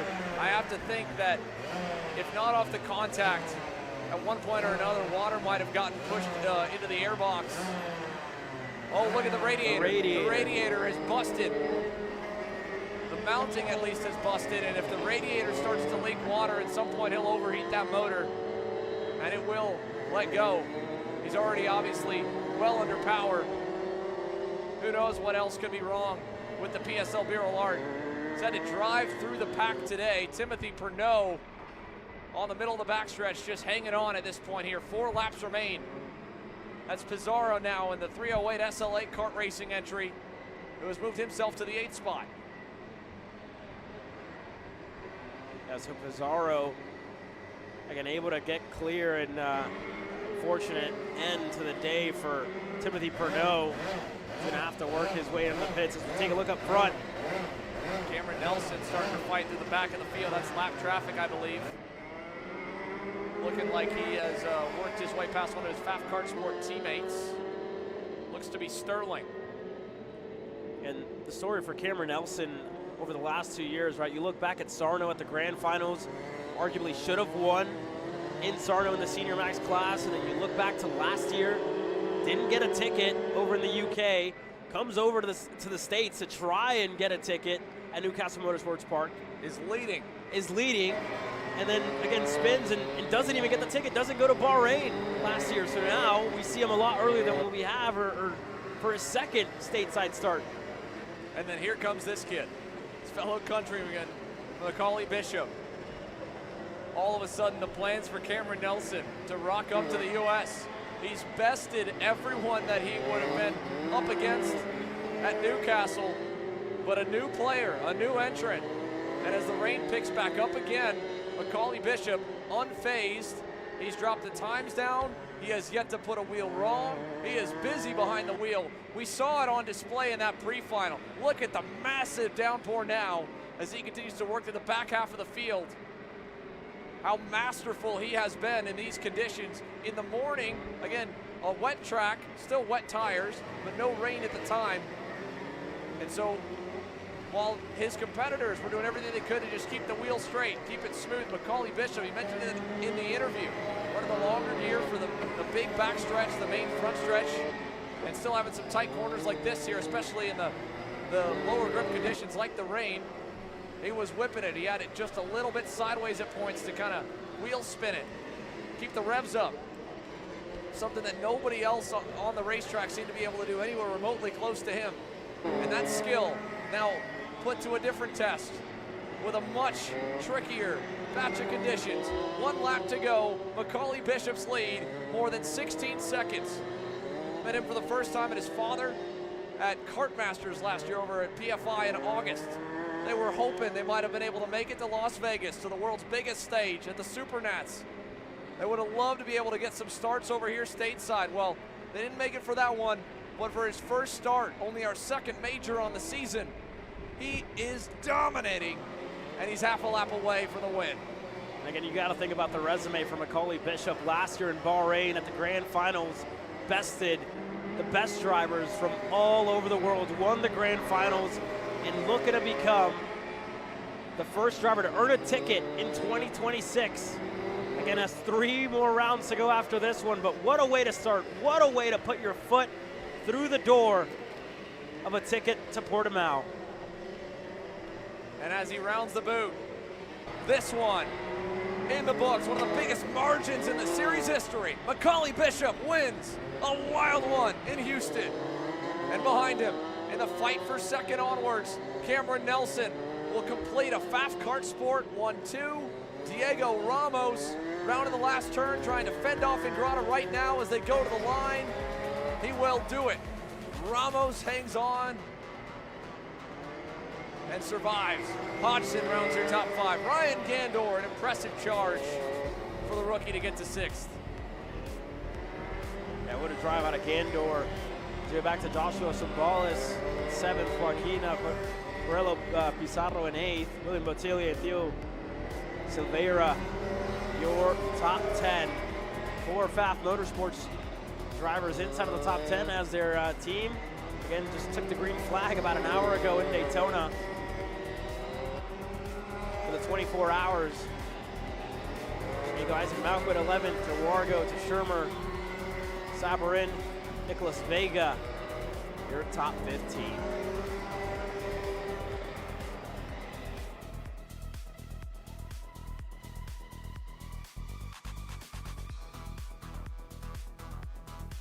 So Macaulay Bishop, your winner here in Senior Max. Cameron Nelson begins the voyage towards a grand finals ticket with a P2. And with this one all set and sorted, it is still cold. You can see the bits of mist and burn off. What a race. Macaulay Bishop, a masterclass. Cameron?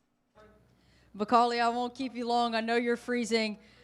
Just another country, but the same result. Talk me through that race, because it sure looked miserable from our end. I mean, yeah, it was obviously really wet, going to lead at the start, and then had a massive gap on the first lap, and then, yeah, just built on it really the whole race. Once I had enough of a gap, I just backed off to about 50%, just made sure I bring it home in P1, and then, yeah, that's exactly what I've done. So what's the trick to being so fast in the rain? Because I think a lot of people in this field need to learn how to do it. Oh, I can't reveal my secrets. Well, Macaulay Bishop, P1 here in America for round 1. We'll head down to his teammate, Cameron Nelson, P2 on the weekend. Kind of talk me through how your weekend's been up to this point. We haven't gotten to catch up with you just yet. Yeah, it's been okay. Not the best pre-final, but then, yeah, not too bad. Just some horrendous conditions to drive in. So what do you think you were missing? Was it just track positioning on those early laps, or need a little bit more out of the kart? What could have gotten you closer to Macaulay? Yeah, don't get me wrong, he's great in the wet, just not knowing where, yeah, just cautious where the big puddles are, just don't want to throw it off. Obviously, we had a big gap to Diego, so yeah, there's no need to risk it. Well, I thought it was a fantastic job. P2 on the weekend. Congratulations. Thank you.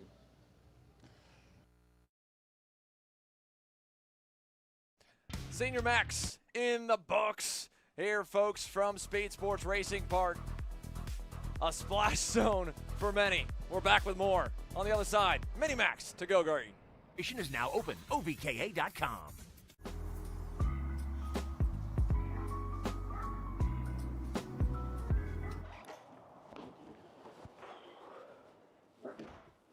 Hey, what's up, Caleb? What's up, Brandon? You sound defeated. A long day at the office? Yeah, got stuck at a cat food marketing meeting for like 3 hours. I don't know a thing about cat food, and I don't even work in marketing.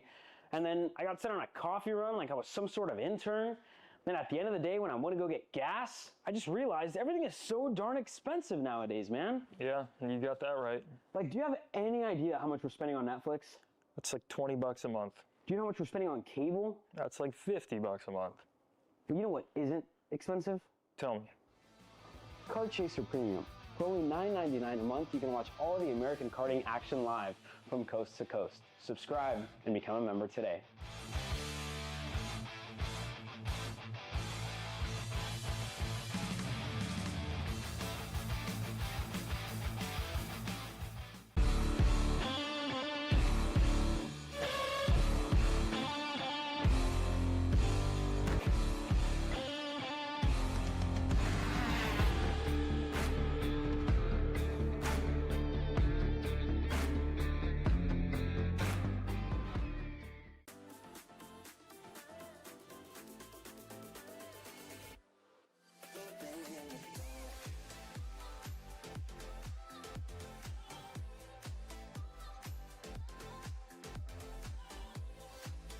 Are you looking to take the next step in your racing journey?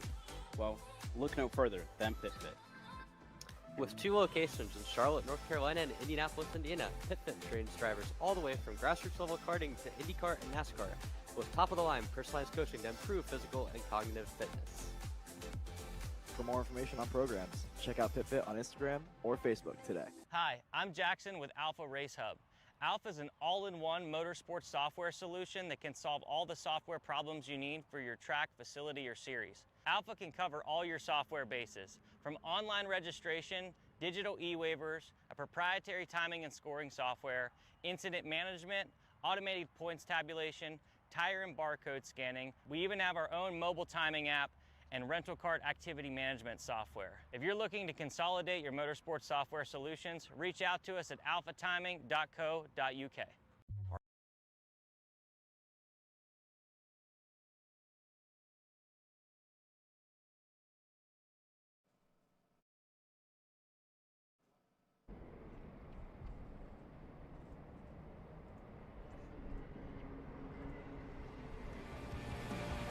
ready for action once again.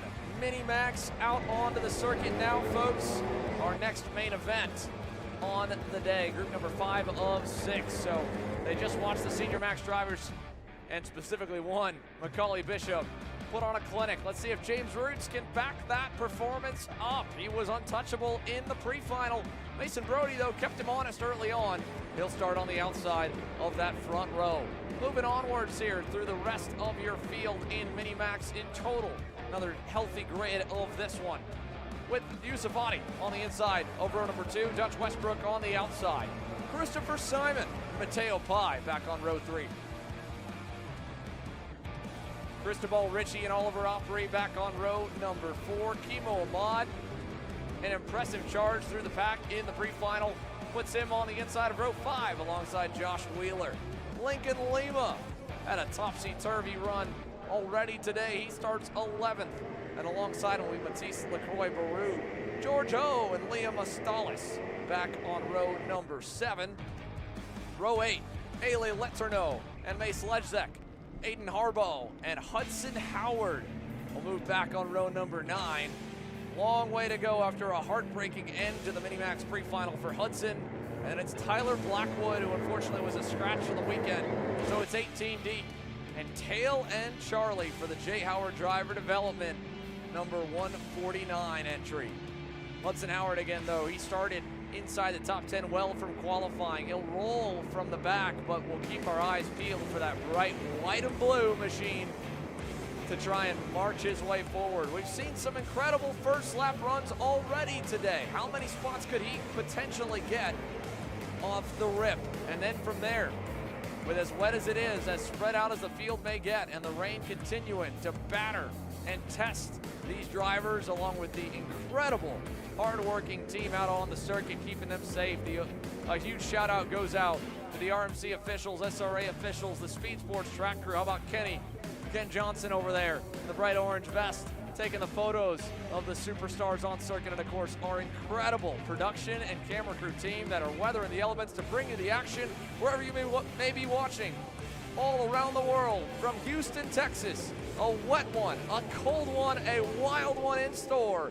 Mini-Max getting set to go green for their final time of opening weekend of the Rotax Max Challenge Winter Trophy. James Roots, Mason Brody, we're green.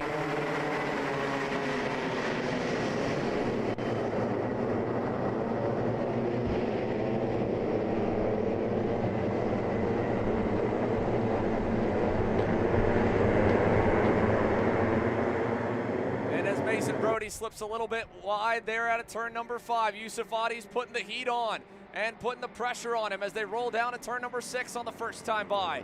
Look at Kimo Ahmad there in the middle, then a gap, and then here we are, side by side, Lincoln Lima on the inside in the 115. Now shuffled to the wayside there by the 196 of Oliver Opry there in the Tony Kart. And look at Hudson Howard, he's up about 5 already. One of our fastest drivers in the Mini-Max field, carving it up as Kimo Ahmad goes to build on that impressive march through the pack in the pre-final. There he is in the 113 X Pre for Iron Rock Motorsports, hanging it loose through the buckle. Look at the spray as well. Again, coming to put 1 lap in the books. 13 to go here for Mini-Max. James Roots, your leader. Mason Brody second, and Ahmad is pressuring side by side now for third. He won't get it ripped away, but he is there. Christopher Simon trying to hang on as well. A great start for Cristobal Ritchie on the Orsalon Racing machine. Yeah, Cristobal was a driver we saw go around in turn number 13 throughout the pre-final, and now him and Kimo, having to work their way through the field, are just inside of the top 3 looking for Ahmad. I know first national podium, if he's able to get himself inside of the top 3. I believe might be the same for Ritchie, who I believe, to my knowledge, hasn't got one stateside. So both these drivers fighting for it. Right behind him, Simon as well in the 117 for Premier Karting. So a lot of drivers just right there in the first couple laps. The top 5 starting to break away, though, from Mateo Pai and company. 1 lap completed here, 13 to go. It'll be 2 down this time by. Already James Roots opening up the margin even more. You can see this is for 4th. Ahmad versus Simon up the road, putting the heat on for seconds. Cristobal on Mason, looking. No opportunity into the boot that time by. Masters Max driver starting to rev the motors up behind the camera as well. They're getting ready to go green on the other side of this main event to close out the on-track action. Mason Brody up and over the curbing here. Richie right behind, following in his tire tracks. High side, low side looking.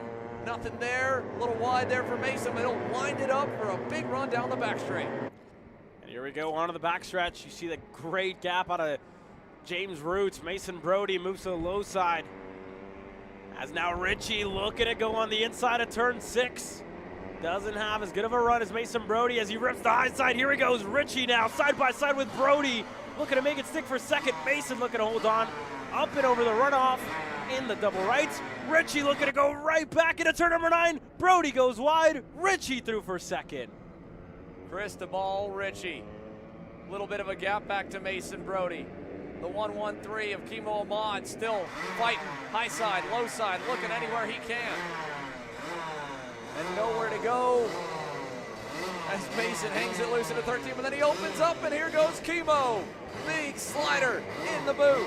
It won't get completed though for the position because Mason gets the crossover, albeit with a bit of an elbow at the end. Yeah, there you go. Ahmad just right on the edge of the racetrack all the way to the white line, and there's a little bit of runoff there that again is used for the Rental Kart League races wherever they have that little bit of a pit area, and Ahmad just, his left side tires just hit that runoff. If that wasn't there, he would have been in the grass and potentially out of this race, but he's able to continue to go in there in 4th.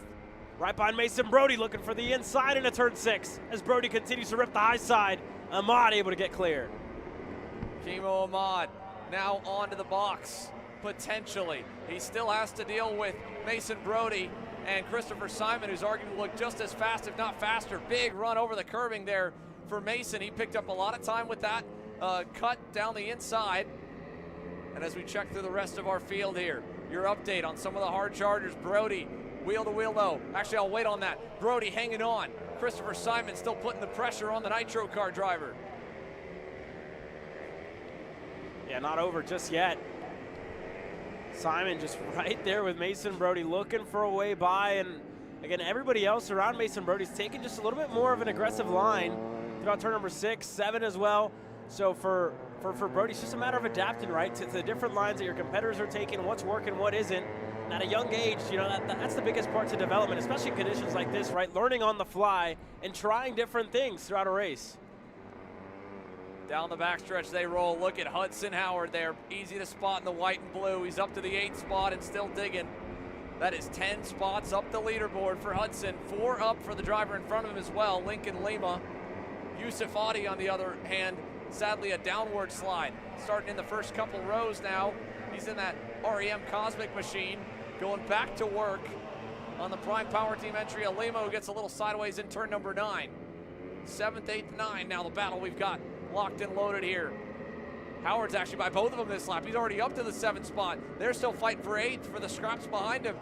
Or 9th, sorry. Mateo Pai there and Yusuf Adi fighting for 9th. Howard in 8th, working towards Lima, fighting here for 4th. Back again, Christopher Simon. Crossover move on Mason Brody, along with Kimo Ahmad, all mixing it up for that last spot on the podium. And Opry's right there as well. Oliver Opry's just right behind Mason Brody. As we look back with Yusuf Adi and company, Pai's right ahead of him in the 108. Burrell Art Machine for Prime Power Team. So here we go, onto the backstretch. Opry's right there as Brody opens up! Big spin and all the way to the barriers. Opry, Oliver Opry, on the outside, out of nose looking. He'll try to rev it out of the grass and rejoin. Right in front of us at the end of the main straight there. I don't think Mason Brody knew he was there, and he ends up just going for a wild ride. Yeah, that's gonna be a one-way trip over to the wash station just by the grid for Opry post-race for his 196 machine. And there's another look at it as looks like he just got on the brakes a little too late as Brody moved across. Yeah, he was teeing up for his own marks once he saw Mason was looking to cover, and Mason went to avoid that big puddle right at the curb, and yeah, nowhere for Opry to go. Runs for Kimo Ahmad. Kimo out in the 113 at the beginning of the S's. right outside our doorstep here, Caleb, right by the production bus at turn number 3. Oh man, heartbreak for the 113, looking for his first national podium here this weekend, and just gonna be out in the S's. Unfortunate there for Kimo Ahmad as we look back in with the battles for the back. As Liam Astalis starting to get to the rear bumper, the 108 of Mateo Pai here for the 9th spot. Yeah, work in the back, trying to close back up again, Liam Astalis. That heartfelt, incredible run from the back to the top 5 set the bar high for the Kid X USA contingent. Brody Brown marching through that Micromax field. Now Liam Astalis smack dab in the middle of the Minimax field and smack dab in the middle of a 3-way fight. George Ho right behind him there in 11th. Mateo Pai up the road. And the spray continues here. But sadly, as we watch Ahmad drop down the leaderboard, Kimo's day ends in heartbreak. What a run he had going. Don't know exactly, as we were kind of focused on the replay as well, what went so sideways for Kimo. But that now has the adjusted leaderboard with Christopher Simon into the final podium spot right there in the 117. Then it's Mason Brody, and then Lincoln Lima, who has really turned up the pace. Last time by, Lincoln picked up 4/10 on Mason Brody. He was matching the speed of Christopher Simon. Lincoln Lima, when we were last able to broadcast his action, was at Indiana for the Rotax US Trophy Final. And he was just knocking on the door of the midfield. Now, in the top 5, up 6 from 11th on the grid, 2 spots away from a podium and some hardware to make this wild weekend all worth it. And then to come back again for 3 back-to-back days of racing to close out the Winter Trophy, racing on Friday, Saturday, and Sunday next weekend for rounds 2, 3, and 4. Past halfway, Brody sideways through turn 1. On the ragged edge here on the Nitro Kart, and now that's going to allow Lima to set him up, try and tee him up for a run. Big movement there up to the edge of the track in the middle of 4 and 5, and Lincoln's going to have a shot at him. Maybe, no, he won't be close enough, I don't think, here at the end of the backstretch. Behind him, Hudson Howard, Yusuf Adi charging. Here's Lima looking low. Not quite there in 6. Back to the inside at 7. He'll slide in front of him. Brody hanging tough around the outside. And on the inside now for turn number 8, Mason Brody, look at that, Lima crossover moving at a 9, and he's clear. What a move out of Lincoln Lima to get clear on Mason Brody. And you almost have to set it up, right? You have to set up a move for almost 3 corners, right? You saw him going into turn 6, took a little bit of a tighter line, out of 7 as well, 8, and then 9 was the corner where he finally got it done. So all the way from turn 6 to turn 9 was how long it took Lincoln Lima to make a pass, and that's exactly what we're seeing here this week. And on a track like this that promotes a lot of switchback opportunities, especially in rainy conditions, you'll see a lot of that throughout the rest of this race. Final couple of laps underway now, 5 laps to go. Here's a check-in on your race leader, James Roots, dominating here in these wet conditions. Nearly 10 seconds up on second place, Cristobal Ritchie's Orsolone Energy. You can see Cristobal's got a couple seconds back to Christopher Simon, but what a performance here for James Roots today. Starting off the championship with a maximum points haul.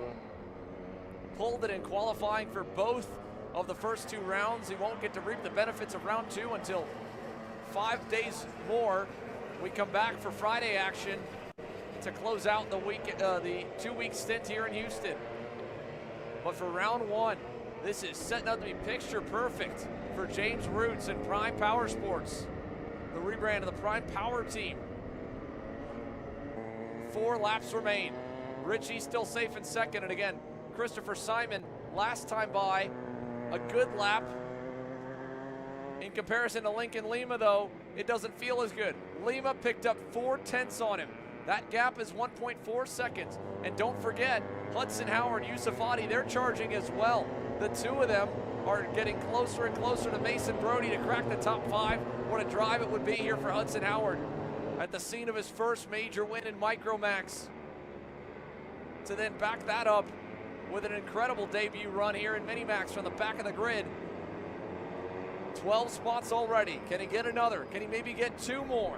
If he can get up to either Lincoln Lima or Christopher Simon, they're not terribly far away. And of course, Yusuf Adi as well. This will be a big boost of confidence to have this kind of speed like he's putting on display. I mean, he's right there. He could put Hudson back one spot. He's going to look for it in the buckle. Big move there, deep on the brakes. Not quite. Too far back. He'll get crossed up, so Howard hangs on. Yeah, great car control out of Howard there just to keep it on the outside. Set up a crossover as they're getting and working their way closer to the Ryan Perry Motorsports Nitro kart of Mason Brody in the 109. So Howard just starting to get himself closer and closer there. About 3 car lengths as we head into the S's here, Xander. He'll pop it over the curbing. Brody wide. And everywhere that Hudson isn't right now as the two trade back and forth lines through the S's. Mason with a look back. Hudson the same to check on Audi. And so is Mateo Pai now really in the picture on the 108. Mateo with 3 laps to go, getting some new life as well. Looking for maybe this battle to open up, try to pick up some pieces. A couple more spots before it's all said and done. Lincoln Lima's progress, I thought it might keep going. Christopher Simon able to keep that pace consistent. Lima lost a little bit the last lap. Yusuf Adi again, really good run out of turns 8 and 9. He closes up to Hudson there. This was where he tried that move a lap ago. Hudson with a little slide in the middle of the corner, but it actually worked out for him, kind of spun the tires. Got the revs back up and launched him back away. And that time through, 2 laps to go for James Roots as he crosses the line now. Extending his gap to 13 seconds over Cristobal Ritchie and Christopher Simon. You talk about the focus for this kid. We've heard a lot from different drivers, right? Some sing to themselves. I don't know what song you'd choose for these conditions. Maybe Splish Splash, I'm having a blast out at Speedsportz Racing Park. I'm not the best singer, but if I was in the kart, it's the only thing that would keep me focused for 14 cold and wet laps here. Yeah, that's the hardest part, right? It's easy to be able to have the adrenaline start flowing when you're chasing down another driver, right? Or even when you're under pressure a little bit. But when you're by yourself, finding ways to keep focus, keep motivated, and not let the cold and wet conditions bother you. The wetsuits, again, most of these drivers, if not all of them, are sporting, help keep the water out. Doesn't mean your hands aren't cold. Probably freezing here for young James Roots, but he's only got 1 more lap to deal with it because he has put 13 phenomenal laps together thus far. He owns the fast lap of the race, and the Prime Power Sports team are going to be super stoked with this Saturday performance to kick off the Winter Trophy. Bring the spirits up for that camp. A big operation run by Trevor Wickens and company. And as James Roots rounds turn 6, half a lap remains. 13 plus seconds on to Cristobal Ritchie in second. He's caught up already to the back of the field. Should not end up having to deal with any lap traffic before it's over, as close as he is to the back of Ailey Lederno. And here we go to the buckle for the final time. What a drive today here for this young man. James Roots again. Henry was singing the last time he was here. He'll be back next week. He'll be stoked to see the progress of a driver he's quickly become a fan of, and easy to become a fan of as well. He's calm, he's cool, he's collected, and now he has collected a perfect day for round 1 of the Winter Trophy. James Roots wins in Minimax. Beyond him, Cristobal Ritchie. What a drive for Orsolone Racing. He's driven them all the way up the board to second. Here he comes across the line and onto the podium. Christopher Simon picks up a couple. 5 up, by the way, for Ritchie. Lincoln Lima picks up 7 to get to 4th, and Hudson Howard hangs on for the top 5 at the end. Good little fight there between himself. Mateo Pai able to steal 6th away from Yusuf Adi. Mason Brody ends in 8th. Leo Mostales 9th. Matisse LaCroix Peru rounds out your top 10 in Minimax's opening main event of the Winter Trophy for 2026. Josh Wheeler, Oliver Aubrey able to continue and charge back up to 12th. Mace Ledgesek, Dutch Westbrook obviously collected early.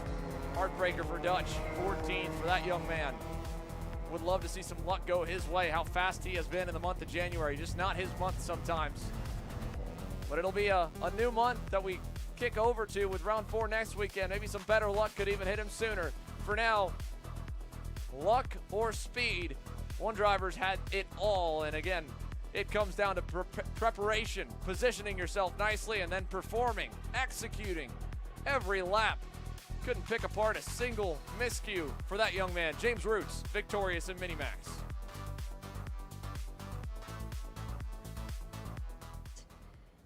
You made difficult conditions look so easy. Just a walk-away win. Talk me through that race. How was it? Well, it was really quite hard at the start as it started to rain harder, but it started to dry up, so I was pushing it more and more. So what's the trick to adapting as the track continues to change throughout the race in order to stay up front with such a commanding lead? Not too sure. No? Well, fantastic drive from James, your mini winner here in Houston. James Roots, victorious in Mini-Max. And again, when it comes so naturally to him, it's hard to explain what the trick was. He's obviously got it baked into his DNA based on what we just witnessed here.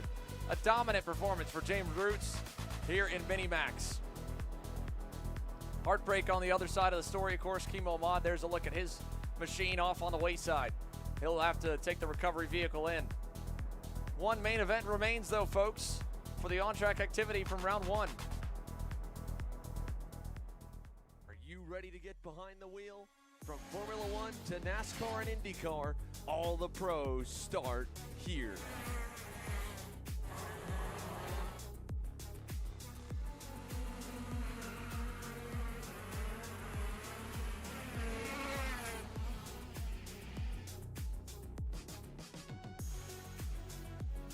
For more information, check us out online at mcckarting.com or call us and go racing today.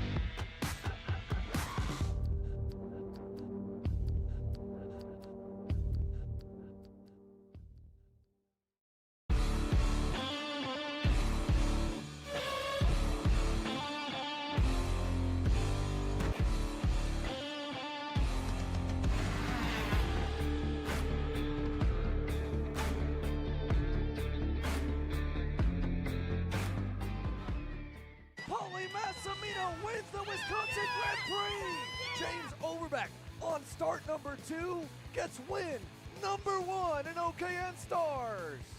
On track or off, Brandon Jarsekrak Racing delivers elite performance. Led by 4-time Pro National Champion Brandon Jarsekrak, our team masters driver coaching, data-driven analysis, and mechanical precision at every national event.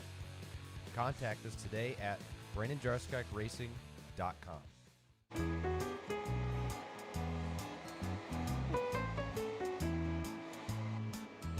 Gee, looks like we're missing the engine. What the hell am I supposed to tag? What do you mean? It's my Greyhound. It's all I need. Where's the rest of it? It doesn't matter. It's a Greyhound. You gotta make way. Okay, you're good. I'm sitting by here with Kyle, our race winner. Tell me how you did it. You were blazing fast out there, and I mean, you don't even have a go-kart, man. Tell me about it. Yeah, you know, Norberg, Schmorberg, the Greyhound-powered Greyhound was great today. You know, it makes the difference. And the team's been working really hard back at the shop, and, you know, just shout out Greyhound. Thank you, Kyle.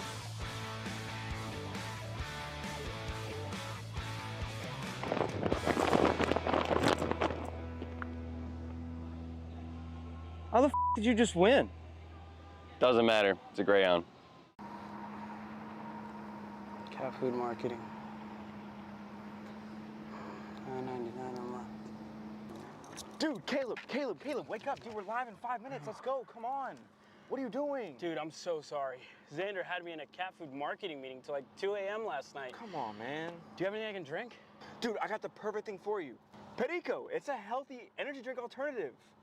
Perico, non-GMO, gluten-free, kosher, magnesium, B12, B6, yeah, it's good. B5, biotin, and 0 sugar? Pericazo! Try Perico.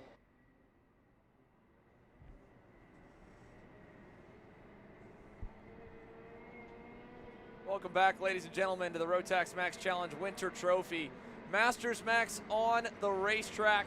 Cameron Reed down on pit lane. Cameron, what do you have for us as we get set for our final main event on the day? Have a small weather report for you guys. Although it is not currently raining, as you can see, it's still very cloudy and gloomy, and it looks like there'll be another cell that could potentially hit us in the next 10 minutes, which would be right in the middle of this Masters final. So it'll definitely be an interesting one. So stay tuned in until the end, as we could get hit with some heavy rain here shortly. Thank you, Cameron, and indeed, the weather is unpredictable as it's been. There's more of it to hit for sure. Will we get it over the next 18 laps? We'll have to watch and find out. It was as unpredictable as it could have been in the pre-final for Masters Max. Christopher Mann, top qualifier though, was able to best it. He'll start on the pole alongside Henry Talib for the HRT Motorsport Group. Dominic Legrand on row number 2 with Argentinian Gabriel Zugella starting alongside him. Noel Dowler and Michel Legrand on row number 3. Row 4, Sylvain Chenard on the inside of Antonio Squillante. Then row 5, Billy Cleveland. He spun out of the lead in the pre-final. He has the speed to drive back to the front. We'll see if he can do it. Rolling from 9th on the grid. Bundy Lawyer joins him. Starting at the end of the field, Simon Berteau with a disqualification, and I believe for driving out on track after missing the start. So 11 drivers total getting set to go racing here, all led by Christopher Mann, looking to start his charge to Portimao on the right foot here this weekend at the opening round, the opening weekend of the Rotax Max Challenge Winter Trophy at Speedsportz Racing Park, Houston's high-speed playground. The final race of the weekend, the final race of the day for your Masters Max. So here we go, folks. A wet one, a cold one, a wild one. And one more to go. Masters Max, 18 laps up on the board. Christopher Mann on the right in the purple and white. On the black and orange HRT colors, it's Henry Talib. Ready for action. Green flag is out. We're racing in Houston.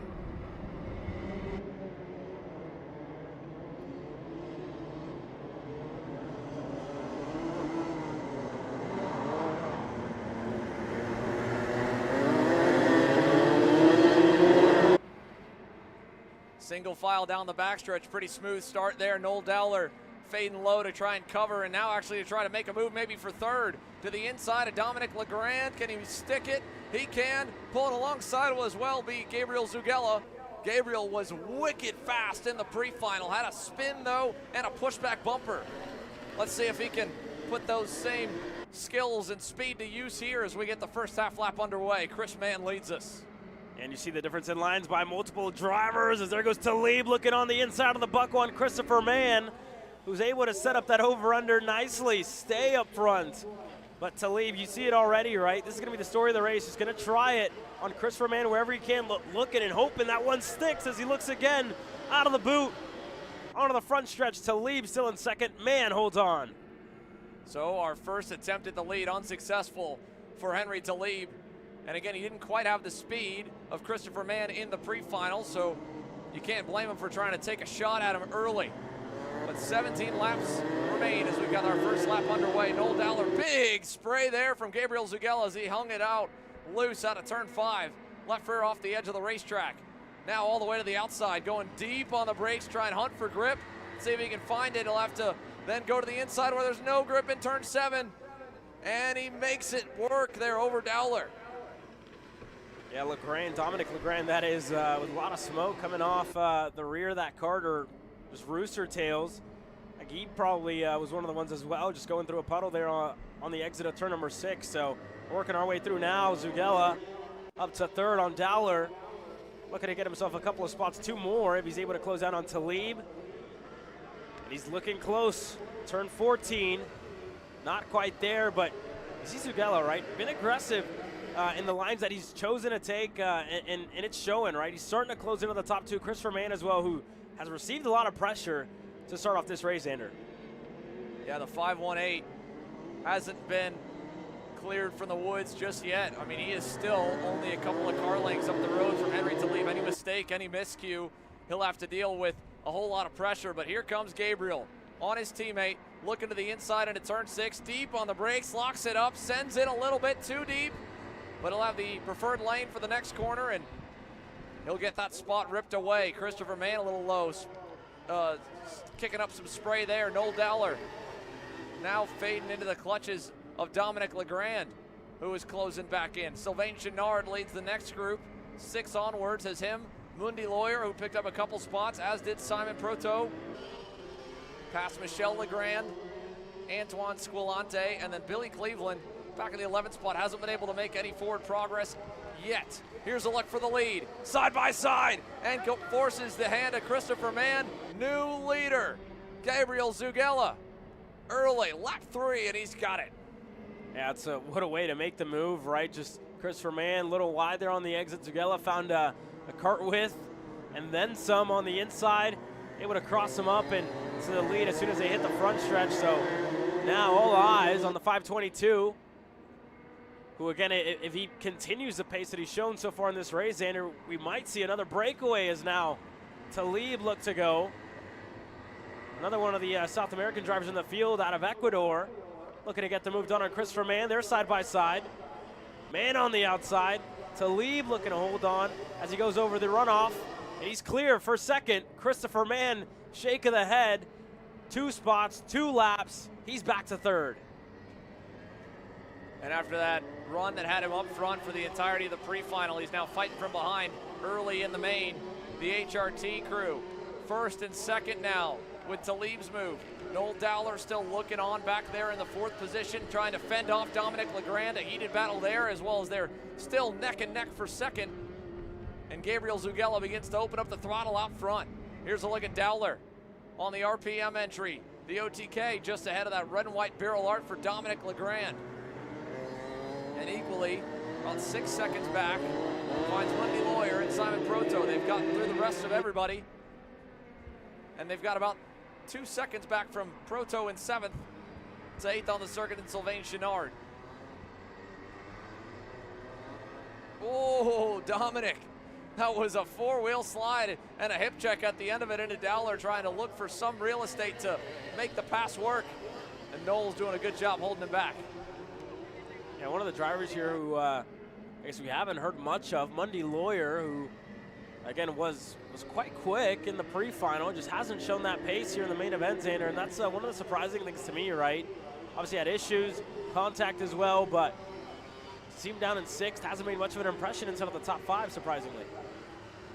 No, he is not. He really, as good as he was, hasn't made any impact truthfully at all. Cleveland either. No, I mean, he is stuck back there in the 10th spot. And granted, qualifying yesterday on slick tires, dry conditions, wet conditions, Billy was good early, fighting for the lead with Christopher in the opening couple of moments.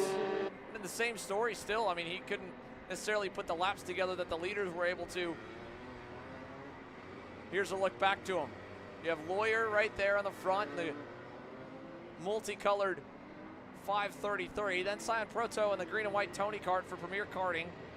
They've now pulled it nearly 3 seconds back to Sylvain Chenard and Michel Legrand, then a couple more back to Billy Cleveland. And then Antonio Squillante in 11th with a Prime Power Sports entry. Here's a move, there you go. Nicely done. Simon Proto picks up another one. Look at the fog as well on the visor. I'm not sure how well he can see out of that thing, but it's working right now. The speed's got him through halfway. Easy fix, just got to pop it open there. Sure, now he'll be able to. Yeah, allow a little bit of airflow through there. Back towards the front, change for 4th. Dominic Legrand on Noel Dowler. He's got past him, now he can set his sights fully on the pole man, Christopher Mann. They're all a good ways back though. Look at the gap opening now for the 2 HRT drivers up front. That was a wicked lap time by Henry Talib last time by. Half a second better than his teammate. They pulled it now to 2 seconds to Mann. 1.5 seconds back here to this duo fighting for 4th, although Dominic Legrand even spurting up a little extra spray. Is starting to open up the throttle away from Noel Dowler. Yeah, it's a great drive thus far for Dominic Legrand, getting himself up to 4th would be a good points haul when it's all said and done here to capitalize this weekend. But Xander, and I can't remember correctly, but the last time you raced here, I can't remember if it was wet conditions or dry conditions here or not, or if you even had wet laps around this place or not. No, we were dry. Obviously, it was a soggy one for you last time for the Texas Sprint Racing Series. Dry conditions for us with the SCUSA Winter Series. Had some threats of rain, but nothing like this. I don't think any event at Speedsportz Racing Park has experienced these kinds of conditions, cold and wet. I mean, it was close to it, don't get me wrong, in March last year for the regional, the Texas State Championship that'll be live once again with us for the entirety of their season. They start later on in the year. We'll have, as always, a visit to Speedsportz. We kick off their season in mid-March, long after we've already awarded the first batch of tickets to Portimao. We talk a lot about the Europeans, though. How about the South American contingent that gets to come out and join us? And a couple of South Americans right now putting the wet weather skills on full display. Gabriel Zugella, Henry Talib. And they are tightening, by the way. Not only did Talib go quicker than him last time, and the time before that, he just went quicker again. 4/10, he just lopped off the margin to his teammate, obviously getting to learn a little bit behind him. The closer he gets, the easier that'll be to figure out where Gabriel had his number, had the field's number covered early. And we're starting to shape up for, once again, a fight up front, and equally probably one that'll happen around the same time for third. Look at the variance in the lines here and the attempts to look for even more speed. Talib way low, Zugella way high, and then it rubber bands back and forth. But I'm sure the HRT Motorsport Group, they are smiling ear to ear with this kind of dominating performance from not just one of their drivers, right? When you know you have a superstar in your camp and one driver runs up front, that's a great feeling. But when all of your entries in the category are head and shoulders above the rest, that's a very proud moment. We only get to see this group come out for the winter trophy usually. And right now, once again, got their logo back up on screen, and it's at the top 2 spots on the pylon. Halfway in, 9 laps down, 9 laps to go, and closing in on the gap up front. That was the first lap that the pendulum swung back the way of race leader Gabriel Zugella. Henry Talib was trying to get creative, as we saw there in the Switchback City hairpins, and it didn't pay off. Now let's see if he goes back to the line that he was using earlier. That was a little more on the same track as his teammate. No, he'll continue to go to the opposite in turn 6. He'll go back to the outside in 7 to wind it up and still try to cut it down. Just it's the luxury of running second in the wet. It's the easiest place to be. Much harder, obviously, to lead through it because you can use the leader as a gauge, and with how much time can be gained or lost corner by corner, you can take some risks. Not even necessarily at the risk of spinning out, but just the risk of trying to see if there is a place or an alternate way of getting through the course to go faster. Right here, Sylvain Chenard, Michel Legrand, and there's Billy Cleveland. We mentioned he was a couple seconds back from them earlier. He's now caught up to them and is starting to move himself higher in the top 10. Mundy Lawyer, something happened to Mundy also. He was right there with Simon Proto, and now Mundy Lawyer is at the back of this group in 10th, a full 10 seconds and some change away from where he was once running. Here's Cleveland looking for another move. Slow and methodical, up the board. There's another one ticked off the list. Billy Cleveland up to 8th.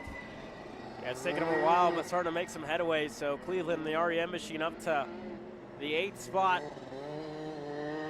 And now Mundy puts himself about 3 car lengths back from the Burrell Art machine of Legrand, Michel that is. So working their way to the backstretch. And again, you got to think, right, also with the change of schedule.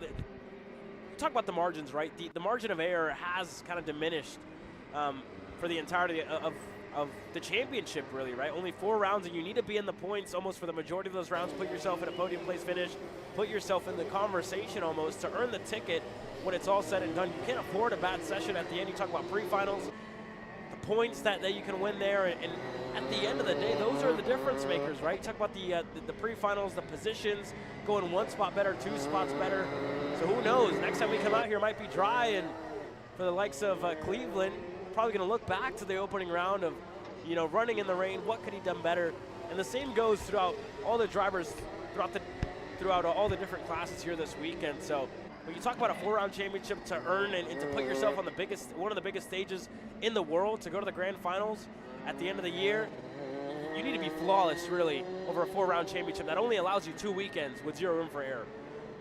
Yeah, again, even with that drop round, right? I mean, for the best, the drop round is going to be a good round for a driver that's 5th in the points. And especially in a smaller field like this, right? Only 11 deep. A 3rd or a 4th might be the drop round of an eventual championship winner. So every lap matters at this point. You just never know, right? Mechanical failures, things out of your control. Contact on the racetrack crashes. I mean, right here, this could be a textbook move by Billy Cleveland that could go wrong, and for himself and Sylvain Chenard could put them really on the back foot, much more than an 8th and 7th would be in the standings. Here's checking back in with your leaders. 6 to go.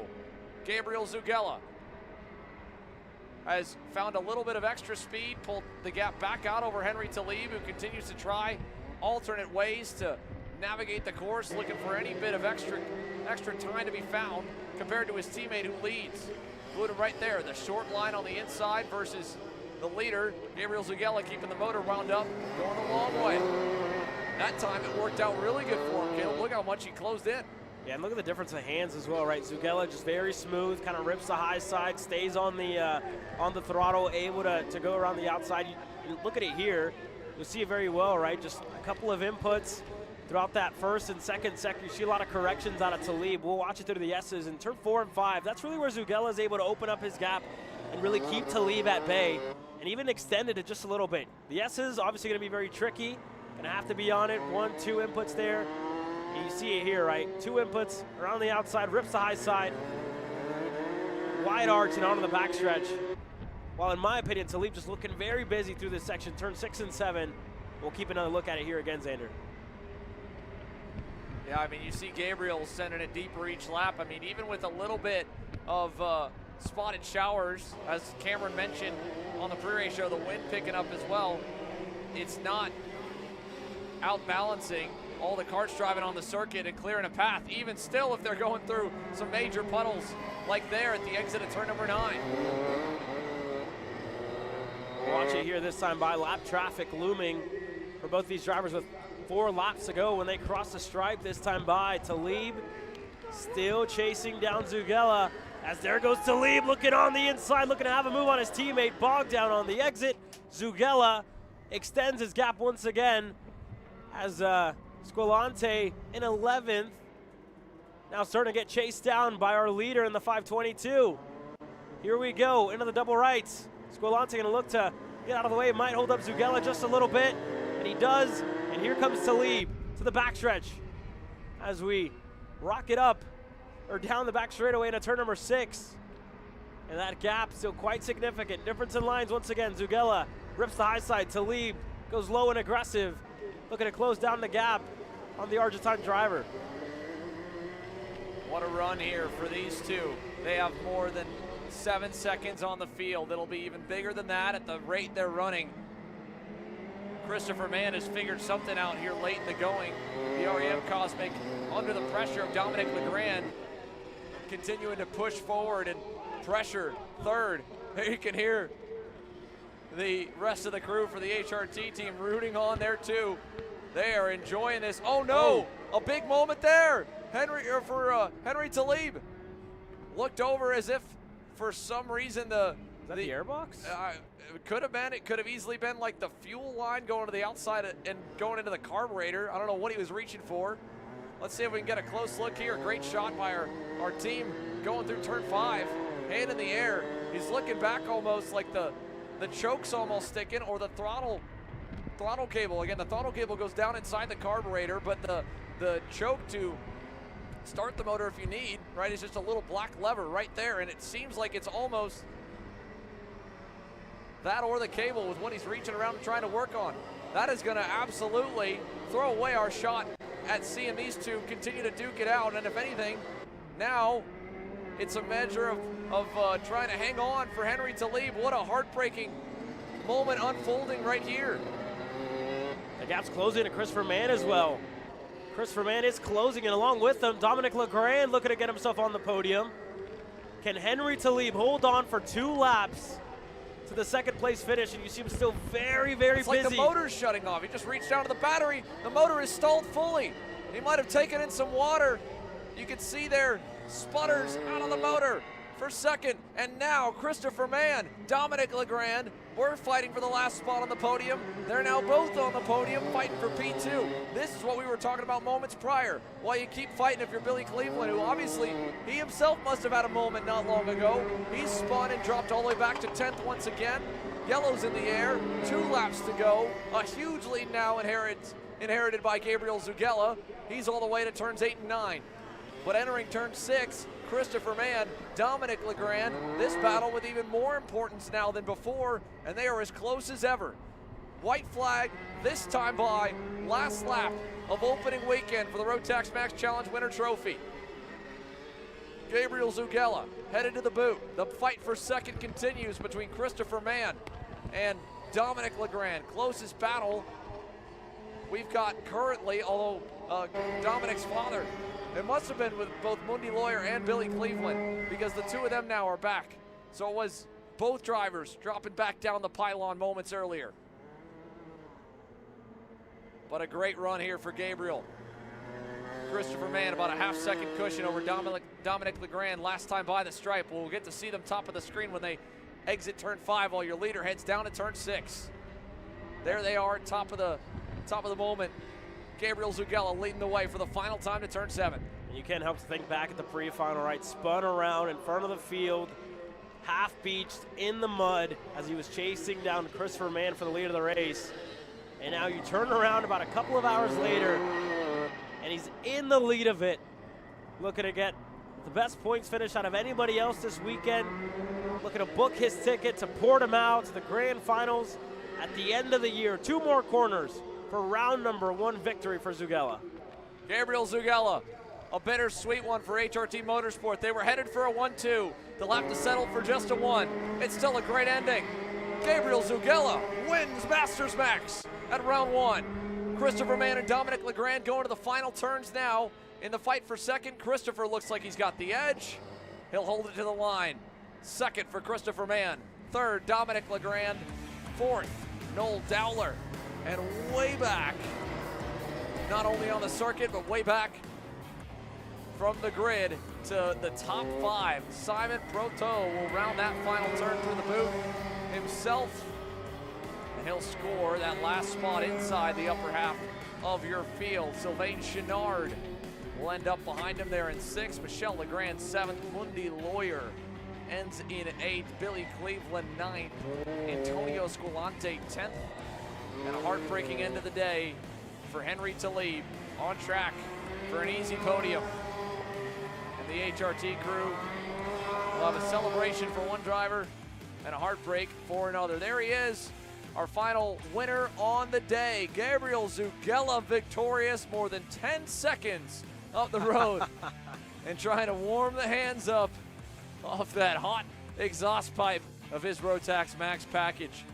I want to thank you all for tuning in here for coverage from round number 1 of the RMC Winter Trophy. No doubt it was a lot of effort to bring you all the action today. For Caleb Bieska, Cameron Reed, Grace Overbeck down on pit lane as well. Of course, our hardworking camera crew who have weathered the conditions, the drivers, the teams, the Rotax officials, our production crew, and of course the Speedsportz Racing Park track staff for welcoming all of us. This one may not have been ideal for those in attendance. There was plenty of entertainment in store here as we take a look back through all the action from the day. We'll be back at it again next week with the adjusted schedule. Round 2 going to be taking place on Friday. Podiums round 1 and 2 will be done then as well. And then, of course, straight into the regular scheduled programming for rounds 3 and 4. So 3 back-to-back full action-packed days of coverage.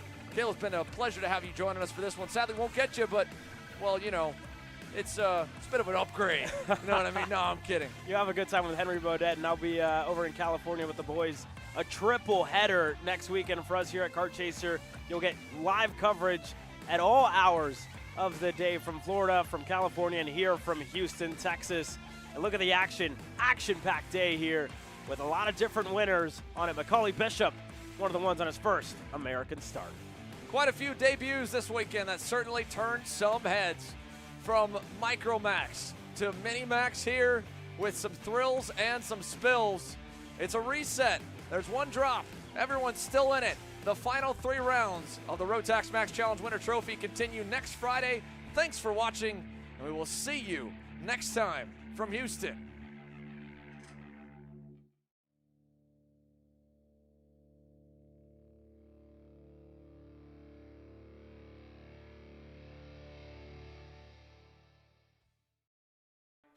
This broadcast is the sole property of Kart Chaser Group, LLC.